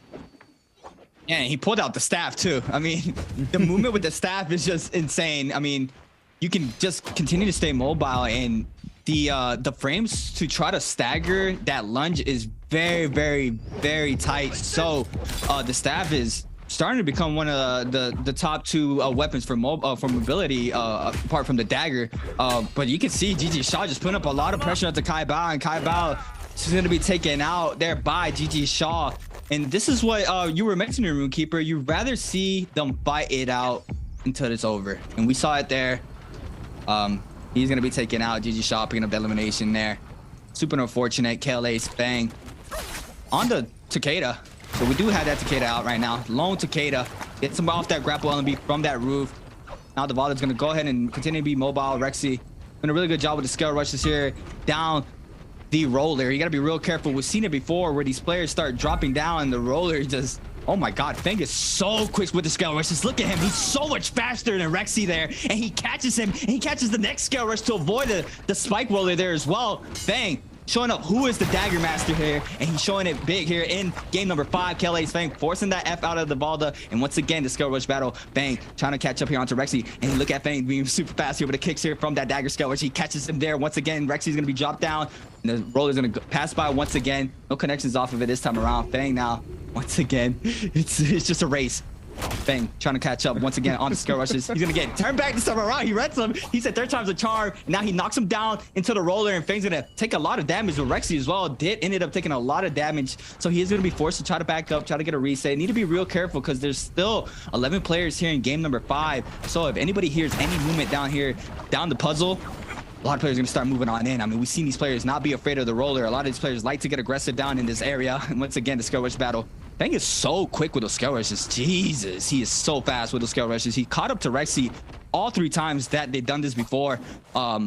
But it looks like he's just going to give up for the time being. He not managed to pick up this elimination down in the puzzle. Looks like our second Realm of Yang of game number 5 is about to start forming. Action already posted up on the Realm of Yang near Plume Castle. Got Shruggun, Panda Man, Wang Liang posted up on this one here, waiting for that Realm of Yang to spawn up. Who is going to be able to take this?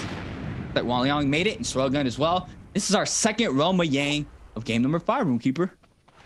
Yeah, this is going to be huge too. Wang Liang against Railgun. Railgun's had a good percentage of win rate in these Realms of Yang for most of the day, right? And again, he had a huge fight against WBG Spider earlier, and Wang Liang has been such a consistent player today. So hopefully this fight breaks out here. There we go. They're decided they're going to stop taking those range shots at each other. Wang Liang will find that left click charge off of the dagger, break the ankles of Railgun here. Railgun on the Akos here, trying to find something. Unfortunately, doesn't find the the V that he's looking for there with the ultimate. Will find the second one off of the grapple there. The pillar here for Wang Liang not doing too much for him. Wang Liang trying to get to that pillar so he can get the ultimate. Will come down. Will get just a little bit of damage off to Railgun. Looks for the shot. There it is. There's not really anything Railgun can do about that, given the fact that he's playing Akos. And unfortunately for him, Wang Liang comes out on top. And it's the first elimination for Wang Liang this game. But crucially, the weapon that's in that box is a set of legendary nunchucks. And nunchucks is a weapon that Wang Liang is known for. Well, that's Fang. He also got a gold nunchucks off of that. He's not known for the nunchucks, but he also got those gold nunchucks. He's going to go ahead and repair them here in Plume Castle. It's a lot of people here. I see AOW Mike. I see Tazing. I see WBG Spider.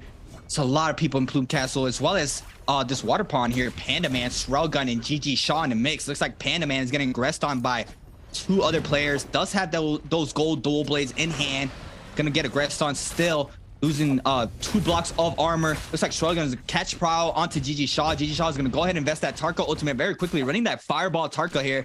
Oh, what a mid dodge there from Shruggun to avoid the people's elbow there from GG Shaw. Shruggun now forced to back up. Using this building here, very, very good. He does not get caught up by this Tarka ultimate. 1 punch and it's done, and there it is. But he's using the terrain on the side of the rocks there to make sure he doesn't get that confirmation uppercuts there on the side of the cliff. He has 3 minutes and 15 seconds to try to pick up a Soul Bloom to try to stay alive on this Akos. He's gonna go ahead and pop that Akos ultimate, running that V2 from Akos. GG Shaw still getting aggressive, gets that leap prowl there into the V2. He's gonna get the siphon back as well, so he's gonna get that health back now. GG Shaw with no ultimate in hand, and Shruggun is gonna continue to be aggressive and then jump LB off of that Akos ultimate to confirm the elimination for himself. He's gonna get the Soul Bloom as well, and Wang Liang is gonna stay there with the loot, and Shruggun is out of there. He did what he needed to do. He picked up the Soul Bloom, and now he's gonna be able to back up and take a full reset for himself, and that's a really well played for him. And that was beautiful, and there it is. Wang Liang just picking up those resources from this body, and he's gonna get it all. And he's stacked. He has 24 grapples full out,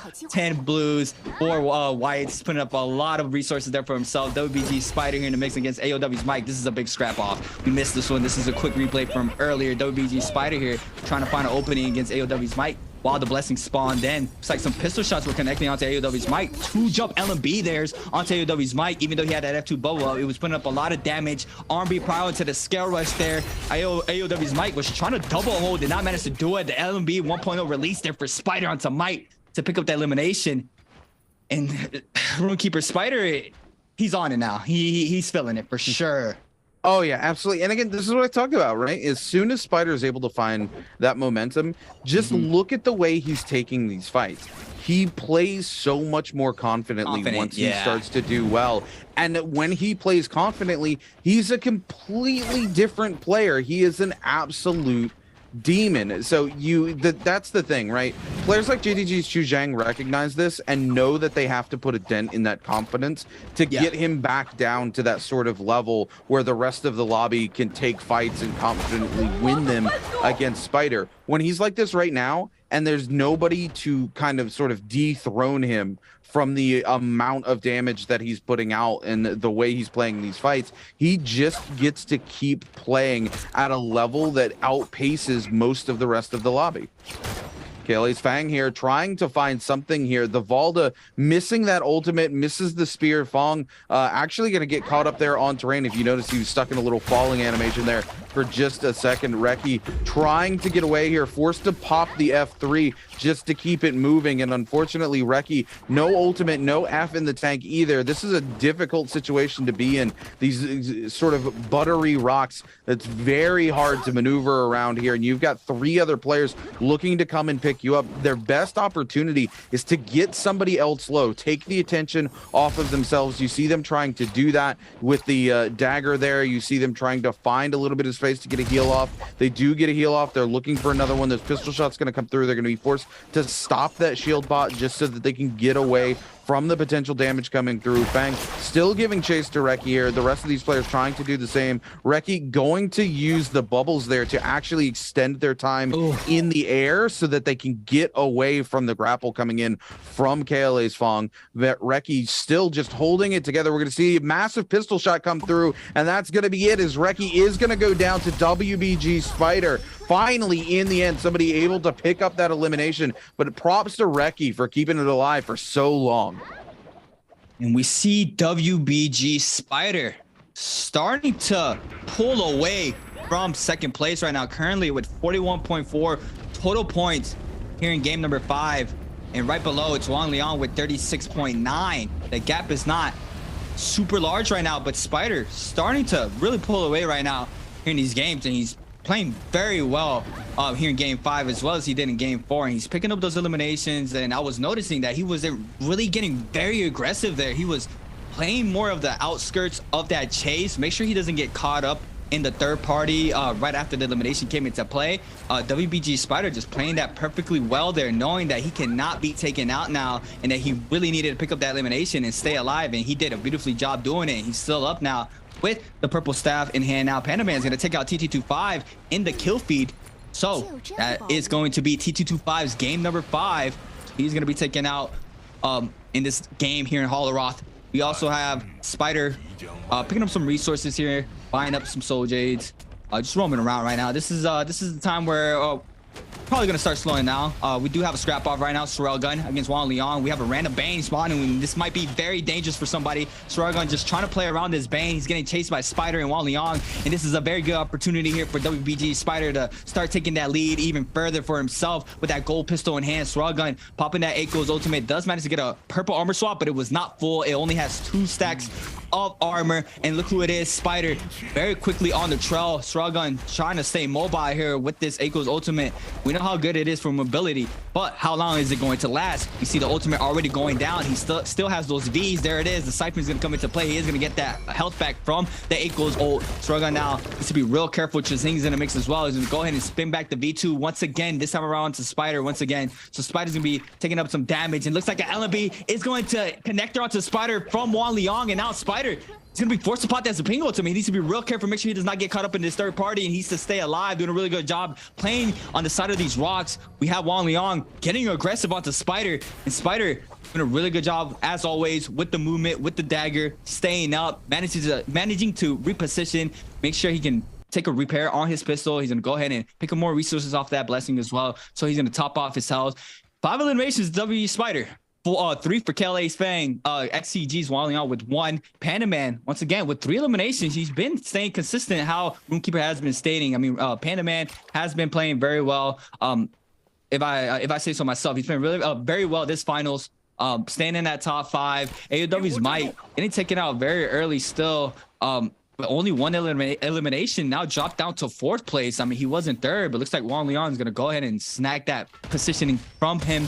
AOW's Might now is going to be dropped down to 4th place. KLA's Fang just poking here onto these players.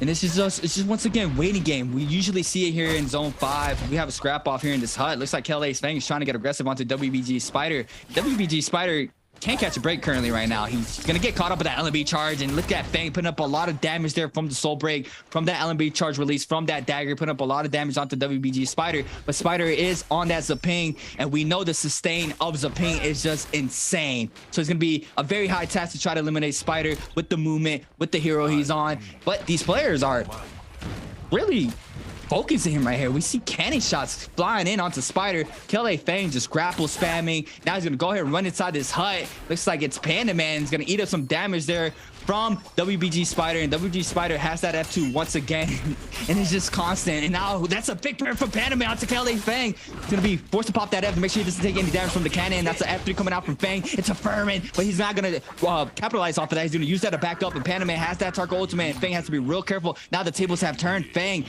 has to be real careful, trying to find a place to reset. The 3 charge does not connect, and the click comes in for the back and for Shruggun onto Wang Liang, so it does not get the damage onto Fang. And Fang's gonna be taken out by Wang Liang finally, and Shruggun eating up some damage there as well. Wang Liang's gonna be caught in this corner by Panda Man with gold dual blades. The RB gets some damage to V3 Beacon, and he does manage to get inside of this hut to pop this mech, and I can't not believe that mech just popped in inside that hut there. Oh my goodness, so unfortunate for Wang Liang though. Not able to get in the corner, avoid the rest of that damage. The zone tick just gonna do him in here. Panda Man jumping up into that 4th place, outpacing AOW's Mike now, as we see Wang Liang move into second. Both Fong and Wang Liang eliminated in that fight, trading positions as Wang Liang moves into second place with 38.9 points. Panda Man keeping the dream alive here. 4 eliminations on this Turkey G, and man, this is classic Panda Man. This is the Panda Man from season 1 of NBPL. He's just so calculated with his decisions. He's able to come in, such a clean parry that comes out from him to be able to pick up that elimination onto Fong. Unfortunately for Panda Man though, he ends up saving WBG Spider in that situation. If the aggression had stayed onto Spider, I have no doubt that Spider would have gone down there. So Spider, as soon as that parry comes out, breathes a massive sigh of relief and just says, yeah, Panda Man, you know what? You can have that kill on the Fong. I'm gonna head somewhere else. I want nothing to do with this anymore. I'm gonna vibe out. I'm gonna take my 5 kills and go to final circle here as we take a look. We are 4 players left alive, Zone 6, 20 seconds until Zone 6 completely locks down onto Zone 7. Things are going to slow down just a little bit here because nobody wants to risk that massive third party after that huge brawl that just broke out between all of these players. This railgun on one side of the map, Spider on the other, and Chu Zhang with Panda Man just kind of chilling over here on these little huts. Everybody carving out their own little position here in this final circle. Zone 6 is now collapsing though onto Zone 7. Railgun going to be immediately pushed away. Coming in here, going to be very hard for Railgun to do a lot in this final circle with this ultimate here on Akos. The only Akos in the lobby, and of course this is release patch Akos. So all those quality of life changes don't exist. We watched him earlier actually do the double jump that I talked about,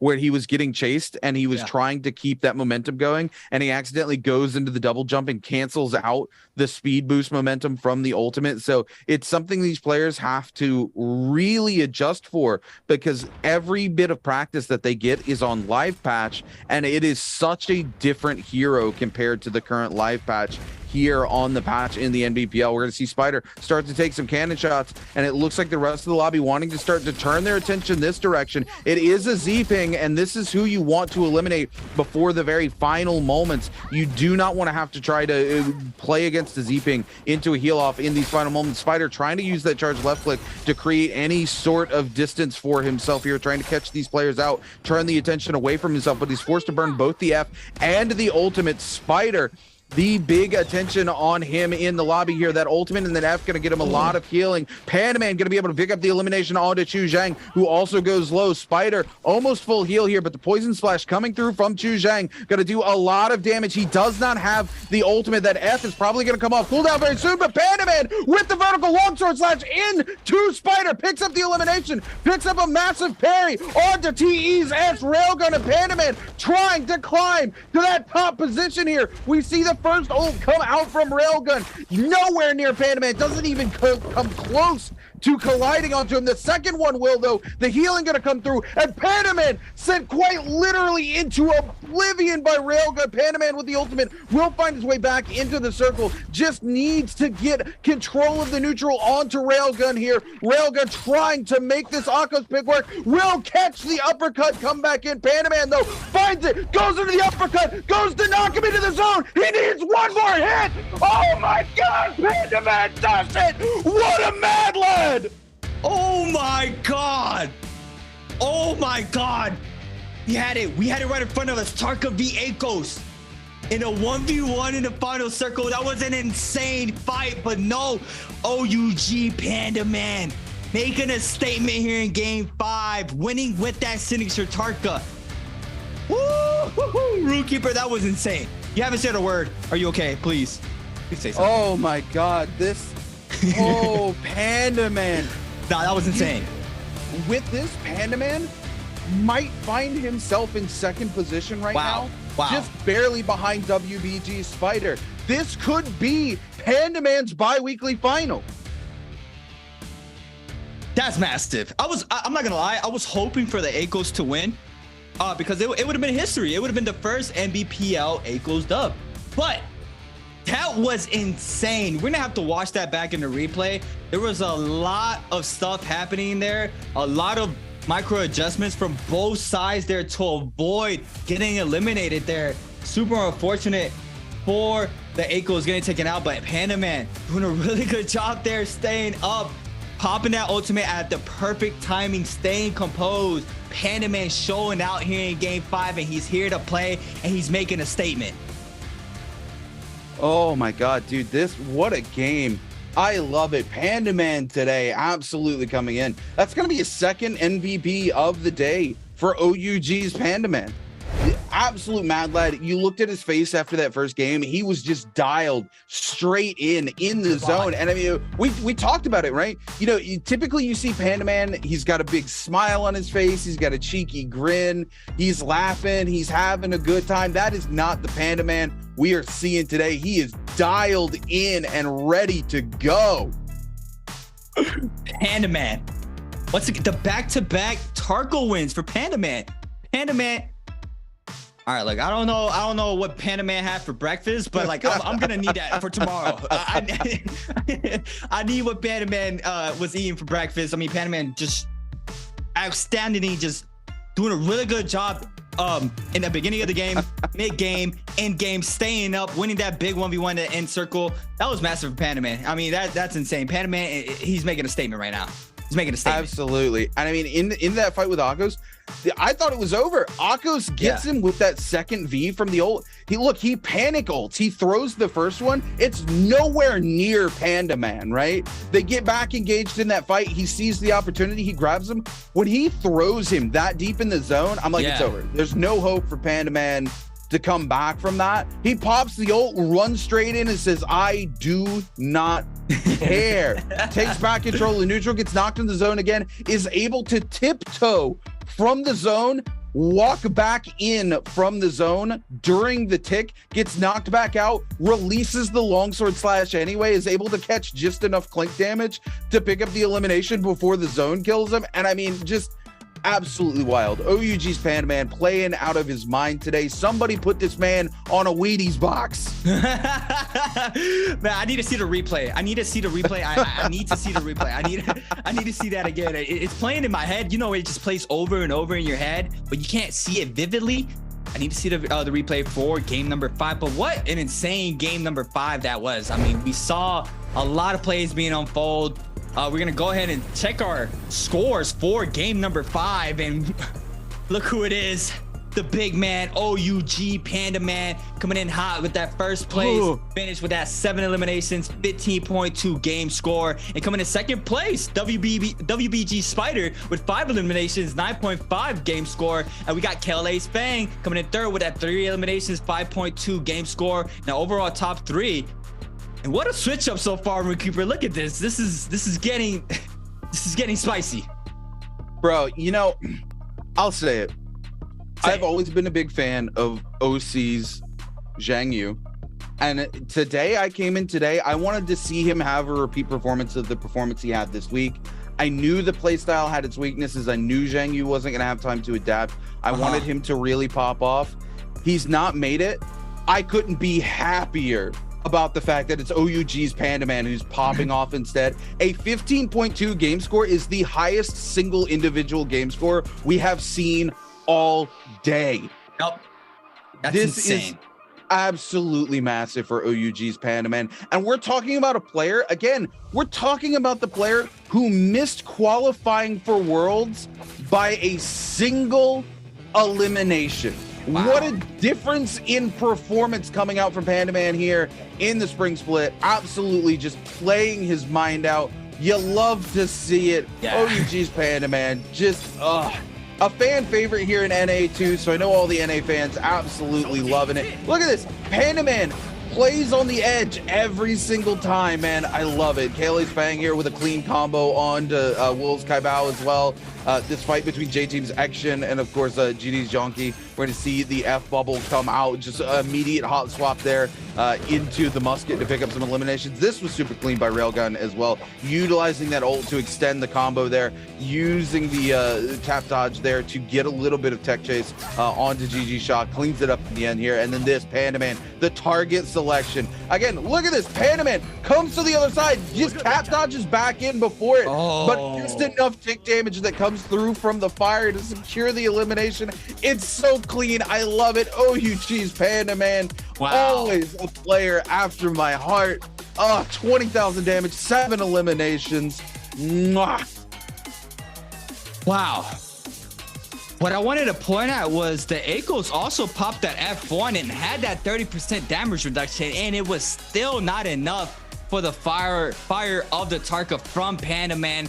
And look at the numbers right here. 20,000 damage, 7 eliminations, 2 parries, 7.3 thousand damage with the dual blade, 7,000 with the nunchucks, 2.3 with skills and ultimates. He was running that Soul Smolder Splitter, Katana Stab, Blue Moon, dual blade stab, Siphon Technique, and Panda Man. Panda Man, you are showing out, my man, and you are doing a really good job, but job's not done.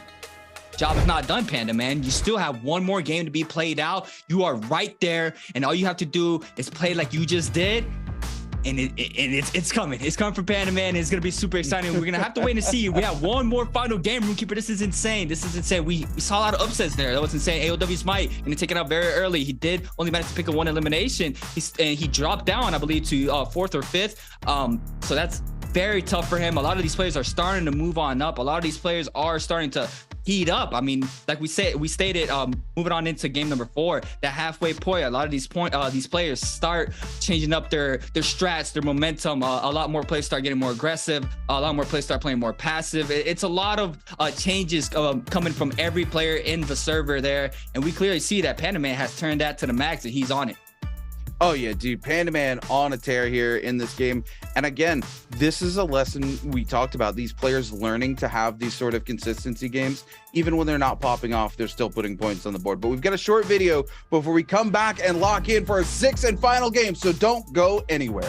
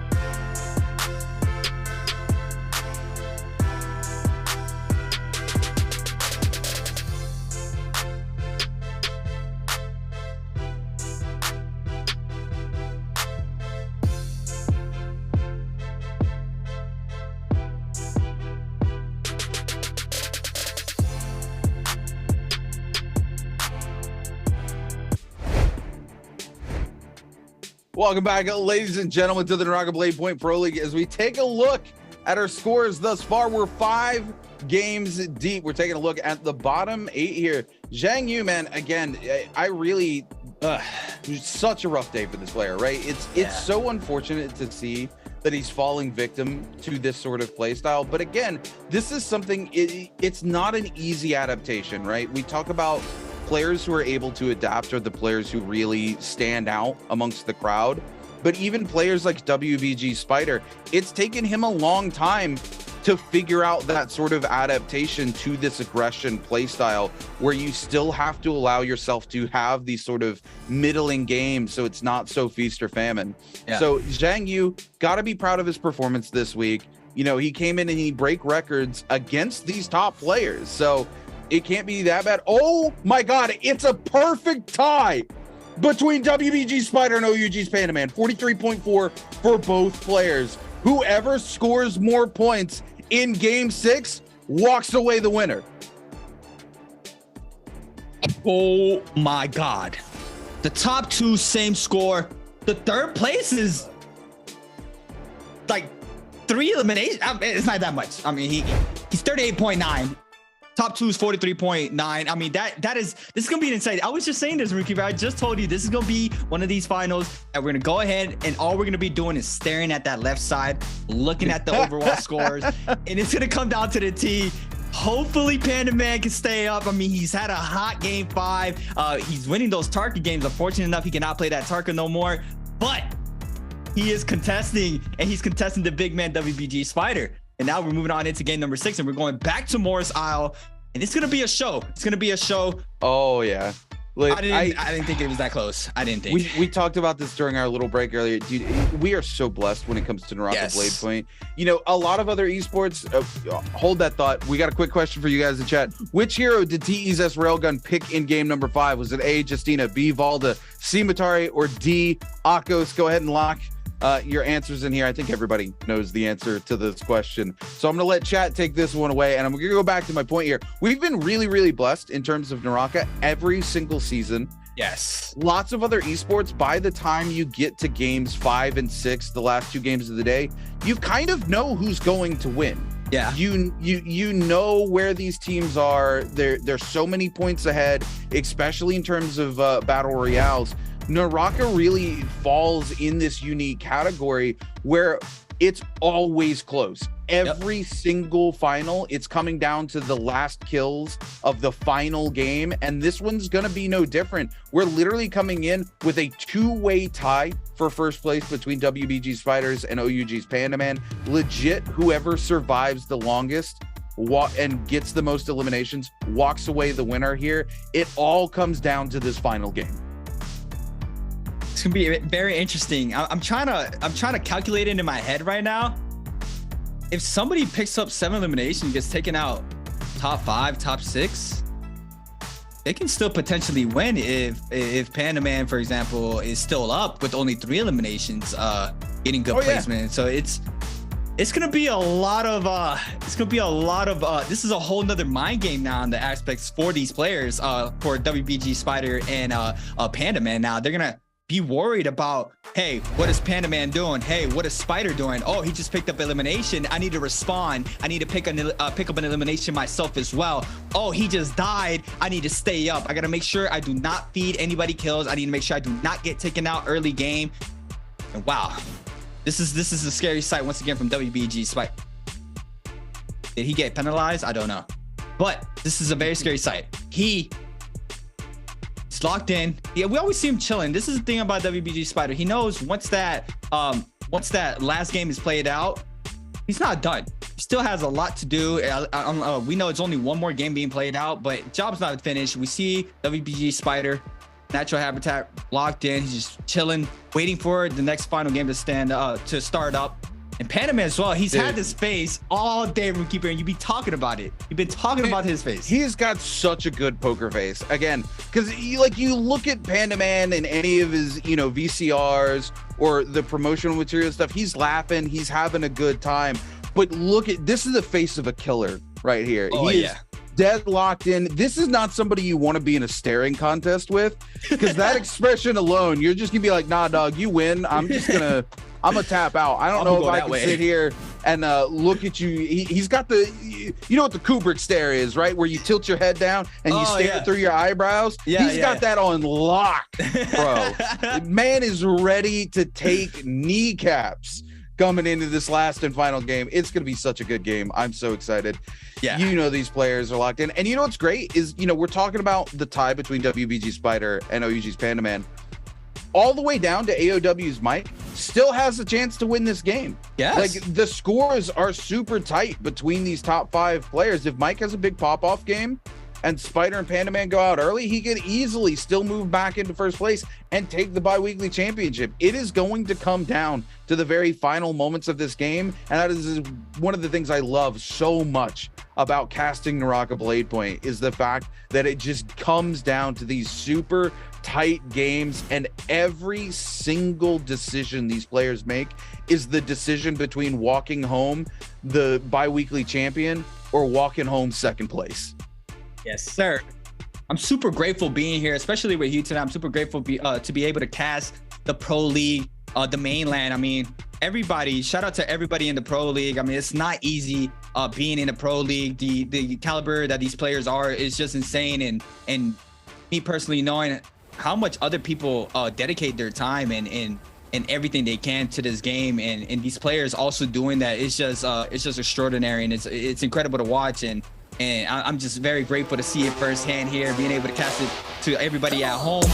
Shout out to everybody in the chat. Shout out to Roomkeeper. Shout out to all the casters who has been leading up to the bi-weekly finals, as always, solos and trios. We appreciate every single one of you guys. You guys are amazing.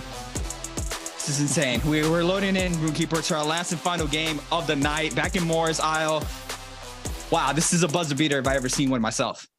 Oh yeah, absolutely. Yeah, Morris Isle always feels like home to me. You know what I mean? Been around, like, we love Hollowroth, but Morris Isle, no place I'd rather see this play out. We're going to see a couple of Tarka picks coming through from Wang Liang, T225, S Railgun, Panda Man going to be playing Faria. You know, this is funny. I just talked about this earlier today, that Faria kind of being Panda Man's second best hero thus far this season. You know, he typically favors those Tarka. He's already had his 2 Tarka picks, and here he is in the final game when it counts most, getting to play his second best hero, somebody he knows how to pilot very well. WBG Spider doing the same, going back to his roots, going to be playing that Ziping Yang. This is the hero that he came in on during season 2 of NBPL last year and was able to just rock it out and break records on. So both of these players really looking to lock it in onto a comfort pick and try to absolutely ball out this game, have the best possible game that they can have. It's going to be interesting to see what happens. A couple other Ziping picks saved. Gigi Shaw, Ventus Reki, OC Zhang Yu going to be running them as well. A couple other Farias as well coming in on Fang, Chu Zhang, and Mike. We see one Matari and one Justina making it into the mix. Unfortunately for J-Team's Action, it's not been a great day for him, and I don't see this Justina pick going great for him either. I'm just staring at Kai Bao, Roomkeeper. The Wu Chin, the Wu Chin against these. It's not looking too good for Kai Bao's mental right now. I mean, Kai Bao has been struggling tonight. Super unfortunate for him. He is going to be playing out his last and final game with the Wu Chin.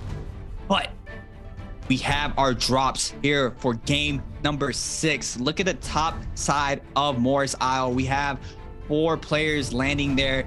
We have some of the spread as well on the left side. And look at the majority of the players here. We have 6 players: Panda Man, Kai Bao, Rexy, Feng, 2 other players in the back there. Nobody landing Temple, Gigi Shaw, Wang Liang, Yongke, and Chazing. And a third, T225, a 5th, landing on the left side of Temple. And we have a lone player landing there by Celestra. But we know that these players like to start moving on into Celestra during that mid game to try to pick up those eliminations. A lot of these players start landing on the outskirts to try to pick up eliminations plus resources. Now we have a scrap off drop Panda Man against Kai Bao. Kai Bao with no weapon in hand, trying to go with those kicks, trying to spin them back here with that Wu Chen. Wu Chen F2 for Kai Bao. F2 Wu Chen now with the Wu Chen changes on F2. It's going to eat up Stam. So it's not going to break weapon, but it's going to eat up Stam here. And Panda Man probably feels it out. The F2 is gonna run out. WBG Spider on the trail onto Panda Man. And this is a really good sight here for Spider. I mean, Spider, if he can pick up this elimination onto Panda Man, I mean, this is a big scrap off. These are the 2 players in first place right now. We got Spider trying to go for the Pyro Panda Man with only half white health back, and this is a big scrap off. Tony used the lunges here from the staff, and Spider is not going to let go of this fight. He's going to continue to get aggressive. He's going to try to get some repeating crossbow hits onto Panda Man. Panda Man's going to eat up a lot of damage. He needs to be real careful. Spider is very close to picking his elimination. He cannot get that final hit up onto Panda Man, and Panda Man manages to get a common armor swap. He's going to try to pop a Vitalia as well, and Spider's going to respect that. He's going to respect that he knows the situation he's in. He's going to go ahead and pop that powder as well. He's going to go back to full health. TT25 picking up a kill in the kill feed against Chazing. Rexy as well onto Kai Bao. GG Shaw picking up one onto Yonke, and those players are still going to have that resurrection, but those are quick elimination. That's 2 for GG Shaw right now, currently in 12th place. WBG Spider has let go of that aggression onto Panda Man. We got AOW's Mike against X-Shin here. X-Shin swallowed a very slow start today. Has not really managed to do pretty much anything tonight. I mean, he has 0 points. Or 10.8 points, sorry. 0 eliminations into game 6. And it's been a rough day for Action as well for Young. It's super unfortunate that these players have not found their fitting. But that's the name of the game. Got to come to play. AOW's Mike against Srugun now. Clint comes in off of this. Grapple LMBs. Srugun forced to pop that F. Does manage to get the F prio, as well as AOW's Mike going to respond with the F. He's going to go ahead and try to get the parry there. Just stay on top of the staff there. Going to go ahead and bait up the parry this time around. And Action is in the mix as well. Big LMB prios there from Mike onto both of these players. And now Srugun is going to go ahead and respond with a nice 1.0 off of the katana. AOW's Mike now is going to get aggressed on by Action. And this might be really bad for Mike. And Mike's going to eat up a nice bow shot as well. And he has 2 players onto him. And Nunchuck Meterbird coming into play. And now Action is going to spin that back up to Srugun. And Srugun's going to come in hot with the people's elbow. And he catches the infinite onto Action, and Srugun's gonna pick up this elimination here. He's gonna take Action for a ride, and there it is, a big elimination for Srugun, and that's massive for him. He's gonna come out hot here with elimination on the board in game number 6. Oh my goodness, S Railgun's got to be feeling himself after that. Every time you're able to pick up one of those infinites on target, you're feeling so good. WBG Spider a little on the run here, forced a hot swap into that white armor as we see Kele's Fong keep the pressure up. WBG Spider and Panda Man, neither of them with any points on the board yet here in game number 6. These two tied for first place. Both of them knows that every single elimination going to count for so much. And you know, Panda Man, got to give him props for surviving early on, right? He finds himself in a situation where he's got no armor and he's being hunted down by multiple players like WBG Spider who have full armor, full HP, and he's just able to survive by the skin of his teeth, finds that armor swap into the white and keeps things moving, and now found himself in a much better situation. Turn it over to take a look at XCG's Wang Liang here with the purple armor. Got himself a nice pole sword staff setup, exactly where you want to be if you're the target player in the lobby right now. And you know, Wang Liang still in 3rd place, not that many points behind our boy Panda Man and WBG Spider. So if he can find himself having a pop-off game here, he could easily take that 1st place. Spider here going to get a couple of hits onto Zhang Yu. Chu Zhang going to come through the window, looking to scrap with Spider as well. We see Zhang Yu here, the scrap go off, wants to come topside, going to back off though. And WBG Spider more than happy to continue to keep it moving as well. Yonkai waiting in the wings here with the dagger, misses the uppercut, will find the charge, right click into those dagger downs though, and immediately finds himself ripping the armor off of WBG Spider. Spider going to find the armor swap into a blue set of armor though. We're going to see the uppercut catch Spider in the foot, the big toe, if you will, as Spider continues to just hold on here. Is going to go back in, swap back into that purple armor while he's getting the heal off so that he can get that better armor back for himself here. Yonkai wants nothing to do with the fight anymore, backs away, and just continuing to keep the pressure up. Kele's Fong here looking to give chase to the rest of these players. Panda Man showing up in Celestra, the Fiesta about to break out. This is where we see these fights really start to derail and take a long time. You know, this is a low Firefly map.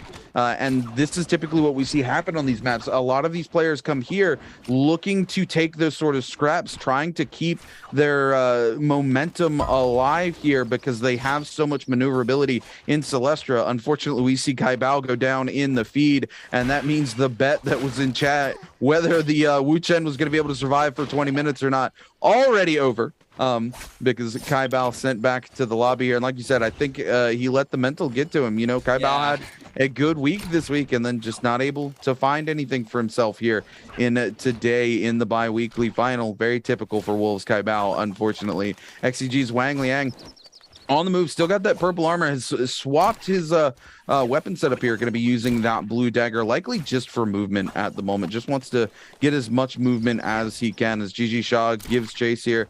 We see a little bit of range shot come out, a little bit of damage onto Wang Liang, but nothing major here as he keeps it moving. Does not want to allow GG Shaw to create any sort of pressure onto him.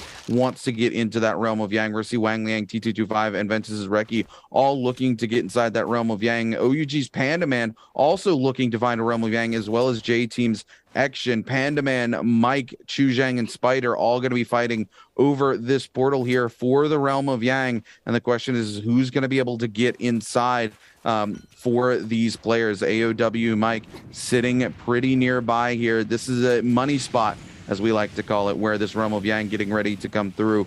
These players just holding on, waiting to see where that portal is going to drop specifically. Mike trying to set himself up in the perfect positioning, but it's actually going to be... Wait, how does Panda Man let Mike get... What? He was already on there. Yeah, Panda Man was standing on it. How does he let Mike get in? Absolutely insane. Mike gets in. It's going to be AOW's Mike versus J Team's Action. I don't know if Panda Man is asleep at the wheel. What happened there? Action going to open things up with a massive parry, though, onto AOW's Mike. Mike swapping into the staff, though, looking to come in with those hit confirms.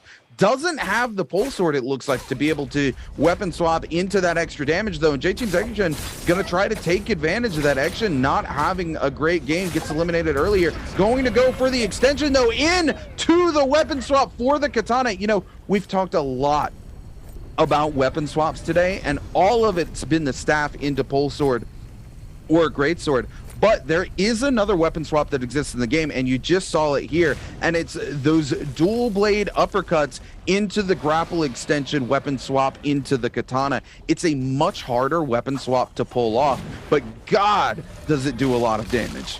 It does.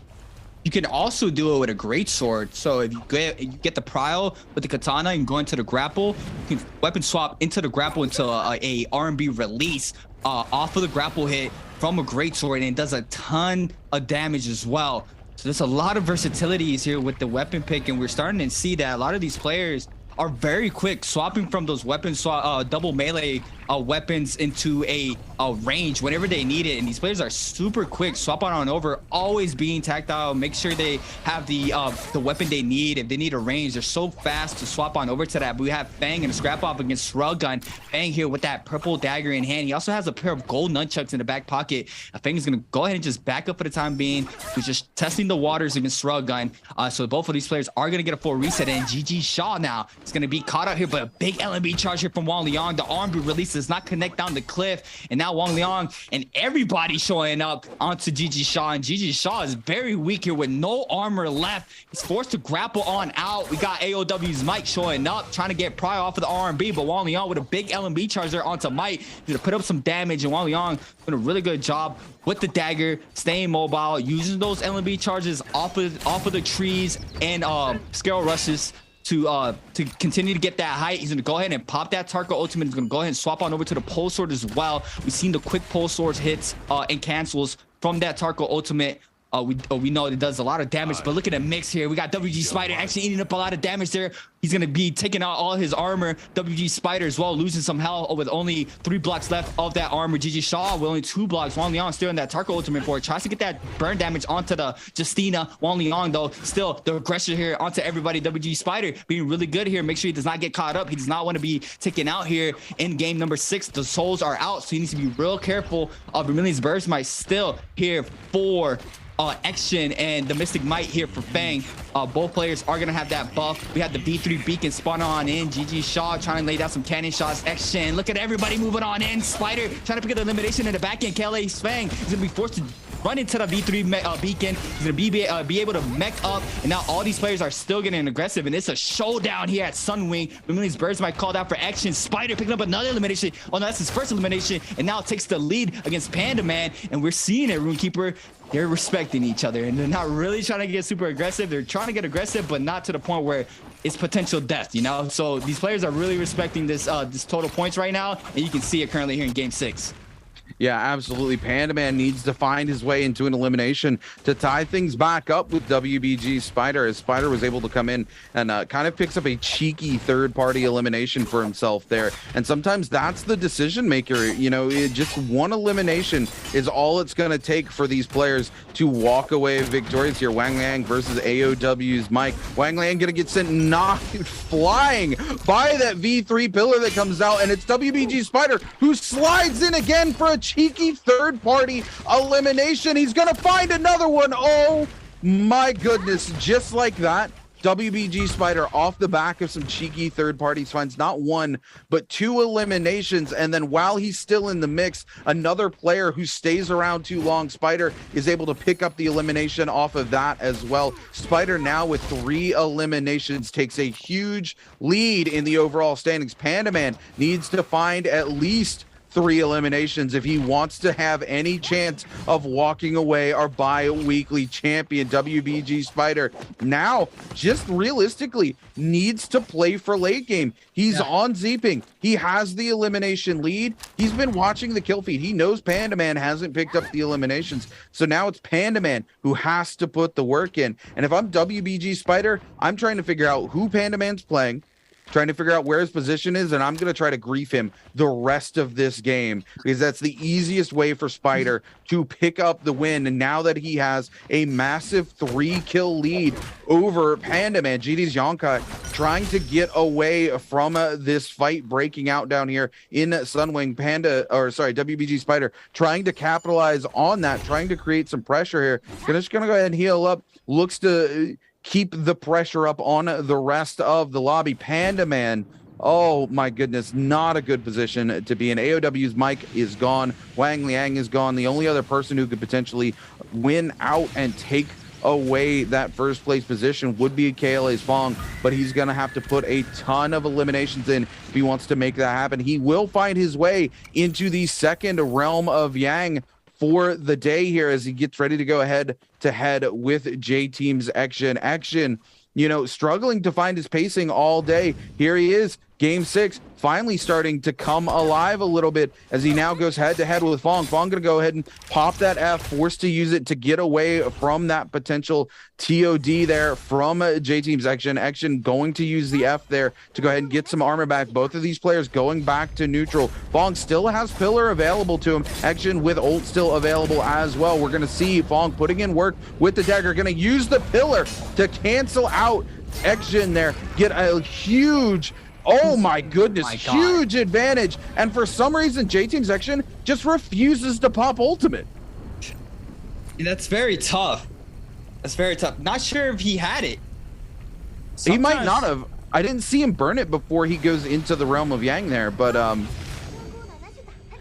if you don't have ultimate, it's kind of troll to go into those realms of Yang. So if he didn't have it, it's really still on his decision making for him losing out there to KLA's Fong. And Fong super happy about this turn of events. He still has the opportunity to walk away this bi-weekly champion. As we turn back, we're going to take a look at his other fight earlier inside the realm of Yang versus XCG's Wang Liang, using the dagger. No surprise here, putting in the work onto the target G. We're going to see Wang Liang forced to pop the F here. No ultimate yet coming out from Wang Liang. There it is. He's going to be forced to pop it now, trying to take control of it, but the pillar comes out. And we see Fong immediately capitalize on the control of the neutral with that charged left click and just instantly blitzes through the health bar of our boy Wang Liang. Fong trying to come in, sees an opportunity to pick up yet another elimination, is going to back off just a little bit. WBG Spider just trying to pick up these cheeky third parties with the bow, looking for any elimination he can find, because every single one puts him closer and closer to walking away the bi-weekly champion. One thing that I'm hoping doesn't happen is a run back from Worlds where, Spider gets taken out kind of early in the last and final game. And then he's just hoping that the player under him just does not pick up more eliminations, which was T225 at a time, and Worlds, which was a super close score difference there for Spider and TT25. But that looks like KLA's Fang is going to pick up an elimination onto Shruggun there. Fang now heating up with 40 points, currently 3 eliminations, has caught up with WBG Spider with the eliminations. So now it's going to be a matter of time if he can pick up more. And it looks like he is still looking for more. And this time around to Chazing. Chazing with that gold nunchucks, Fang with that gold pole sword and purple dagger in hand. Got a lot of players in it. It seems like a lot of these players have been really congested this game, Rootkeeper. A lot of these players have been just laying down cannon shots from every direction, and everybody's been in one single area, and they're still at Sunwing right now, which is insane. They have been here since mid-game, and now we're still in mid-game. It's going to start moving into the end-game, but these players are still not letting go of this area. WBG Spider with that purple pole sword, being mobile here with that Zaping. Top 9 situation, game 6. WBG Spider with the lead currently. Fang still trying to make it work for himself, and he's hunting and he's hungry for it. And he has his eyes on a player. Looks like he's playing it very smart as well. He's trying to get aggressive whenever he finds anybody lacking, but he does not want to be caught up in the third party. So he's playing it very well. He's going to go ahead and repair his pole sword as well. Panda Man still hasn't been able to find elimination. He's playing it a lot more safer, Rootkeeper. He is. Yeah, this is kind of sad for OUG's Panda Man because he's going out with a whimper right now. We just watched him go crouch down into a bush. He's not wanting to aggressively take anything. And unfortunately, Spider picked up a huge lead in that scuffle. Spider was willing to fight. And because he was willing to fight, he was able to pick up eliminations. OUG Panda Man, the deeper the game goes, the worse it gets for him. There's 8 possible eliminations left on the board for Panda Man, and he needs to pick up 4.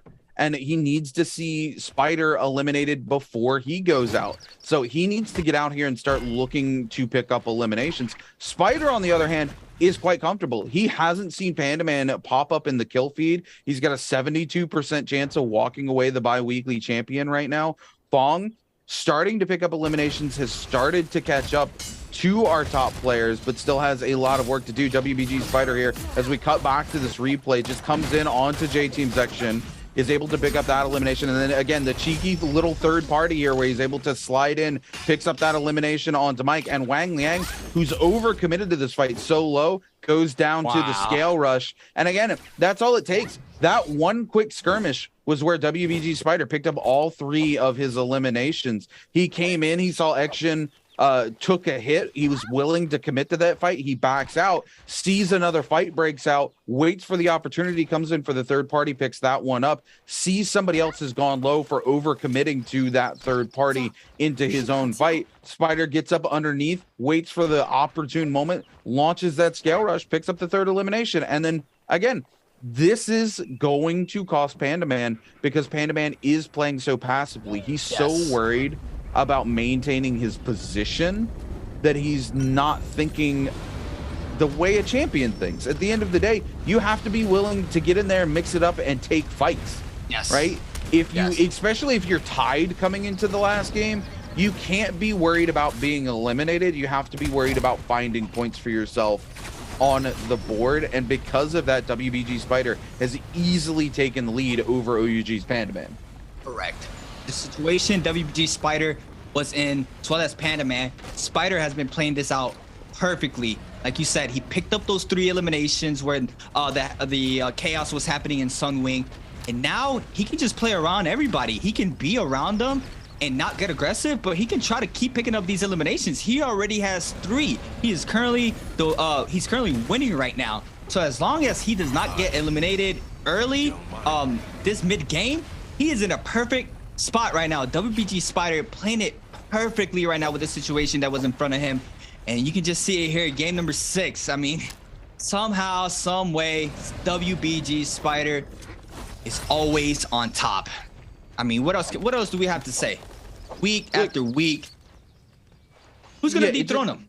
It comes down to mentality. He's got a champion's mentality, right? True. That's exactly what we were just talking about. This is the difference between Spider and Panda Man right now. Panda Man is like, I'm so high up on the leaderboard, I don't want to risk losing points, so is playing passively. That's the difference in that championship mentality. If you've got that championship mentality, you're going, how can I put more points on the board so I can hold this lead? And that's what WBG Spider is doing. It comes down to those sort of decision making. You have to risk things if you want to be the champion. Nobody gets to be a champion without risking having bad lobbies, having bad games, being eliminated early. You just don't see it happen. Fong gonna pick up another elimination, one more elimination, and Fong actually slides up past OUG's Panda Man. Fong really playing exceptionally well in this game, trying to play catch up, and still has a chance to walk away our bi-weekly champion. It is anybody's game. It is really going to come down to these final moments. We are 8 players left alive as Zone 4 collapses on to Zone 5. WBG Spider now in that position where he just gets to play passively, right? He has the eliminations he needs under his belt. He just needs to make them count for as much as humanly possible. He's playing Z-Ping. He wants to make it to the heal off in that final circle. That's where he knows he's going to excel on this particular hero. We're going to see here somebody forced to pop their F on Fairy. I do believe it was Chu Zhang. So Chu Zhang trying to come around the corner here and find a place to call his own. Fong looking to capitalize, come in, sees he doesn't really have an opportunity to pressure onto Chu Zhang. Got to find a little space of his own on the side of the map here. As we take a look back into a replay, KLA Fong here going on to GG Shaw. We're going to see this is where he picks up this extra elimination. Shaw just going to pop the ultimate. Fong says, I don't care. I've got the legendary pole sword. J-Team's Action, though, comes in and does parry that legendary pole sword out of his hand. So Action in a pretty decent situation. Unfortunately for J-Team's Action, it's really a case of too little too late. He's done nothing all game. He's been able to find a decent game for himself here, but even if he has a massive pop-off game, he might find himself in top 10. And for him, that's a good thing, right? That's placement points for Worlds. So you can't really be upset about that. But in terms of coming anywhere near the bi-weekly champion, it's just literally impossible for him. And you hate to see it here. Maybe he can pick up 1 or 2 placement points for Worlds, and that'll be good for him, but he's still got work to put in if he wants to find himself making it into top 10. We're going to see a lot of players here. This is the last game of the day. It's the last game of the bi-weekly finals, of the last bi-weeklies of the season. We're going to see a lot of passive gameplay start to come out from these players because nobody wants to die. Nobody wants to be eliminated in the middle of the pack here for the bi-weekly final. They want to stay and play for as long as they can, potentially put up as many points as they can. Reki here with his legendary armor, feeling forced to pop the ultimate, forced to pop the F. And it comes down to the curse of picking up that legendary armor. You make yourself a target for everybody in the lobby, and it's JDG's Chu Zhang who picks up the elimination.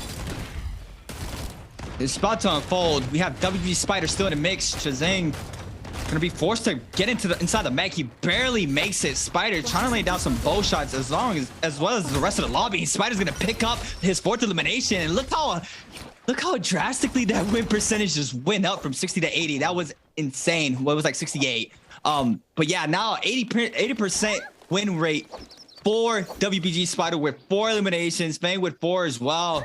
43.7 points for Fang and Spider. Time and time again, always doing a really good job, staying up, staying composed.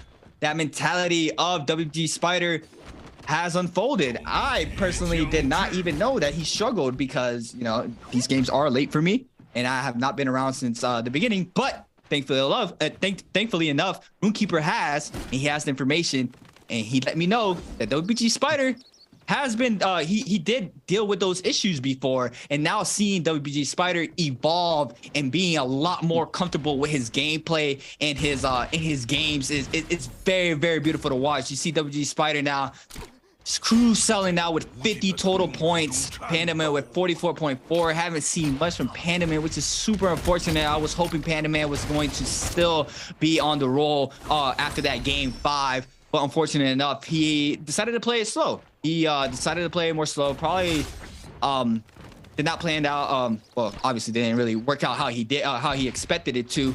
But needless to say, he's still in second place. Fang is creeping on up right now with 43.7. So he needs to be real careful not being knocked down to that third spot. But we know that a lot of the eliminations do come on in at that end and final moments of the end circle. And Zone 6 is about to fully close anytime soon now. We got Zane Yu trying to get aggressive onto T225. T225 with nearly any more armor here. He's trying to use the trees here for scale rushing, but his Spider on top already, just grapple spamming whoever he can in any direction here. We have a lot of players trying to play this high ground. WG Spider on the Zaping, trying to wait this out as long as possible. Panda Man as well, trying to get some eliminations done now. Is going to be forced to try to take a reset here. And I think Spider takes with this one as well, Runekeeper. I mean, it's going to be very tough. He's on height right now, laying down some bow shots. He can snag up some third-party kills for whoever gets aggressed on down there. He's looking really good right now. Yeah, it's still going to come down to these sort of final moments. Unfortunately, Fong and Panda Man are sort of on the pop-off heroes for Final Circle here. Fong, however, already has the eliminations under his belt, so everything he follows up on, J-Team's Action can actually steal that elimination away from Fong there onto Zhang Yu. So Fong trying to turn it on to Action here from J-Team. The thing is every elimination that Fong gets, that multiplier is going to help a lot, right? But we are down to top 4. I think Panda Man has to kill everybody in the lobby and take a first place finish if he wants to walk away here. Spider, the falling victim to that assassin's lunge, going to take a ton of damage, forced to pop the ultimate and the F to stay alive here. This is not the position you want to be in with final zone collapsing down. Spider already going to lose his ability to heal here. We're going to see that fire come through, that anti-heal put onto WBG Spider. The mech going to come through for Panda Man. Panda Man needs to find all of these eliminations if he wants to walk away victorious here, but we're going to see another mech come through from Fong. Panda Man really in a desperate situation, gets frozen out. J-Team's Action going aerial here. We also see WBG Spider going aerial, trying to stay as high up as he can, hoping that he can get that ultimate to come back in before anybody else. WBG Spider picks up the elimination onto J-Team's Action. That's gonna be it. Fong gets eliminated to the zone. WBG Spider takes first place, and he's gonna get his third back-to-back bi-weekly championship. Again, it's the difference in mentality. It's the mental of a champion. OUG Panda Man, I love you. I wanted to see you come in. I wanted to see the Cinderella story. I wanted to see you take a bi-weekly final, but you have to come in with that championship mentality. You can't play past it. 宗之潇洒美少年，娇如玉树临风前，让我们恭喜本周的单排周决冠军 WBG 蜘蛛侠。 Championship of the solo game 同样 of the 再 bi-weekly 次请 final. Spider 来到我们的台前。 通过了今天整场自己的一个表现，后来居上，最后一场比赛又顶住了压力。那么我相信此时此刻，冠军的舞台就属于 WBG Spider。哇，真的是非常精彩的一个比赛。那么通过了自己的一个表现，整场串联下来之后，最终夺冠了。现在感觉怎么样 So I would like to know how's your feeling right now. 今天啊， Yeah, I feel really good. So to be honest, from game 1 to game 3, it seems like you are not have a very good status. Yeah, I think it seems like I have some problem in my psychology, and so I adjust fast, and that's why I can get the championship. You know, at the end of the game, in the game 6, do you know that you killed two opponents really hard, and they are also the people who may qualify to the championship. Do you know that? Yeah, I just think I need to work hard and as much as I can to kill my opponent. Yeah, we know that for the bi-weekly final, you will get the Scorro and the Seal, so let's welcome them. Yes, Spider now is like really familiar with our Scorro and Seal. So, Spider, it's time for you to stamp your name on the Scorro. 好的，也再次感谢我们的李怡小姐。那么站到属于你的荣耀的面前，让我们用镜头记录下这值得纪念的时刻。So you can stand in here and let's take a photo here. 微博 So congratulations the bi-weekly final championship is WBG Spider.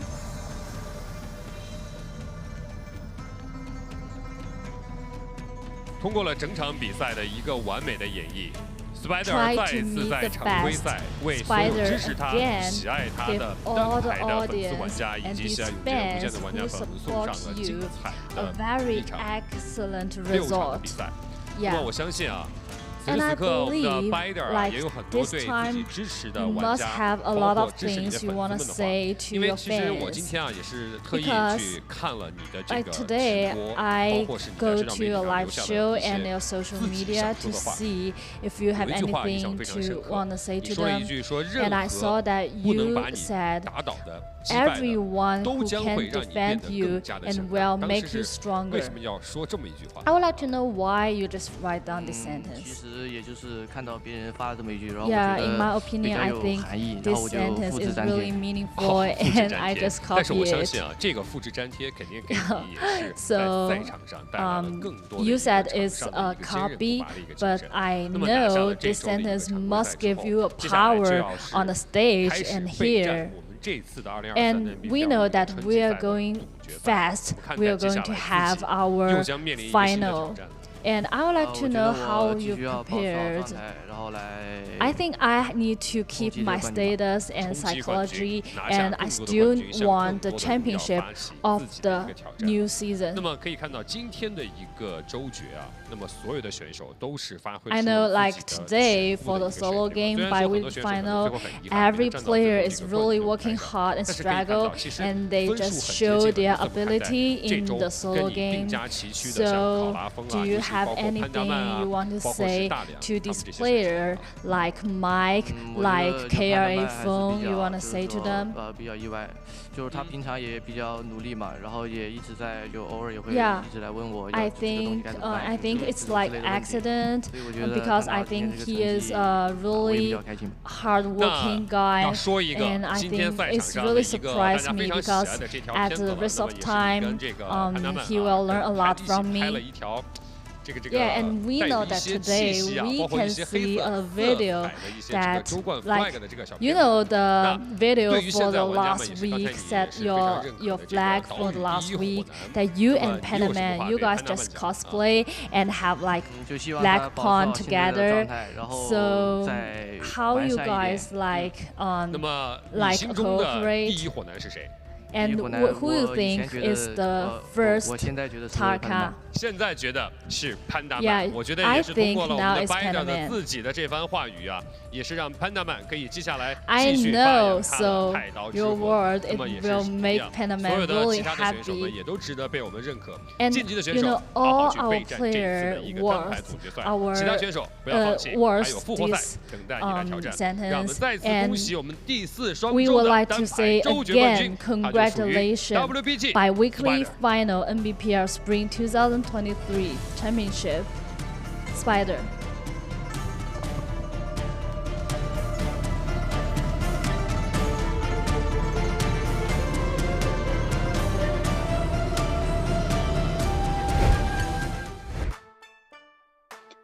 Welcome back, ladies and gentlemen, to the NARAKA BLADEPOINT Pro League. A huge shout out to Jaeger for a wonderful translation of our interview there. And of course, massive congratulations to WBG Spider with the back-to-back 3 weeks in a row, walking away the bi-weekly champion. And, you know, I think we hit the nail on the head in the middle of that game. Quite honestly, it comes down to that mentality, and Spider has that championship mentality. He knew that if he walked into those crazy brawls in the middle game, that he was risking being eliminated, but you have to risk it. You have to go in, you have to pick up those eliminations.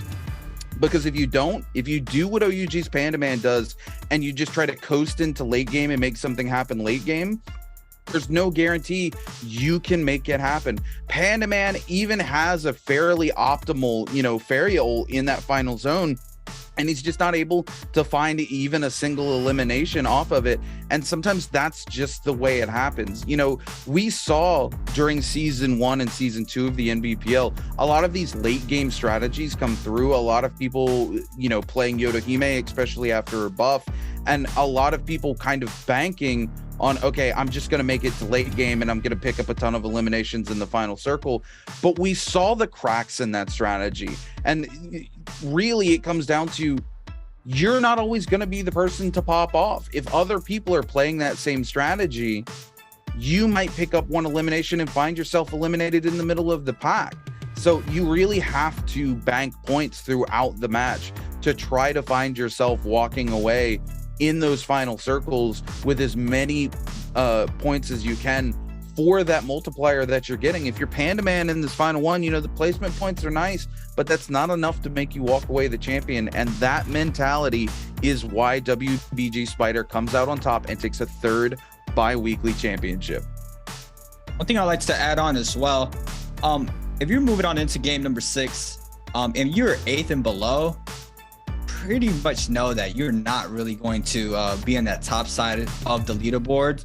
So you're going to be playing a lot more aggressive. You know, you saw Kai Bao whip out the Wuchen, being a lot more aggressive, just mentality out the door. And that's where, if you're on top of the food chain, you have to capitalize off of the change that these players are going to be doing from having not being able to perform all day. And that's where you have to continue to be aggressive and continue to get those eliminations, especially in the situation that Spider and Panda Man were in, with having the same score moving on into this game number 6. But we see here WBG Spider with 5 eliminations, getting 11 game score for that game number 6. We got Kelly Spang creeping on in. He had 4 eliminations with 8 game score as well. J-Team Action with 4 eliminations, 7.5 game score. Our top 3 changed up with Action there, showing up to the party here in game 6, which was very late for him. Not a little bit, just tons of lateness from Action. He could not find his fitting this day, and it's super unfortunate for him. We've seen what he's potential of doing.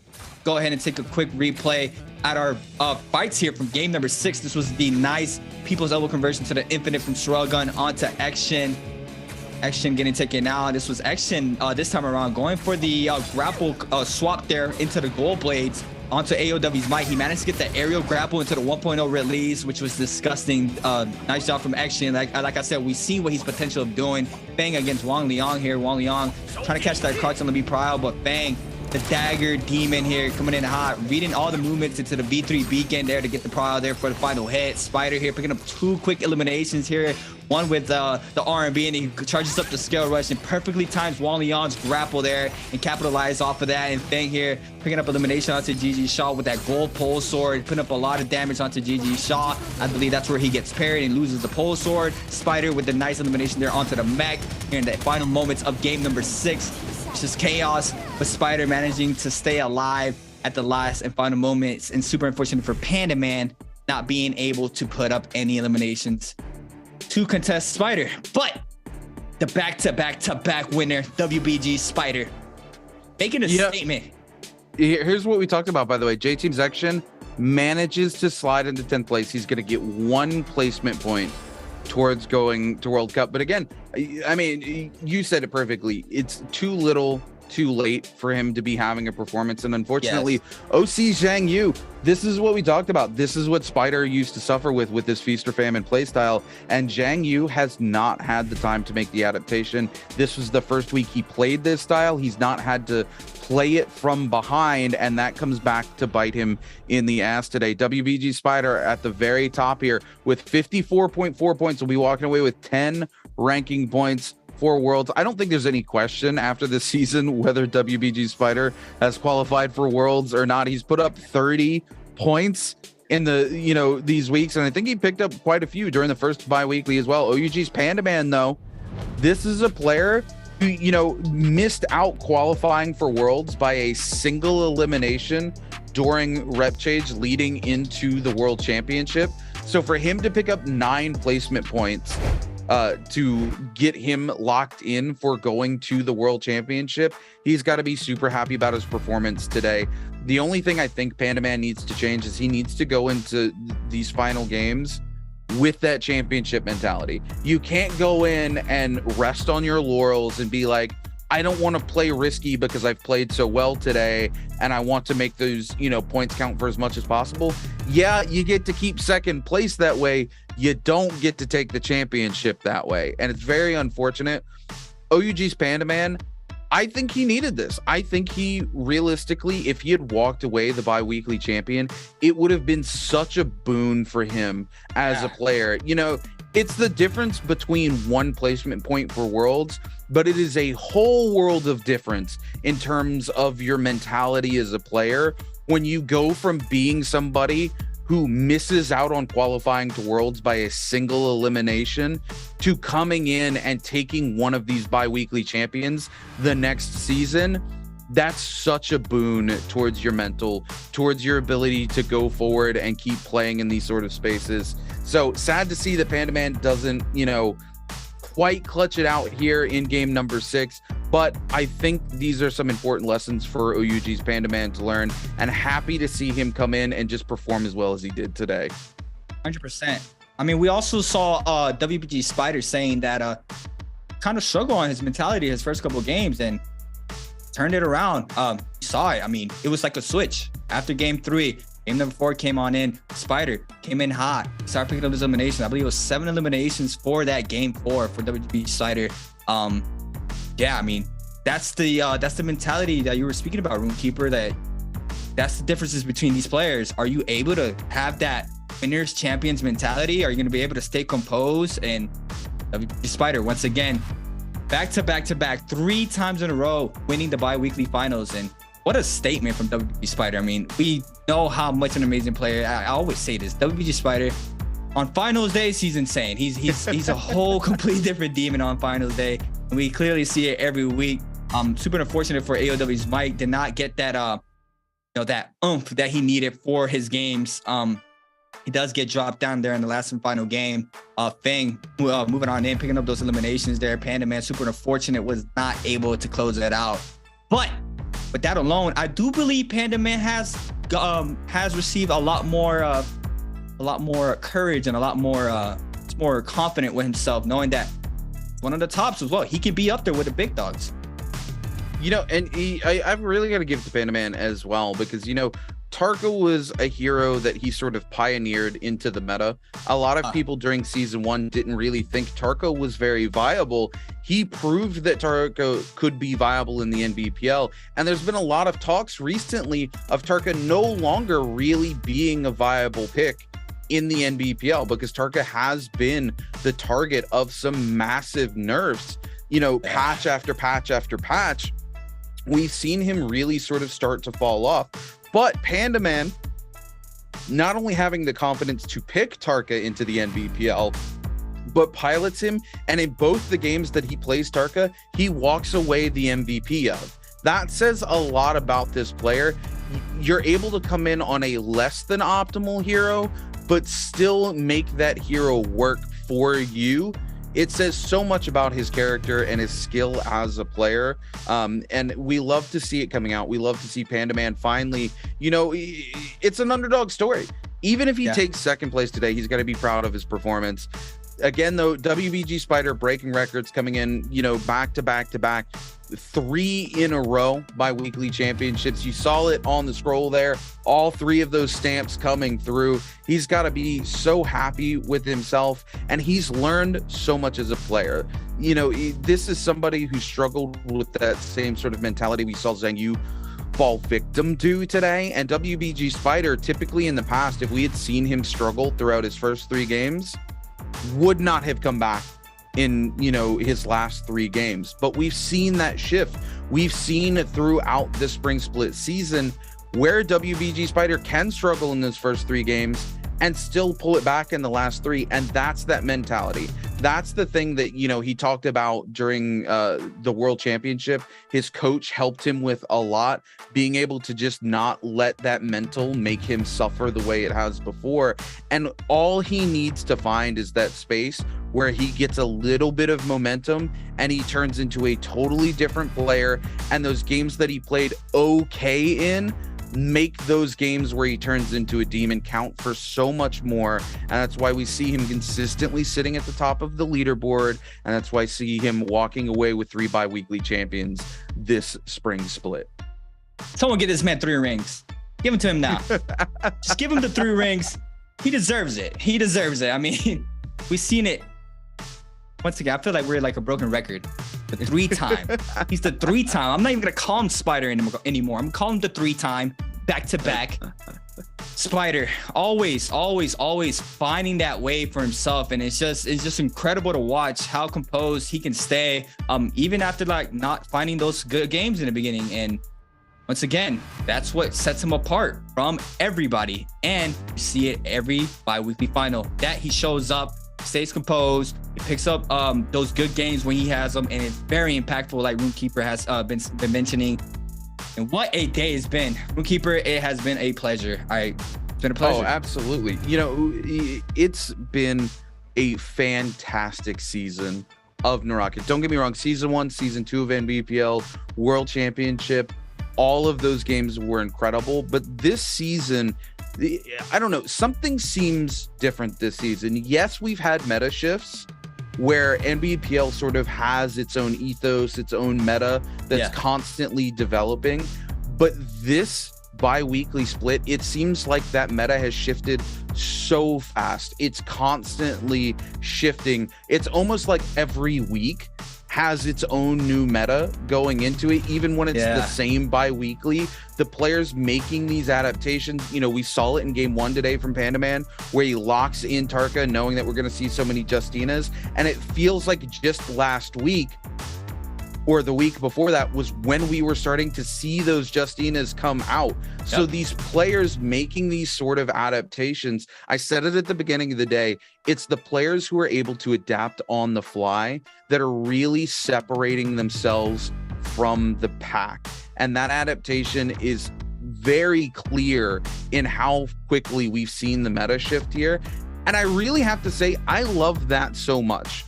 There are very few games where in esports you see the meta shift that drastically in a pro league scenario. And it's not like we don't have our own metas that exist in CN and NA and EU.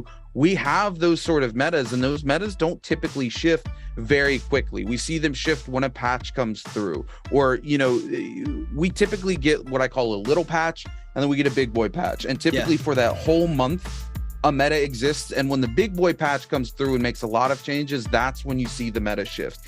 In the NBPL though, these players are having to make adjustments for each other, and those adjustments that they're making for each other are the adjustments that we see creating this sort of constant rotating, shifting meta. And yes, we typically see some of the similar heroes, but it's not all about the hero picks that define the meta. It's about the counter picks coming through in the heroes. It's about the counter weapon picks. You know, I was talking about this during week 2. Wang Liang was tired of seeing Fong come out with the dagger. Every time you cut to Wang Liang during the second bi-weekly, he's carrying a pair of nunchucks in his back pocket, and it's just for when he runs into Fong and other players playing the dagger, because the nunchucks have such a high win rate into the matchup with dagger. You start to see other players making that sort of similar adaptation. Then we see this weapon swap start to come back out after the nunchucks start to die off a little bit, and you see players going back to the nunchuck because of the ability to use that trigger to take control of the space against the staff. You see players start to develop this meta where instead of saving money towards late game, they're out searching for those very specific soul jades because they've identified that those soul jades are a win condition. Taking a look here, we're going to see this bi-weekly split that it's actually going to be KLA's Fong who comes out on top in terms of damage with melee weapons. 63,000 damage, 3,000 damage more, almost 4,000 damage more than WBG's Spider. But at the end of the day, damage is nice, points are better. So WBG Spider does walk away your bi-weekly champion, but still nice. You know, a little pat on the back for KLA's Fong here. OUG's Pandaman, not in the top 3, but in 4th place here in terms of damage. Not a bad amount of damage coming out from OUG's Pandaman. AOW's Mike all the way down in 5th place though. Typically, we see Mike at the top of these damage leaderboards. So something shifted in Mike's mentality this week. I'm not quite sure what it was. You know, he was playing like a demon in his last day of solos leading up to the bi-weekly final, but this final, he just wasn't able to find that sort of headspace that AOW's Mike typically finds himself in.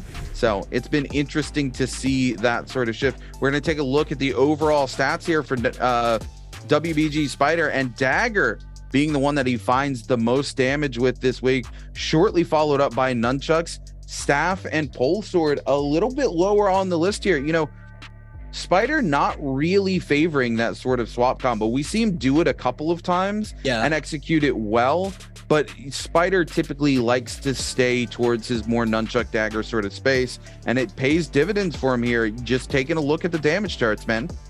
Yeah, we see it. I mean, Dagger and Nunchucks, the two weapons that Runekeeper has been speaking about pretty much all night. I mean, we've seen those two weapons go head to head in multiple instances, and yeah, I mean, why not run the two best weapons right now as well? As the Staff was, I believe, like in third for that great sword swap, port sword swap. But this is our total points for the teams. Wolves with 6 total points, EWG with 3, GD with 2, KZ with 2, as well as JGAH with 2, JL with 0, TK with 0, and I believe now, more than likely, WBG will be in first place, a part of AOW. But we're gonna go ahead and check out our 8th through 14th. KLA with 25, Bauda with 20, Alliance with 20, J-Team with 18, OC with 17, T16, GG with 15. Just gonna have to wait and see for our top of the pyramid once again. The total points, I think it was a 1 point difference there for AOW and WBG. But now with this lead, with the triple wins back to back, WBG is going to be on top. I keep thinking about that damage throughout the night, and it's super unfortunate for T225. He had 50,000 damage and he just couldn't finish kills. That is a lot of damage throughout the whole night, and not being able to pick up any eliminations quickly like that, it's super unfortunate. But here it is, WBG taking it with 2 point difference over AOW. 35 points for WBG, 33 for AOW. XCG with 30, which is a close third there against AOW. OUG with 28, as well as JDG. Ventus with 26, and GS with 26 as well. Yeah, you know, I mean, look, this season has just been a different season for OUG's Panda Man. We're talking about somebody who barely didn't qualify for Worlds. Again, missed out in the rep change by a single elimination. Crazy. He already has 28 points on the board just from the first spring split season alone. Panda Man, I'm pretty sure, is almost guaranteed a spot in Worlds, depending on his performance going to season 2. He would have to perform so poorly in season 2 to not make it there. As we take a look here, we're going to look at our teams who are going to be heading in to rep change here to determine whether they get a spot in our in our grand finals for this season here. And it's going to be very interesting to see these teams go head to head. Again, you know, OC Zhang Yu, a player who's put up quite a few qualifying points for himself, going to find himself in rep change here. Hopefully he comes into rep change. I want to see Zhang Yu continue this sort of aggression that he's brought forward, right? Again, he saw today the weakness of that strategy when you don't know how to play from behind. And this is something I've been talking about throughout the seasons, is players needing to learn how to play from behind when things don't go their way. He sees the weakness today. He needs to start to figure out how to adjust to that. And hopefully the rep change will help him do that. I don't think it's a weakness that you can shore up in 1 week. You know, again, WBG Spider, it took him all of season 2. It took him all of the world championship. And it took him, you know, the first 2 weeks here of the bi-weekly season to really sort of shore up that difficulty that he had with that aggressive play style. So you see that it's not something you can just make a quick adjustment in your mind with. You really have to experiment with it. And I hope that Zhang Yu doesn't feel so unconfident with the strategy after his poor performance today that he decides to go back to playing the old way we've seen Zhang Yu play, because clearly playing passively is not the sort of play style that works for him. He's sort of always, you know, middle of the pack or towards the bottom when he plays in that way. When he plays aggressively, he clearly breaks records, right? So I hope he continues to experiment with that in the rep change. I hope he starts to find the solution to the chink in the armor of that strategy, because it's going to serve him well heading into season 2 and potentially the world championship. There's a demon inside Zhang Yu. We've seen it come out. He's just got to figure out how to keep bringing it out. Yep, 100%. One other thing that also just flies over my head is our bi-weekly spring split winner of #1, which is AOW's Mike. AOW's Mike has been, you know, he was not in the pro league for a couple months. So that alone, that's where Spider actually gets that advantage. He has the reps in, he knows how these players are playing, and that clearly just puts him on top of AOW's Mike. AOW's Mike, once again, the winner of the spring split by week 1. It did come in hot, but now the composure is starting to settle it, and you can see it in Spider that he's ready for all that, and it's just the reps that are coming in. He's been in his environment non-stop, and you can clearly see it that WBG Spider is in a whole completely demon, especially on finals. I was looking at the last chance qualifier, but sad time, Roomkeeper. It's a very sad time now. Very sad time. Yeah, unfortunately, that's going to be it from us today, ladies and gentlemen. Make sure you tune in tomorrow for your trios bi-weekly finals, because those games promise to be just as insane as today's games were. Unfortunately, that's going to be it from me and C8. We won't be here tomorrow, but our co-casters will take it away for you guys. Till then, keep being amazing. Thanks to all of our viewers and all of our wonderful players. We'll see you guys next time.